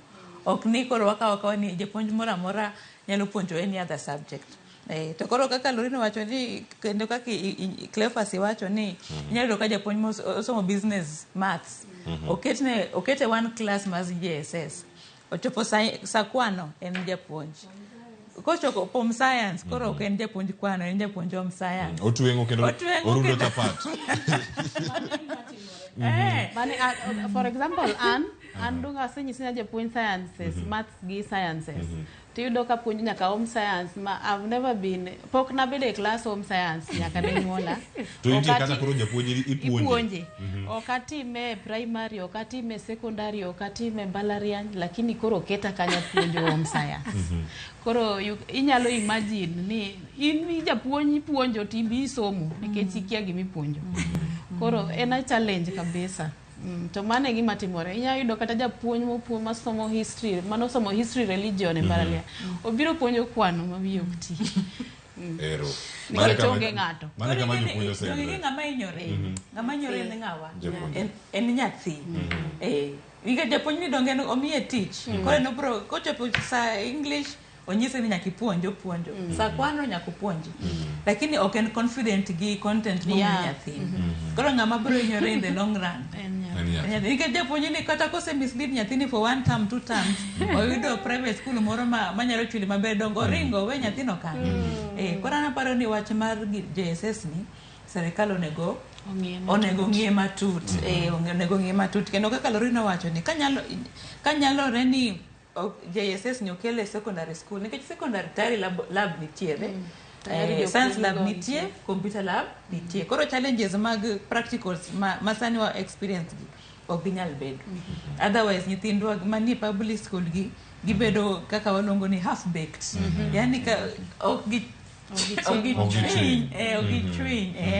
kendo koro kagi akanyo to gibro dhi senior school, nyathi moya private from the day one otimoga practicals. Nyathi manie public pok noneno test tube, pok noneno Bunsen burner. Kidoro ni eventually gichope STEM school. Bibro nyalore. Nyokora Ramogi madhi chalo nade ka Bunsen burner pok ineno. Be pipette isero mo. Kozi sero mo gibiuret. Koso gichal nade kama gitie karaka. Murino ka mai chal mar wach kama gintie. Ngini wachini winjo duonde jopuonj mawuok ka Homa Bay kod Bungoma e kinde mabiro kar kae. To kapok adhi kata e duond jopuonj machalo kamago. In gi geno ni nyathini mantiere JSS madhi kalo e chenro mar CBC dhi bedo half baked koso dhi bedo gi jok moko moyudo tiegruok malong'o makata kuwuok ok nyalo wacho ni yawo kamera cha kao mae the major tuocha yath. Bende paro wadhi golo kata dakteche man gi lony makare koso madhi wene mana sekta ma ji giwegi matiego jopuonjre gi yo makare to ntiere mai timo kod osuru mar japiny mano mar sirkal tok ne lokruok moro amora mantiere kar kacha. Geno mari keto kanye e kinde makoro nitiere pogruok kidienje mag somo ma nyithindo yudo e sikunde? Leona wacho ni wan gi midhiero kaka jonyuol. To kendo pod achaka rifai to gima jopuonje osewacho. Iseneno pogruok manitiere no. Oromo nyisi ni geno onge. To inya paro ka ni nyisowa gi jatelo mar migao mar somo, Mr. Machogu. Kowacho ni at the end of the day, mondo kata mana nyithindo gi kibede oyud placement. Sama koro gidonje e senior secondary. To itimo gimilongo na assessment. Koro ineno difference ma jopuonje oseketo gi. Nyathi moro wuok e private school, kama the school was serious, mo provide gik mane KICD owacho ni mondo bed provided. Nyathi moro to ni tugo godo. Piny kuchocho, dalawa, Ralieu kucho, mori tugo godo Turkana, mori tugo godo inyakanya. Mori tugo godo Karachuonyo. Moro bendi tugo godo Central. At the end of the day, inyiswani idhi timnegi assessment magine makuru give place according to assessment magise bedo ka gitimo overtime. Result makuru idwa golo kitimo assessment ni owuok kanye given pogruok manitiere gi. Koro mana atemo duoki penjo mi penjo ni to bende wanyalo bedo kata gi jolony, engineers, dakteche, cadres gote. To akwiri ni ok gidhi beti nikech nyathi mane min gi ok ne nyal temo kata min gi ok temo, jonyuol te to dwaro mana mondo tem, but nyathi mane min gi kata wuon mare ok ne nyal bedo gi pesa mar mondo tere kama no nyalo yude laboratory to interact gi gik ma okete curriculum cha. Ing'e ni ose mana thire odong kacha. Kendo iwacho ni education is an equalizer. Koro ing'e ni ma Kenya kaini to education is not an equalizer. Education, if you don't equalize, you do what? A subtract. Yes, yes, it's a divider. Kenya ka education oloke gima koro pogoji. Opoga kabisa makata nyathi madino nyalo. Ngeni kani wantiri system mar KK 844 cha. At least kata bebane ne otim review mar curriculum idwa ni mondo changes obedie wa adapt watim gik manyalo kelo lokruok.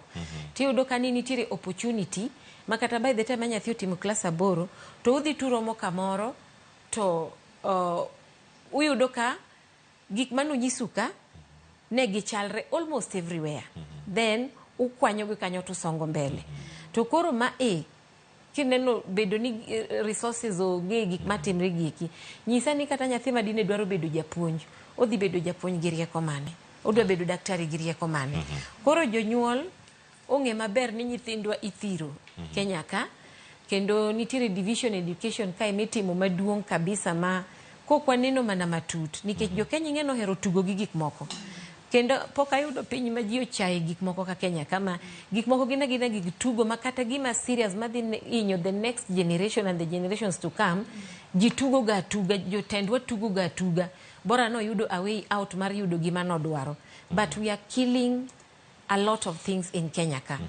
Ma okang'eyo ni bro chalo nadi, maybe bro yudo ka wasetho, but nyithindwa ni kama tek. Jonyuol ni kama tek. Ata ne maki kanyo mondo mu wapenjre penjo. Ang'eni ma wapenjre ki wan ka to bang' kan wasetieko winjo gini ang' waduoki ka pok wachako duoko paro mantie kar kanyo. Puonj en gimoro mane kao ka a noble career.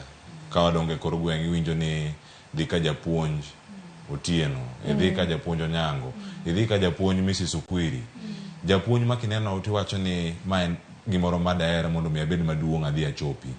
Nyar japuonj, nigi jogo mako wach ni macha nyar mwalimu, macha wuod mwalimu. Kendo puonj masani mano ka jopuonje gi makoro ywake malich ahinya. To jok makoro miyo gi kale midhiero machalo kamagi jok mokalo lwet jopuonj mabe ponono jonyuol gi gin jopuonj. Bende pod en gi en course moro man gi nyadhi makata nyithindwa nyalo wacho ni oyo chieng' moro adhi akawe course mar japuonj cha, amba abedi kaka baba, abedi kaka mama. Mano paro mango duogo kanyo. To sani jopuonj gi makoro ywak kama e county ma Homa Bay kod county ma Bungoma. Wawinj gi ane pogruok ka ng'e kanyo kochopo ka gichako wuoyo ng'eni ma Homa Bay rumo gi kanye to Kiswahili ma Bungoma chako gi kanye. Wawinj ane pat jopuonj. Gima duong' mwaywago en ni kakuneno wakani wan jodongo moti mano graduate 2014, 2015, 2016, 2017 to nyaka sani watho e junior secondary schools to gima litnwa mowuoro en niya sama koro wathagore piny ka to wabunge nyaka minister mar education nyaka officers mag TSC chiwo permanent letters ne jok mano graduate 2020, 2021, 2022 nyaka madhi graduate 2023 bidhi mi letters ka wanto pod watop e junior secondary. Mane momiyo wawuok oko karomowa kaka wuono kwa bedo flanked gi kupet officials kwa wacho niya ka ok omiwa tich e yor permanent to ok wabiri new contract ma ministry dwani wari new no. Government okochi nyaka construct laboratory as junior secondary school because laboratory already gini tiere senior secondary school one research mwatimo library senior secondary school nigi laboratory mogari maber in all these schools in Homabay County. Sirikal nyaka ne ni obedo domicile junior secondary school senior secondary school mantiere sani. Chieng' Friday nyocha wawuoyo Kasarani e wach confirmation. As Kupet, we are not going to leave JSS teachers alone. We are going to stand with them and we want them to be confirmed. At this time, we are domiciled in private schools and we feel that we are teaching technical subjects. Like I'm one teacher who teaches computer and the facilities for computers are not available. You move around, there's no computer user environment, and teachers are really suffering, and they want you to deliver in that subject. Therefore, it becomes a problem for us. I'm so much embarrassed as one of the fraternity of junior secondary school teachers. How can you imagine these people have kept us since February of this year, being junior interns?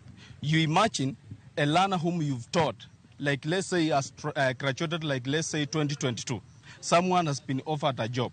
Then the more thing that is really embarrassing is that some of the political leaders, political class, they are dishing out letters to these young teachers who have graduated recently. Then teachers who are senior, we are still holding as what? As interns.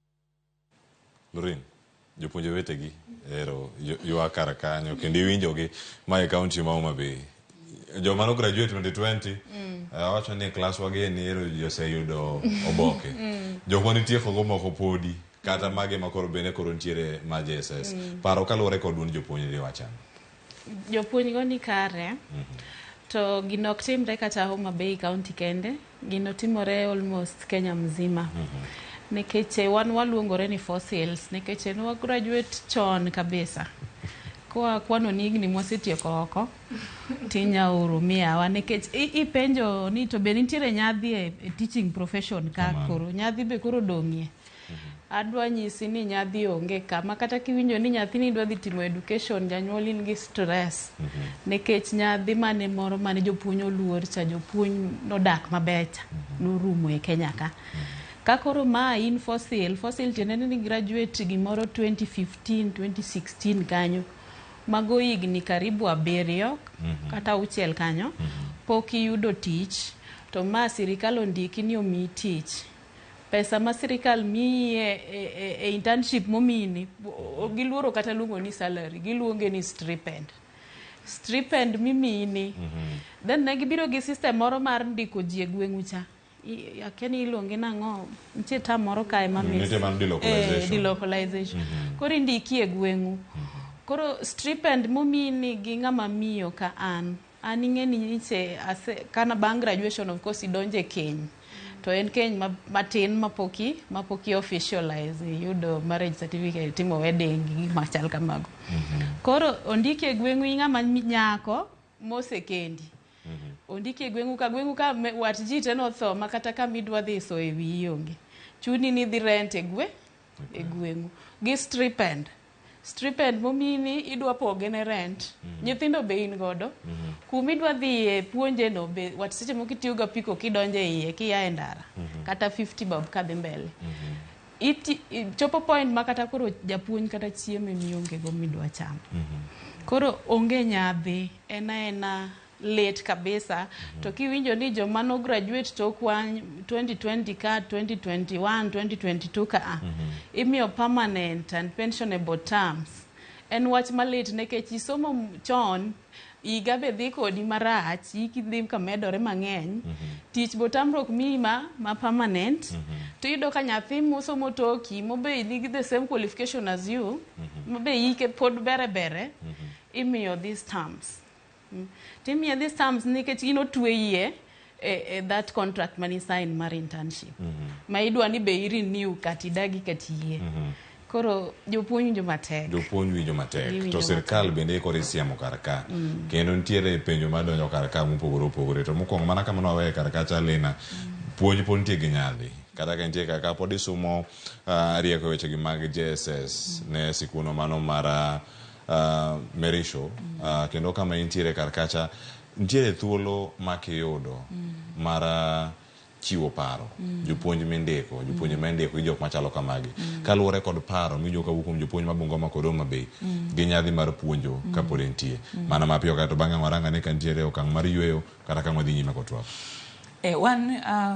We believe ni jopuonj mata. Wacho gi slogan mar teachers mata. Nikech kaka wach maber ni ng'ata masani ni tich mopogore okadho e lwet mar japuonj. Koro hadhi mar japuonj nyaka wakel malo. To wanyalo mana kelo malo kaluwore kaka iluongo ni osara. Kaka wachulogi. Mano one way. Nikech japuonj ok nyal nyiso nyathini ti matek. Kisomo matek to ngimani biro bedo maber. To nyathi ka ng'iyo japuonj manotiyo matek mbele nani, to shangani kwani ni mitiyo matek taneno mana ka in gi ilongo ni yebo to ifuadhori koro gimokwongo manyalo miyo nyithindo kata respect jopuonj ma giyie gi guidance ma jopuonj miyogi en kaka jopuonj present themselves. Lakini kaluwore gi kaka ichulo jopuonj especially e public sector, iyudo ka ok en enough mondo japuonj obed gi a modest lifestyle ma nyathi nyalo ng'iyo ma wach ni ng'ani a respected. Kendo kimedo gi mano to kata mbaka ma jonyuol goyo ga e utegi gi nyithindo. Japuonj ng'ane ni japuonj yani ogiwo e wi jopuonj gi luor. Japuonj discuss koro kendo gidwaro pesa. Koro giluongo e meeting gidwaro tuition, gidwaro pesa. Koro mano achano chakore gi mbaka ma nyithindo goyo gi jonyuol goyo gi nyithindo e utegi. Ka gibiro to serikal bende endo ok nyal afford chulo jopuonj maber. Koro jopuonj lifestyle gi ok en modest. Koro jopuonj gradually ok gin role models. Kaka na gin chon. Lakini koro eno kaka skunde mag private gi gigwa ng'iyo ni sama nyathi biro e class ko ng'iyo japuonj ni be oneno kama ng'ama nyalo trust. Tanyalo mana trust kalore kaka i present yourself. Koro ging'iyo ni japuonj gi nyaka wachul gi maber, gichiem maber, gibed maler. Koro kata ka achunge mbele nyathi ka puonjo biology, tanyise ni natiyo matek emomiyo an kae. Embo koro amini kare kotiyo matek maisha ne bro timo ne bedo maber. Erokamano ahinya. Ng'eni aka oyweyo masani ka duogo penjo machako gono bedanga duogo iri Morino kalo mondo mi ang'i duoka ne nyadhi mar puonj ni pod entiere kose entiere kama chalo nade. Nyakora Ramogi jwang'wa ka oyweyo masani saa osekalo dakika 2 tok saa 4. Waduogo kod ote bende ma ioro achiel kachiel medoro gi SMS line oyaw en 3:600. Wantiere live e mbui mar Facebook, YouTube kod mano mar X. Yudwa kacha e Ramogi TV ka ituri kodan bende e mbui duto mag Facebook, X kod mano mar TikTok gi Instagram gi te kama gintie yudwa kacha Cleophas Oluoch. Kikini mabor waka oyweyo masani.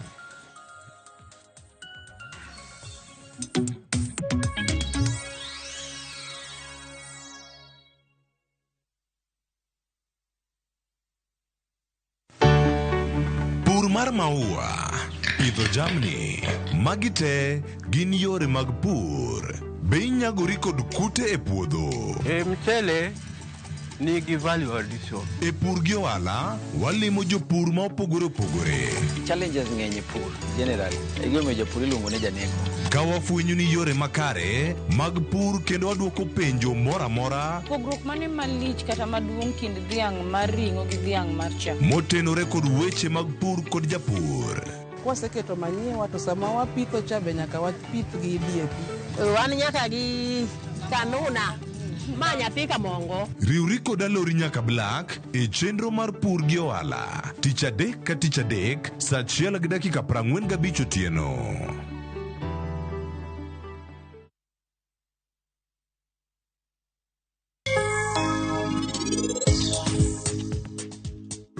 Anange gimora mora. To kendo ken gima tek ahinya mana adwa mondo tim. Anadwaro mondo imiel kamoro achiel gi jaodi. Close together. Donge ni nyalo paro pichno gima ber Dolly. Gini. Bi mondi di pondi pinyka, pond. Gini, da. Chung malo. Amrita! Rana Jini loso ruwa donge kaka nudenjo kae. Wanosema nyun jeri ahinya. Ang'o momiyo?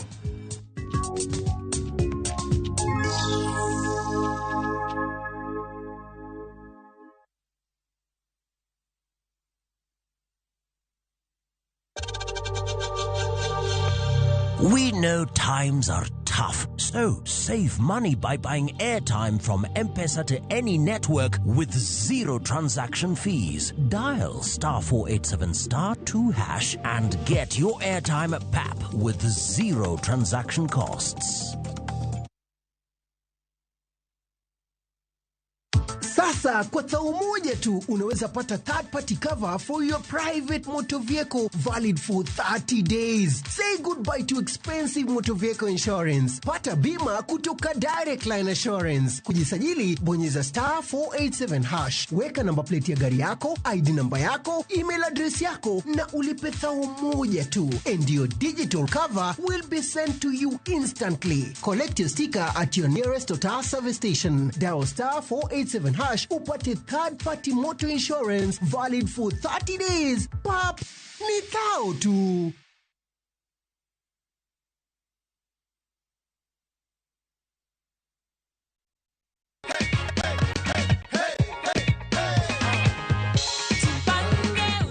Unapanga kufanya nini do? Mimi napanga kulipia watoto wangu fees ya next year yote.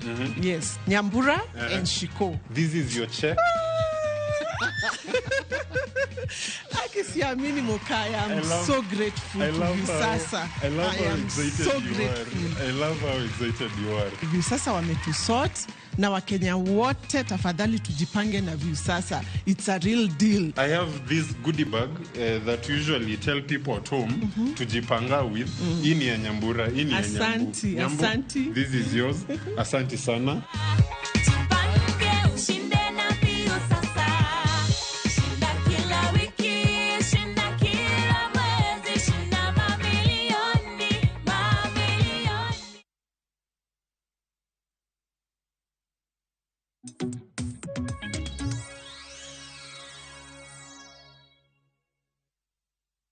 Nyakora Ramogi Jwangen mor marani podikete Ramogi TV e chenro mar mbaka romo kama medo koloni kendo menyo ni chenro mopogore opogore taenyo kinyi makawono warango kendo danwa gota rubin wechegi matimore sekta mar somo bende madhi nyime mayuako sebedo ka muoch kuonde mopogore opogore. Juma mokalo ne wabet odwa mar choko weche manyien mane Ramogi TV ka to weche mane donjo kowuok Migori, Kisumu, Nairobi, Homa Bay, Bungoma, mokowuok nyaka Garissa kod Samburu.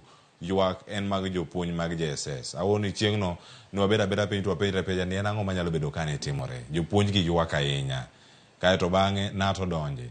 Kupeto wuok oduoko NAT. To aduoka ne odhi nyime. Pod watemo rango gi. Wabo manyo kendo wakel gi Ramogi TV ka gikonwa ni ywaruok ni en mar ang'o kotenore kod kit somo mano mara JSS mano ka wantiere kacha CBC. To sani nyakora Ramogi Jona koro ni kwaduogo wayudo paro mano mar Morino Kal ma injalo nyoche mag somo kachiel koda ka janyuol warangane kata ka pod ntiere nyadhi ka otenore kod weche gi mag puonj kata mag puonjo mana kinde ma wantiere sani.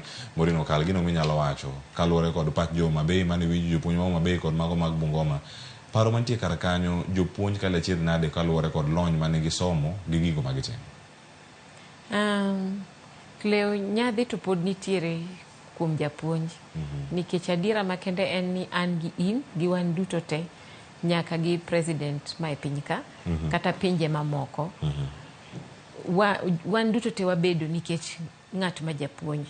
Tino ka japuonj osego chunye obedo demoralized. To aparo ni Kenya kae to mano timore nikech achai. Serikal niga chai mang'eny kuom jotije mo kata jopuonj kende, lakini kauno kuro wacho jopuonj ma iyudo ka ginyalo kizungu moro luongo ni you can hire and fire. Koro iyudo ka japuonj ni en ok ondike kaka koro wan gi jopuonje ma nitiere on contract. omiye contract mar 1 year. Wuoyo bokunego beno wuoyo konego beno raise kata mana concerns kichine no litna jopuonje gi raising very serious concerns. Uketo wapuonjo yes kata nen mana contract no. Fasil ilongo nade resources ma watimo godo gigi kende ma waywago to kuchiw kata. Koro udwani wapuonjo gi rieko mane use abuse the fact that onego bedni umiyowa gik mamiyowa nyalo puonjo somo mudwaro ni mondo wapuonjgi. Number 2, japuonj ni pesa ne bende iwinjo ni en monthly stipend ok konye maber. Japuonj ni interfere nyaka kode mentally. Koro mental health issues bende wuok kuom japuonj ka. Mar adek iyudo ka japuonj ni achai kata mane kinde oganda kamodake bende betie. To maya adwa nyiso jopuonj ni ok onyiso ni koro kujo malich. Poduno na jo malich serikal ema ochayo tich ma utiyo. Nikech iyudo ka japuonj ni samutingo kata mana duonde mondo wacho ni gima kama ok ber. Tinyise ni inyalo riembi nikech serikal ong'eyo ni iya in iya out jopuonje gi dito tiegore puonj. To koro yudo ka namba no ng'eny ma bende ok gi employ. Koro ging'e maber ni jopuonje opoto kukuchicho maka ka utugo to wagolo actually bane miyo iyudo ka ok yot negi mondo gitugo kodgi. Ok ni ok inyalre mondo gibed employed on permanent and pensionable basis. Gitemo kono gintie jok marito tijni oko maka oriembi to gioro kwayo tindikogi. Yes, jotendwa oseketo gi jok makoro gin desperate. To desperation ni anaparo ni koro jopuonje wagi bende wamigi rieko kawuono gi lok pachgi. Kleo e gweng' ka gweng' iyudo ka jopuonje nyalo bedo ni o graduate mang'eny. To kapoka amako kanyo matin, inya paro ni nyocho tim intake kata mana mar jopuonje mondo otim intake gi jomage mane chiwo courses e universities. KUPS ne chiwo jine apply for courses. Do you know ni jopuonje jok no apply for teaching? The number was very low, but it was even a point of concern. To ma timre nikech kaka sirikal osebedo ka tiyo gi jopuonje wa mararacha. Koro anda sumparo ni jopuonje ni kapo nono ni uneno e gweng' kachacha ing'eyo ni wadu mane obedo japuonj. Ang'o mamonu wa muna riwre to kuse riwre nikech ing'e ni gima nupuonji cha teno donga. To ya skundu koro wabedo gi more private schools than public schools. Nikech jonyuol bende chulo ushuru, wachulo ushuru to gini ok konywa. Nikech sirikal ok tigi pesa wani mondo mi okonywa nyithindo. Koro jopuonje un bedo nyalo tiyo matek uriuru ariwe gweng' kachacha uyudo kata mana room moro to chaka daycare to dhi adhiya kamano to school ponga to rates muketo malo. Then now you also kill the education system.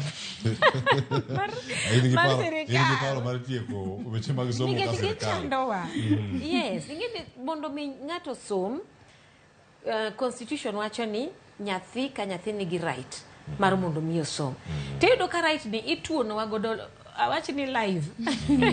Ituono godo live. Obed abused nikech onge kaka nyalo tim nyathi nigi right mar mondo mi osom. To gik right ok en ni indike chik. Koro onego beni I provide gik monego beni nyathi ni tiyogo. Provision mi chiwo nieri en resources to nitie gi gimiluongo ni human resource ma en japuonj. Japuonj ni mokwongo emise tugo godo.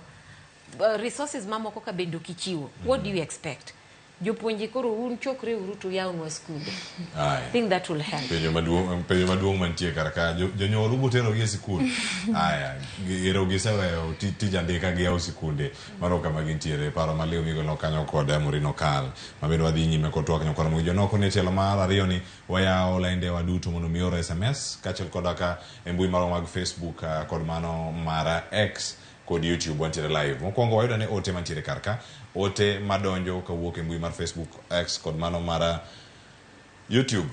Walter Juma wacho ni Cleophas oyawre amor gi twak kendo ahinya. Wacho ni sirkal ne ok otimo groundwork motegno ndalo piloting mar CBC.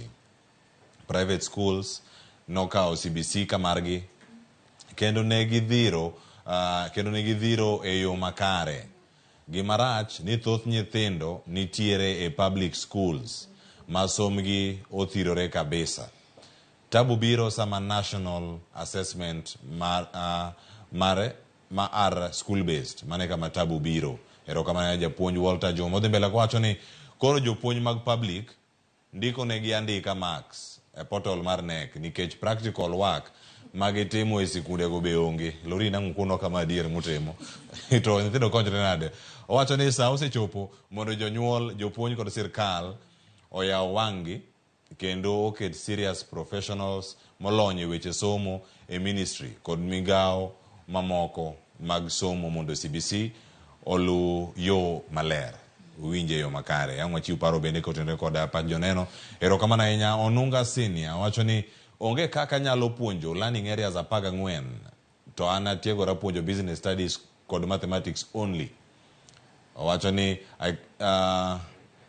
wacho ni ok ginyal subject mondo mi gipuonj Swahili mane kinde magintie sani to en mano subject mane ok odwar. Wacho ni in a nutshell, nothing is going on in JSS. Nothing. Wacho nothing in a nutshell.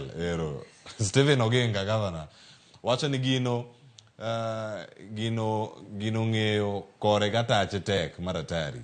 Kenya ka pod waonge gi resources kod chenro makare manyalo miyo JSS ringo smoothly, and that's the fact. Odhi mbele ka wacho ni sirkal chuna lakini kata gin bende gini miyo gi wich bar. Wuod Marindi, Kanyada, Homa Bay, dala neno chenro. Erokamano ahinya. Bernard wacho ni japuonj achiel nyalo puonjo learning areas 14 nade. Teachers be miyo jopuonje JSS wich bar. Agene lena chieng' moro bobedo teacher. Ka kinde ochopo waborange. Zak Onyango jaseme wacho ni yara ahinya Cleophas mosna welo jolony mantie kanyo tiegruok mar JSS. An gi korka kora junior school onge gi aluora makare mar somo kendo sirkal bende pok oikore kaka winjore. Point mare mokwongo wacho kama: nitiere resources manok ahinya ma bende kodhi nyime kanyo. Wacho ni resources gi mago moting'o nok mara bugego kata textbooks mantiere sikunde ma jopuonjo nego bedi tiyo godo. Ma bende tiyo kanyo ni so unfortunate. Ote machielo mar Zak mar ariyo wacho ni workload mantiere JSS ma japuonj JSS nitiere godo bende ni malo, kendo wacho ni adieri makende onego bed ni timo nikech japuonj achiel ok nyal bedo gi 6 learning areas mano ka nitiere class ma bende japuonj achiel bende onego bed ni donjo mondo mi obedie kata class mano maromo nyadi 4 e odiechieng'. Wacho ni the quality of learning must be compromised. Mano gima dhi mbele kanyo ka gik makamago timore. In addition, how can a CRE history teacher teach mathematics or even integrated science? Kwani jopuonj CRE negitimo kwano ka gisomo to koro ma ok tiegruok margi. Zak ote mari ochopo. Owacho ni holiday bende chuno jopuonje mago mag JSS mondo mi stretch mago weche gi mag puonjo ka gipuonjo lower grades ma bende nitiere kar kanyo. Machielo mare mogik odhi mbele kar kanyo kowacho ni the government offers some capitation though, but the head of institutions mago mantiere kar kanyo mano HOIs wacho ni kama gintiere are not ready to purchase resources for learning. Marabich, a teacher can only be effective or can only effectively deliver if his or her efforts is recognized. Watching the intern teachers were to be given a stipend of 20,000. Manoni kakasani koro jiloso gintiere mana kod 17,000. Mane wach mtiere kar wacho ni bende en makelo paro mopogore. Mogik wacho ni how can these fellows sustain themselves? Odhi mbele ko wacho ni gin ga nyuola ere kaka ginyalo rito gi bende ka chako medo kar kanyo ni otergi e gwenge moko makoro girent nyaka udi kendo gichulo fare mamalo ahinya e weche mag transport. Surely Cleophas, weche thoth sai matin. The only possible solutions could be the government to employ all intern teachers on a permanent and pensionable basis. Wacho ni JSS learners to be taken to secondary school. Mano senior secondary school, mano kama gintiere karkacha. Thuolo iwacho ni nok to sabende tin weche mathoth kama gintiere karkanyo. Ng'eni ote mamoko pod ntiere karkae kang'wa yudogi. Mago jopuonj makoro oro pachgi joneno kama gintiere. 17,000 imiyo japuonj. Ok darang ni kama intiere. In intern Nairobi, in intern Mombasa, in intan Kisumu, in intan Lodwa, Samburu, in intan Garissa, siling 10,000 gabirio. Lorin. Ochal nade, iwinjo kanyo ote Marzak Jaseme, kachiel koda ka Walter, achiedh nade ntiere e sekta mar somo. Ngeni wago okang' machielo mondo morangane paro mawuok e counties mamoko to kaluwore kod SMS gi. Mae gima timore ground. Cleophas en wach malit. Ma kiwinjo ka luongo this stipend ni stipend en gima wase make go fun kabisa because ngima wachalo a big joke. Koro kaka ineno gi wacheno jopuonj winjo malit. An datika ni sirikal kanya neno kaka nyalo save the education sector mane Kenya ka to jopuonj monego chak go. Yeah, nikech the psychosocial adjustment mag jopuonj kwanza mag jo junior secondary gin confused teachers. To confused teachers kelo confused learners. Koro our learners are more confused than our teachers. Aya, iwache kanyo eyo makare, wacho ni learners benika gin confused. Tiende nango, nyakora mga juang kama wantiere sani, mano pat japuonj Lorin Odera, ka wantiere kod district kinyi maka uono. Ntiere pogro, kageni ntiere paro mangi da medo, kata kugole ote mantiere karka, tiere mono mi apenj mana penjo machielo ka wadhi nyime, akeli etwak lina. Ntiere thuolo mawayudo mag tiyo kod lony manyasani. Iwinjo kata penjo maduong' mantiere ere kaka japuonj nyalo bedo gi 14 learning areas kumoro achiel. Utime nade kama untiere. Unu sepogogi wacho ni junior secondary school ka gembe gitimo mana history mari gi CRE koso gintiere STEM, ntiere joka mantiere weche mag humanities, jogi mantiere kama chal nade. Iyudo gi yo machal nade. Achiel kuom gima dane mondo mi warangi ntiere pogruok e kind kaka itiego oganda kata kaka itiego jopuonjre. Weche mag lony manyasani mitiyo godo e skunde mag JSS. Korka koru utime nade. Mag lab ka wacho ni untiere go kendo nyalo bedo ni usot gi yo moro mapiyo kendo onge dar ka idhi skul ma sekondar mondo mi kata skul machielo mondo mi ng'ato dhi oti kodgi.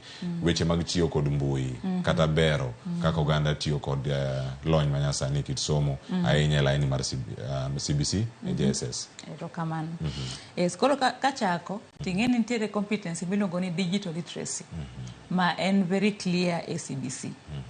Koro en challenge ne skunde ma public nikech the devices are not available. Lakini koro kibire skundwa kaka Merisho, learning itself in the classroom wan gi smart boards.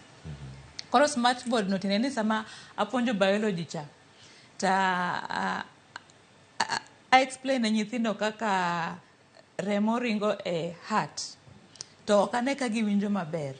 Adhi kona kanyo tayawo YouTube kanyo to gineno video kaka gino timore. Ineno.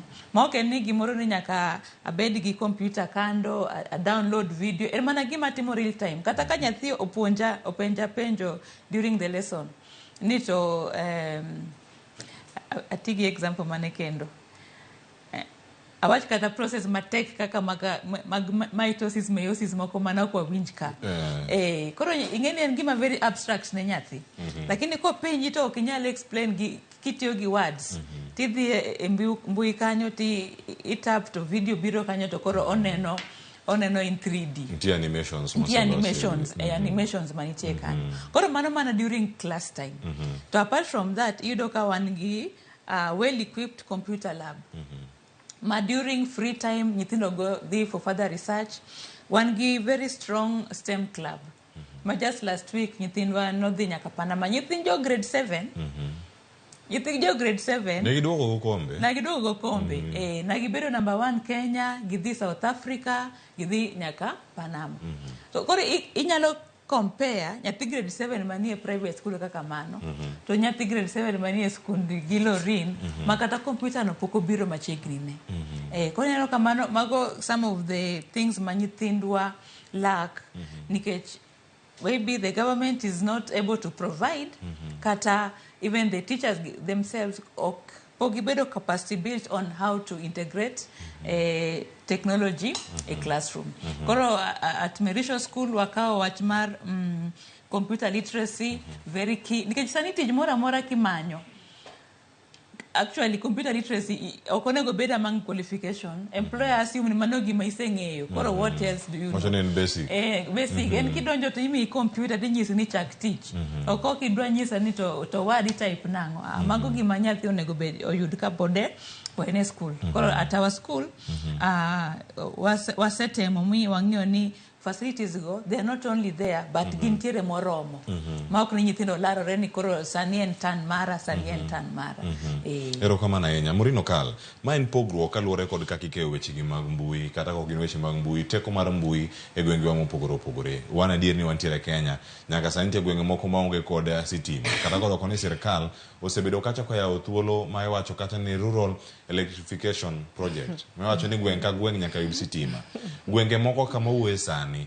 kata klas madikete sitima no kende ema onge e higa ma walose kawuono ni classes wang'eni moko bende ang'wane kata moko nitie matimore Baringo ma moko bende nitiere karkacha e gwenge mopogore opogore mana kama gintiere mondo mine ane ni jopuonjre wuok e skul ikowogi kod obila mano kama gintiere japuonjre no gi japuonjre mantiere e skul mag ji giwegi cha mantiere kod gigo duto e chenro gi duto kama gitimogie lokruok kata pogruok mag weche mag teko mag mbui nitie jok mantie kode ahinya nitie jok maonge kode to giduto onego bed ni imiyogi penj machal mondo gidhi nyime sirkal rem kanye jolonyo weche mag somo masomo paro ne sirkal e weche gi mag somo bende gitimo tich moromo koso nyalo bedo ni mana kaka Walter winjo kawacho migepe ka migepe obedane kod jogo man gi lony kaluwore kod gima gintie ka en jalonyo weche mag teko bede migawo mar teko ka en jalonyo weche mag somo bede migawo mar somo bende osetimo yo makare kaka ja Kenya kaka janyuol jalonyo mag somo diere mondo ne kaka Kenya chom ipenja penjo ma tek nikech teko mare obiro nikech jotelo ma wantiere godo ing'eni gigi duto teto samoro iyudo ka ne wabedo gi telo moko chon mano gombo kaka wach mar rural electrification ne en mar jatelo mane osenindo ma no temo make sure ni at least Kenya kae inyalo yudo ni ber mondo mi stima bed kuonde duto te to mae pok otimore kata mana e seche mwawuoye ni to en gima lit ni magi timore nikech jotendwa manitie kata mosebedie gik aina gi gin ga mek gi mag awacho mbele kacha ni jotelo man Kenya ohero tugo gi dongruok mar Kenya koro ing'eni kata wawuo machalo nadi Mr. Cleophas to kwapo kwa yudo ng'at ma mokwongo kapo ni podonge gimiluongo ni political goodwill nikech ing'eyo ni na asewacho kendo anuoyo ni kata mana somo ma e Kenya ka itae e yo mar siasa government en political government koro yudo ka jok mobete kombegi monego bed ni ng'iyo gik machalo kamagi gin either giyudo kama gilose pesa emomiyo gikete tugo ma bende gima koro nyalo miyo taya bed kamoro stima bed kamoro ma koro kelo yot mondo mi kata mana gik mitiyo godo kaka kompyuta giki mondo bedi skundego mokwongo ok dibedie nikech gige maber ni gima bro miyo gima kamano bedo bro mono gi yudo pesa moko mag mibadhi mabetie ka inyalo paro ni kane government mar President Kibaki no chako ne giwacho ni gibro miyo nyithind Kenya laptops dongi ing'eni gino nokotimore to mago gin gik moko ma ok onego bed ni waweyo wauma to dhi kamano nikech wasebedo koumo richo mang'eny koro dine gini tim diere ka iyudo ka by the time makata koro ichenjo curriculum kata itimo ne curriculum review to nyithiwa nosebedo gi 1 2 3 mane ne dwarore to wachno nodhi adhia modhi kamano koro ing'eni seche mipenja ni wach rural electrification ipenja gik minyalo tigo de yore mag buigi ka koro sirikal buge kende miwinjo ni ok gikel kata mane skul ma japuonj nyalo puonjogo ang'o miyo wawacho wach weche mag stima wawacho gini wanono mano nyalo bedo kata matek yes japuonj ok chul koro wach stima wach laptops gi wawacho gini nikech ang'o asenyisi ni sirikal ma Kenya kae to dona ni mondo thirnwa nyithindo koro kawacho kamano Mr. Cleophas mae tiende ni jonyuol bende timo marach. Nikech ing'eni jonyuol ma Kenya bende odil moro ma ok ang'eno chalo nade. Gitim nade? Jopuonje wenyo ka ng'anyo.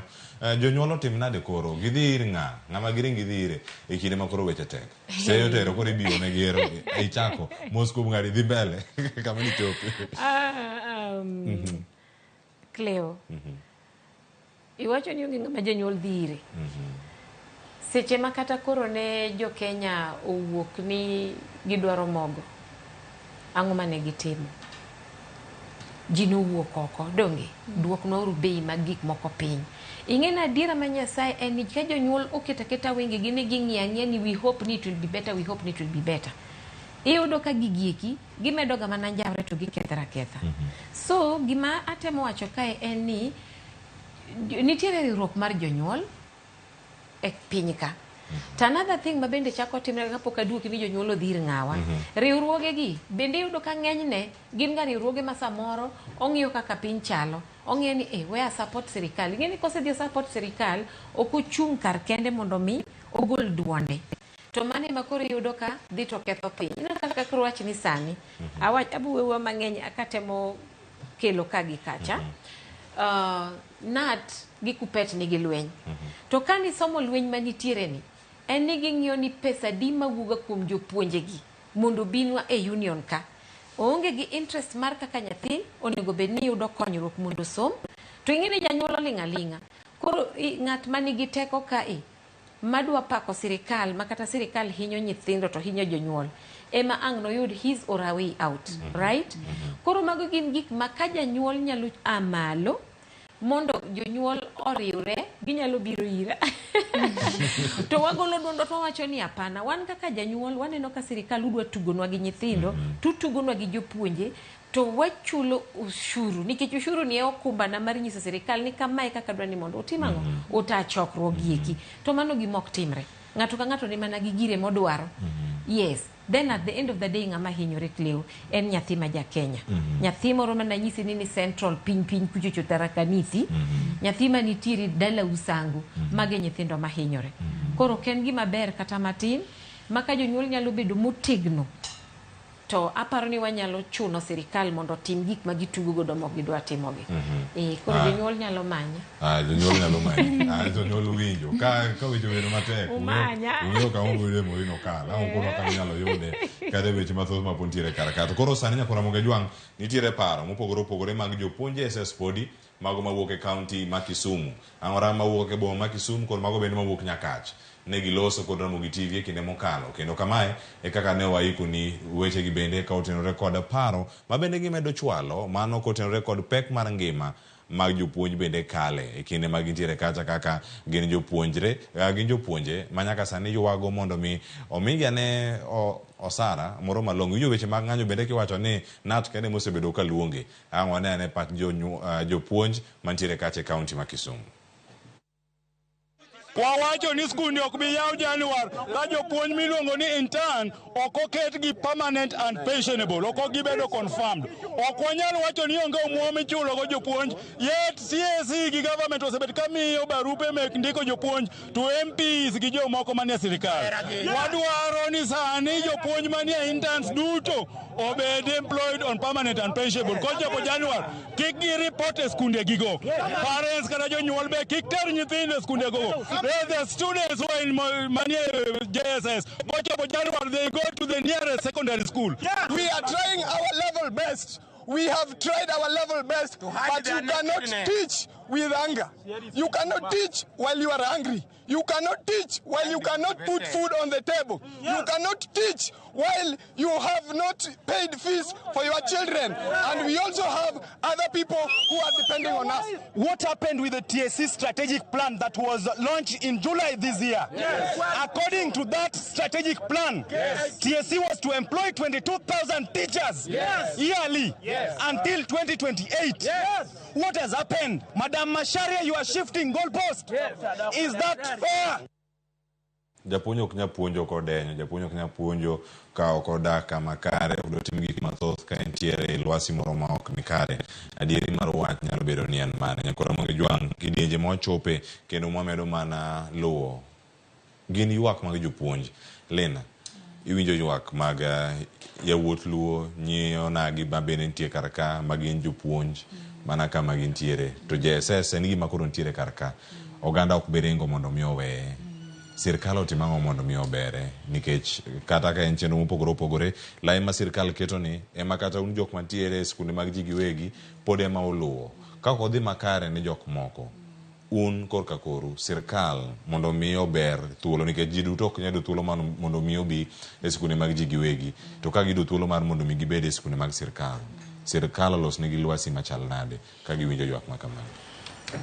Kora do wuoyo kaka japuonj nikech magi jowetena magi nyiminega koro onge kaka JSS nyalo pick up ka maslahi mar jopuonj ok ong'i mano wabiro bedo ka wawuondore kata ka gin qualified competent experience lakini ka working conditions ok gin favorable nyithindwa ema biro dhi mbele ka hinyore nikech kaka ng'ano wacho adier ng'amodenyo puonjo nade ere kaka japuonj biro puonjo nyathini maber ka no oriembe ot nyoro poko na ok ochulo rent nyathine odiwe ot ok ochulo ne fees onego puonj nyathina maber mano ok nyalre koro anyalo mana kwayo sirkal ni mondo ong'i maslahi mag jopuonjgi gimigi good working environment for quality education ok nyal bet quality if the teacher is not happy.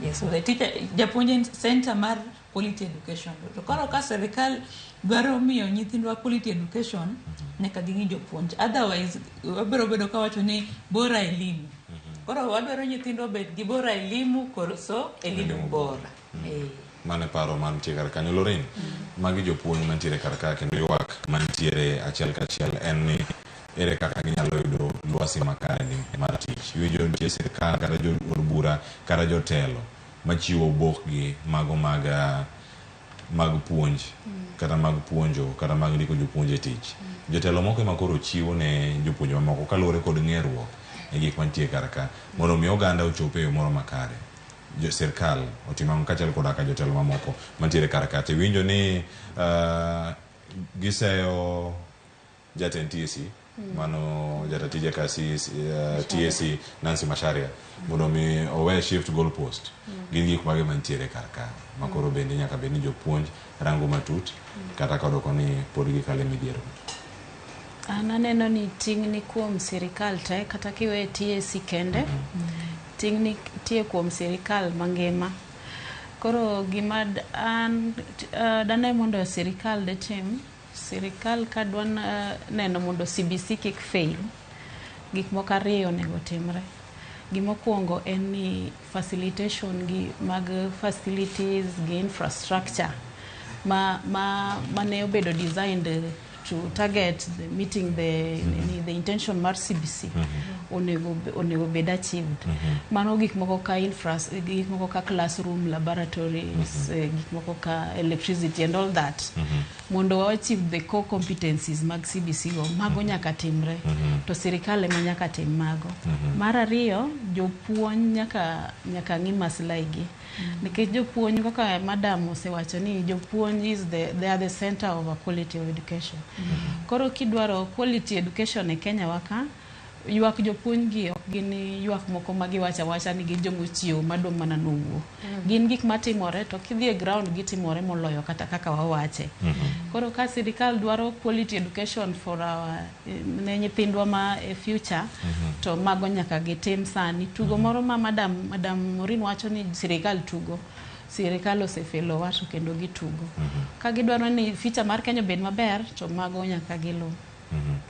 Erokamano ahinya koro Ramogi Tv kidien machopo sandego osekalo 37 wakawo yweyo mar ariyo ka waduogo twak podhi nyime kete mana kar ka ni mar wasewinjo jogo mawuok e kaunti ma Kisumu iwinjo kaka jotelo mag NAT jopuonj mag JSS mantie kar kacha ka giwacho ni ondike jopuonje mag interns e yo maongirore kata permanent and pensionable gin e yo machalo nade wakawo yweyo masani ka waduogo watero twak bende e kaunti ma Kisumu kendo wawinja ni jafwambo moro Millicent Adhiambo ni owacho ang'o e kinde ma ang' waduogo ka yweyo koro kikidhi mabor wabiro machiegni kodi e kaunti ma Kisumu kikete mane Ramogi TV chenro en mar mbaka oromo.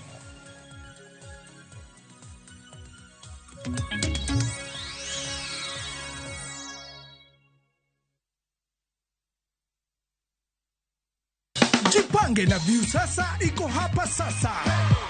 Jishindie maelfu ya pesa kila siku kwa kutazama content kupitia View Sasa kwa shilingi 50 pekee. Kuna mshindi wa shilingi 1,100 kila siku, 1,500 kila wiki na mshindi wa grand prize ya shilingi milioni 3 cash money. Kushiriki, piga *487*3#. Chagua Jipange na View Sasa. Kisha chagua video package, ujipatie points na uongeze uwezekano wako wa kushinda mamilioni. Hakuna kudownload au kusubscribe. Unaenda tu nywe. Jipange ushinde mamilioni na View Sasa.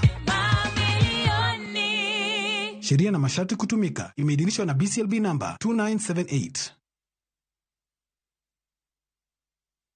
Ukitaka usistruggle January, anza kujipanga mapema Jinyime vitu fulani sahi na ukat cost ya vitu unnecessary. Uone vile January utakuwa kwa mafuta wengine wakiteseka. Sahi ni kufanya vitu na mpango. Sio kama kitambo venye responsibilities zilikuwa kiasi ama madozi zilikuwa zinaingia mfululizo Sahi kuna vile lazima ukuwe mjanja ndio uondoke stress. Jipange sawa sawa. Dial *811*415# to get Jipange sawa sawa.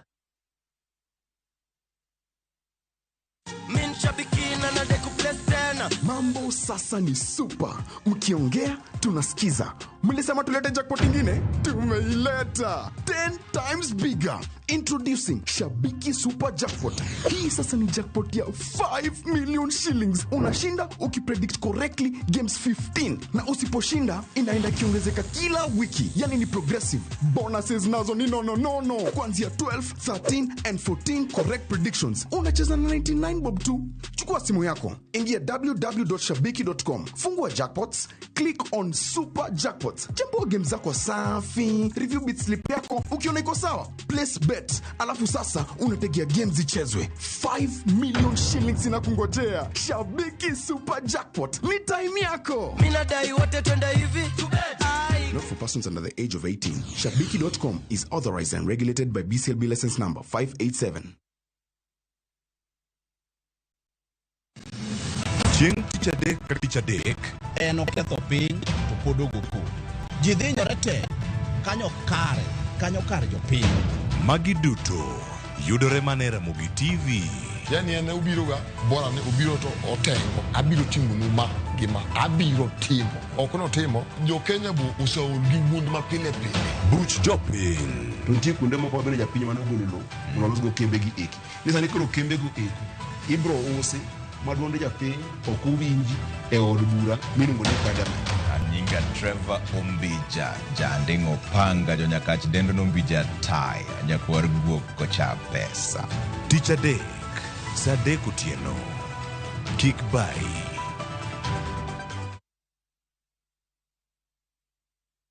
Next on Shambala Wanyama. Amjapanda ndege kwa sababu hamkunyoli wote. You live a sad, pathetic life. Between food and life, which is more essential. Hannah, what your husband did is illegal. The bishops are ganging up against you. Sisi sio kama serikali. Mungu aongezangi ushuru. Shambala Wanyama. New episodes available every Saturday, only on Viusasa. The Cerebral Palsy Society of Kenya, it's a charitable institution which deals with neurodiverse condition, not only cerebral palsy. We have families from different backgrounds. Most of them are vulnerable families from Kayole, Mukuru, Kwajenga, and we support these families in various ways. We offer meal donations to them. We offer psychosocial support for these families. Our job is to create a safe space for these families where they can come and engage, better learn about the condition, and that improves their capabilities of being better caregivers. Got different nilimpata akiwa na CP. Nilimpeleka CPSK, shingo iko inashika, asinako amenaketi. Na therapy imenisaidia hata anaongea, anajielewa. Changamoto yenye napitia ni diapers. Si rahisi kuacha mtoto kwa nyumba tunaenda kuwaso. Challenges are there, especially when it comes to seeking jobs. They should give those people to show what they have, because they have the challenges of their body. Mentally, they are very Okay. Mimi ni caregiver wa Angel wa Jiko kama my granddaughter. Cerebral palsy condition mbaya sana kwa sababu one, you get stigma from the people you know. Diaper sponsors are adult. Siko very expensive and we need your support.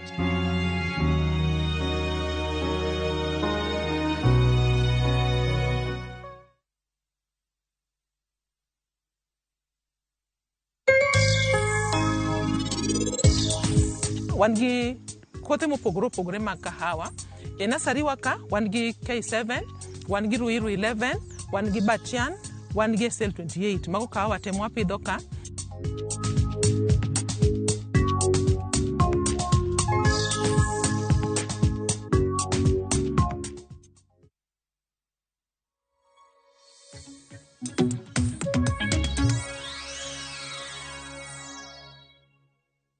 Nyoko Ramogi Jwang en mor marani podin ka intiere kodwa e chenro ni mar mbaka romo e Ramogi TV wantie tielo mar adek kendo tielo mogik to nwakoni ni sama chalo kod ma emaka we thuolo mar ringo e counties kendo waranga ne gig matimore e counties wa maka luoto sani watute konya wada Millicent Adhiambo ka intiere county ma Kisumu mondo mi okono ne chal mar wach en mage weche mage moluwo kinyi maka wuono kotene ko twak ma ontiere godo ango bagno twak ka chel koda ka weche mamoko madhilo weche manyien thuolo mar Millicent Adhiambo mondo mi okono ne chal mar wach e county ma Kisumu. Erokamano ahinya Cleophas achiel kachiel kwa wuok e kaunti ma Kisumu kotenore kod thor wach ma wan go wach mar JSS kod wich bar manitiere kotenore kod somo mar junior secondary school.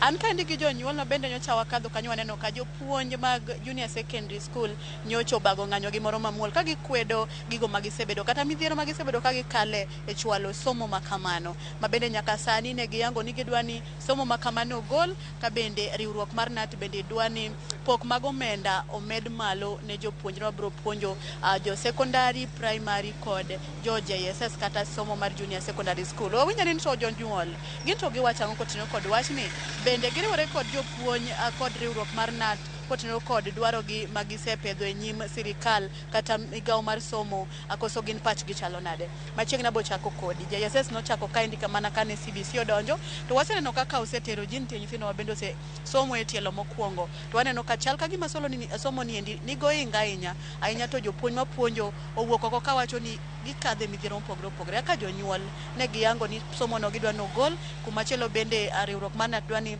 pok mag omenda ma imiyo jopuonjre go eko jopuonj go eko omed malo. Machielo bo wayudo ni ka jo klas 8 ma iga manyien ibro keti kipimo gi somo mar JSS ni dhi chalo nade nitiere midhiero mag mabro bede kinde ma ibro tim roll out gi dho kizungu ne jo klas 8 angi kamera tichagi ni an nyinga iluongo ni Peter Kia mokwongo awuoro sirikali ma wan go nikech en morundo jopiny mi awacho kamano mokwongo CPC manokelni okeli ka jo Kenya pok obedo tiari mokwongo kendo kameto kanyo awacho ni jo sirikal oketo gino mar manyo pesa ok manyi konyo jonyuol kata nyithindo ma wan go momiyo awach kamano gionge kata walimu moromo manyalo konyo nyithindo somo to kima gisomo malong'o to onge. Anyalo wacho niya sirikal ne wuondowa ni gidhi loso wachno mondo kigoli gimiluongo ni CPC no to kikaja wakaja lakini mwisoe kiwewe yangi dhi mbele gigino nikech ging'e ni mano mtego makikawo go pesa mar jonyuol to kony nyithindo. Gimomiyo awacho kamano nyithindo ma wan go sani masomo CPC ni madhi chopo class 8 gidhi chopo class 8 ka gionge ng'ama dhi chwalo gi mbele ma gidhiye kucho. Anyalo wacho kamano ka wacho niya Nyasaye mondo telonwa sirikal opar diriyo nikech wan kama tek wakia ni nyithindo ma wan go sani dhi timore nade nyithindo chandore gimonde skul to jopuonje manyalo konyo gi onge. Machiegni ni nyalo wacho ang'o kotenore kod wach somo adwa wacho achiel ma adwa wiyo wiliko ni wanyalo makore gi jopuonj wakwer ni gimiluongo ni CPC ni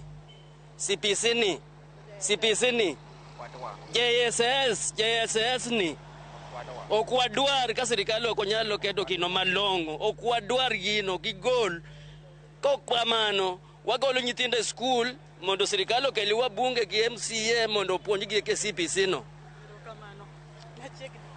Okay, Adan Rolex Steve. Wan kaka jonyuol wach mar JSS ni otamwa winjo kata joma matindo otamwa winjo to okano tieko skul. Kama Kenya dhi dhowa pod omoko. Nikech ka sirikal nyalo wacho ni kaka koro nyayudo ka primary school jopuonj ma jojune go en ma japuonj achiel kata ariyo. Ma jopuonj ariyo to ok dekony nyithindo subjects te. Japuonj achiel lang no puonj kia tedo be onyo tedo e skul kiango ok nyalre. Koro gima otemo wacho ni jonyuol oriwre gi jopuonj wach mar JSS ni goloko waol wa JSS. Wacho ni japuonj achiel nyalo be ni puonjo class te to japuonj ok nya puonjo subject te. King'iyo kaka ibro tim chenro mar tero nyithindo gi class 8. Bineno ka gini bro dhi makare koso nitiere midhiero ma bro tucho. Midhiero ng'eny Kenya ka kata go JSS no kende midhiero ng'eny. Japuonj achiel ok de kawo nyithindo mabedo enroll madhi timo class 8 mondo puonj subjects gi te. Midhiero to ng'eny japuonj kaka koro japuonj mar agriculture ok nya puonjo Kiswahili. Siedi to koro ok onyal puonjo ne chuth. To jopuonj ok nyang'e gimoro amora. Machiegni mana mapiyo gi kamera golna obudu. Okay, an iluonga ni Malaki Munje. Abe ajadak ma Kisumu ka. Kachako tapenjo ni recommendations manogol gi Presidential Task Force kotelne gi Professor Odote nodhi kanye mane wa oluongwa public participation ka wan Kisumu Girls.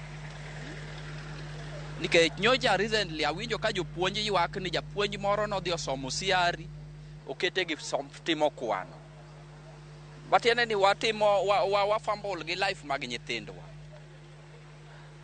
Legislators onego kaw gini into seriousness. Nikech gin nyithindgi chalo gimok som ka koro nyithind jochan ema giketo gi gik moko ma in practical mondo nyithindwa ok odhi maber kaka owinjore. Yeah.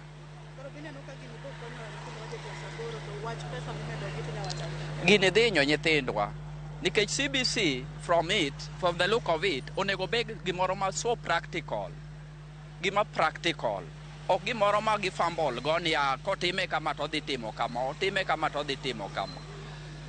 Iyudo ka allocation mar capitation moketi tis ma kata jopuonje ywak ni gino ok nyalo endelea. Mar ariyo, gino bedo domicile primary schools. Primary schools waonge facilities. Walak learning materials. Iyudo ka koro practicals ok nyal tim nikech laboratories onge primary. Primaries mang'eny boyo gi secondaries. Koro ok nyal kaw nyithi form 1 tiriwo gi nyithi CBC ni koro practical gidhi timo kamoro achiel. To yeah. Pero kama na nyama chiegni. Winjo ka nyawadu seche ka tieko kodi nyawacho ang'o. King'iyo gini e JSS no chomo kanye bendo dhi konyo winjo gole koso. Ta location mar jopuonjo winjo tim nade to weche mag tero nyithinde class 8 inyalo wacho ang'o. An iluonga ni Victor Uma, an jadak ma Kisumu kaendi. An gima wacho about ewi CBC en ni wajachiel ni jopuonj ok ni through nikech nyathi kira ma nyathi ok owinjo ok nyalo time mar dhi penjo japuonj mondo japuonj olerne kama ne ok owinjo maber. Kech sama onego bendo yudo japuonj thuolo mondo penj japuonj pod odich nie klas. Japuonj onge sama japuonj yueyo. En japuonj achiel odono puonj subject te mag CBC ma ok nyalre. Japuonj wuon kende ma en onge samo nyalo bedo kata nyalo explain ne nyathi gimoro ma nyathi winj maber. Ma nyathi ok owinjo yudo japuonj koro kaw time mondo mi olerne nyathi obed owuog nyathi mager nikech koro oreno nyathi thage to nyathi ok thage yaro mar nyathi thage mondo onego bro school dano osom to oagi gimoro to nyathi ok nyal agi gimoro kama ok owinjo ko nyal penjo kech gimo ok winjo mondo mi ing'e nyaka dogi penjo japuonj nyalo dhi charo kinyo jaman japuonj achiel odono puonj kwano odono puonj siadi onge kaka japuonj mar kwano nyapuonjo Kiswahili. Koro kaka gini osebet ni roll out mag candidates mag jo class 8 ineno ni bro chalo nade odho bedo gi oinga moko koso odhi bedo go oinga ne chibro ga koro onge nyathi ma an gadier gi motimo nyithindo kan tindo odhi mana nyathi dhi skul japuonj no dhi skul otimo mana gima japuonj dwaro ok otim gima eno gadieri kata sama nyathi timo penj ok otim gima eno gadieri no timo mana ni japuonj wacho timo kama ok otim ni gino ng'eyo.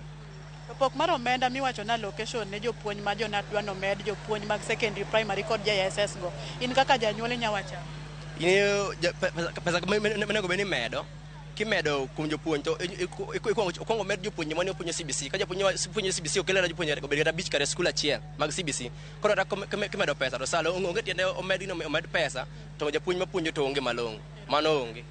Mana kamano Cleophas winjo paro mopogore kowuok kuom jonyuol ma wuok Kisumu kaendi ka bende ineno ka giwacho ni gin giriwore kanyakla kod jopuonj ma bende nowuok oko mager ka wacho ni gikwedo wach JSS oko. Giwacho ni bende wach mar pok mar omenda ka ging'iyo malong'o winjo kuongo med kwan jopuonj ma winjo beni chwalo somo mar JSS ka pok omed omenda mondo miko kang'ini to ka osekel jopuonj moromo inyalo chulgi e yo machalo nade. Kamano bende giwacho ni chal ka gima sirikal ma pacho kaendi dhi maber gi weche mag somo kotenore kod wach mar keto makare kata chenro makare mar chwalo somo mar JSS ni kuma gikwayo ni kaber ka gidwa ni en gino mowinjo dhi nyime to winjo bed ni gikete okang' manyime kata gimiye pek e yore malong'o mowinjo bed ni ichwale godo mondo mi nyithindo oyud somo makare. Ka okamano taduoko ni e studio mondo idhi nyime kod thor wach ma wan go ka wende pod wanonyore madhi manyo weche mopogore matucho e kaunti ma Kisumu kaendi. Cleophas an kuomi seche gi an kora daringo mondo dhi kolo weche mopogore.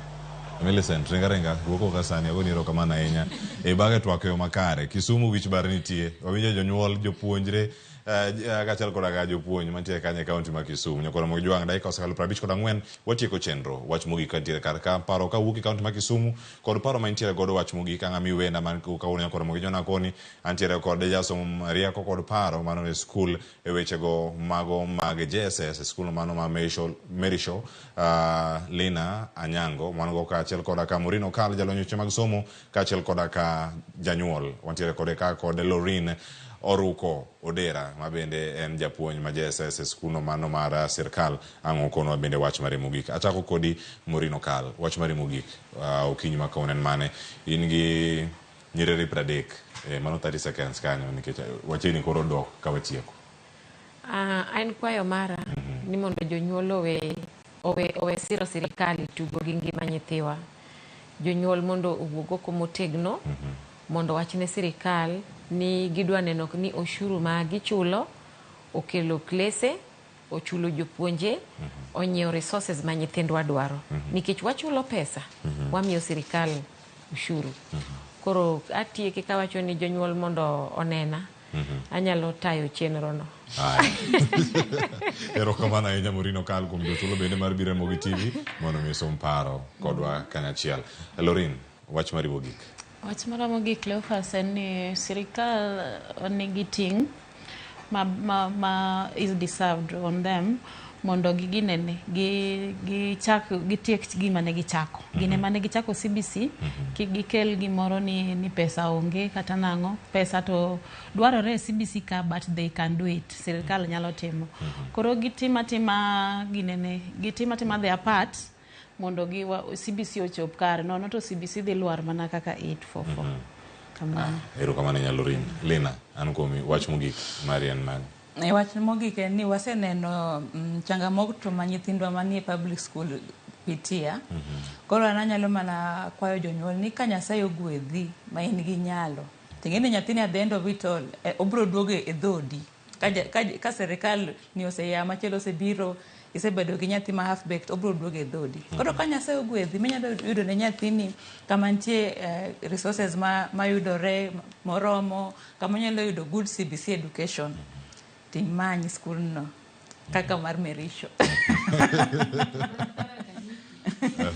Maturwa koro donke ema waseyie ni changamoto go nitiere to sani ok inyal wacho ni onyalo bedo change sani to koro ema wacho ni janyuol ma Nyasaye ogwedho fukone matin monyalo chukore mondo mi nyathine education maber to oteche ne nyathini nikech sirikal ni ok jali nyithini. Jopuonj ube uchokru uyaw skunde basto jonyuol wareyore ni modong'. Erokamano Lorin kod Lina mara mar bedo kod okinyi ma kono ko puonjo oganda kendo puonjo jowa e yore makoro bende wawinjo ka jopuonje medo mana ywak erokamano ahinya kendo bed kod odiochieng' makare kaachiel koda ka in nyakwara Ramogi Jwang'. Ote manuoro kar ka ng'eni moko kwa somo kata kamano mana mondo mi wakonu ni wayudogi e yo makare ni gintiere e yo mane. Aya mago jogo mabende osebedo kata ka oronwa ote duto wagonu erokamano ka wasom gi sani. Mano ote mowuok kuom Ochieng' Collins, mowuok kuom Stephen Okwach, mowuok kuom Injinia Lazaro Kanyambok, ote meku ochopo duto. Kendo watieko gi Kanyakora Ramogi Jwang' odong' dakika 2 to romo sabich seche mag Afrika ma ugwe. Lendo makama obiro ni arukinyi makono sa 12 kawuok e boma ma Nairobi. Asebedo kata e chenro ma kawuono kantie ko nyawadwa Sharon Ong'ao. Joyce Oduor kiny ne tudre kodwa achiel kachiel ka ono thuolo mar chopo kar ka. Kata kamano ang' wabed kod chenro mamoko mag Ramogi TV. Erokamano, an nyinga Cleophas Oluoch, jakisumo Kanyakwar ma okeu nyaka Chisango. Nyasaye mondo oriti masani.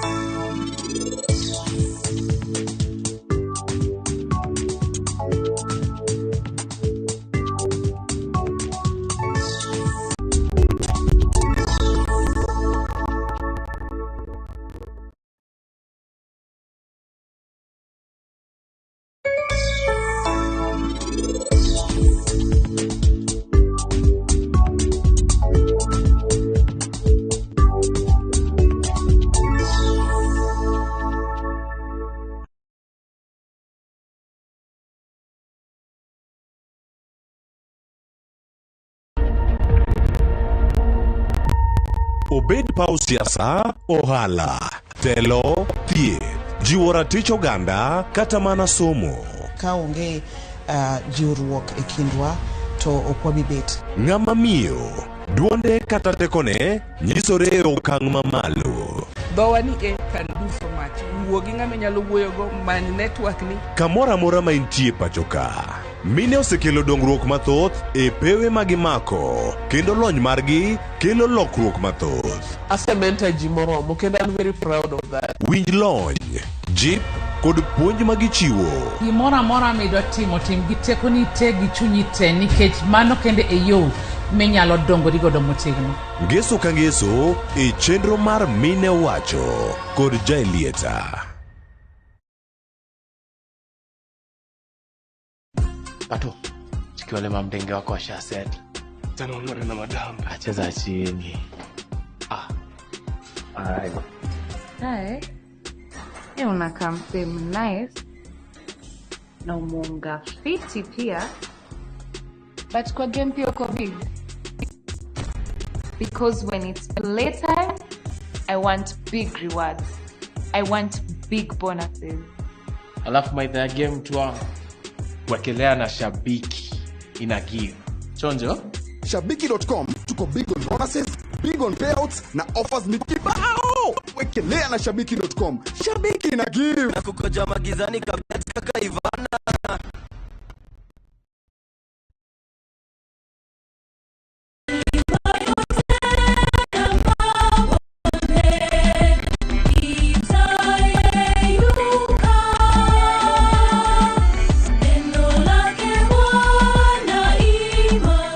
Hey guys, we are Team Family Voices. To get Simama Imara as your skiza tune, dial *811*575#.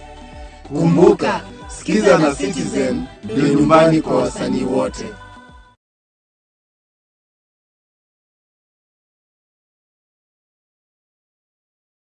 Riekni mag goyo witado kokelni kod Mabati Rolling Mills. Ka yiero kit witado midwaro ne dalani, penj mondo mi waranti ma ondiki.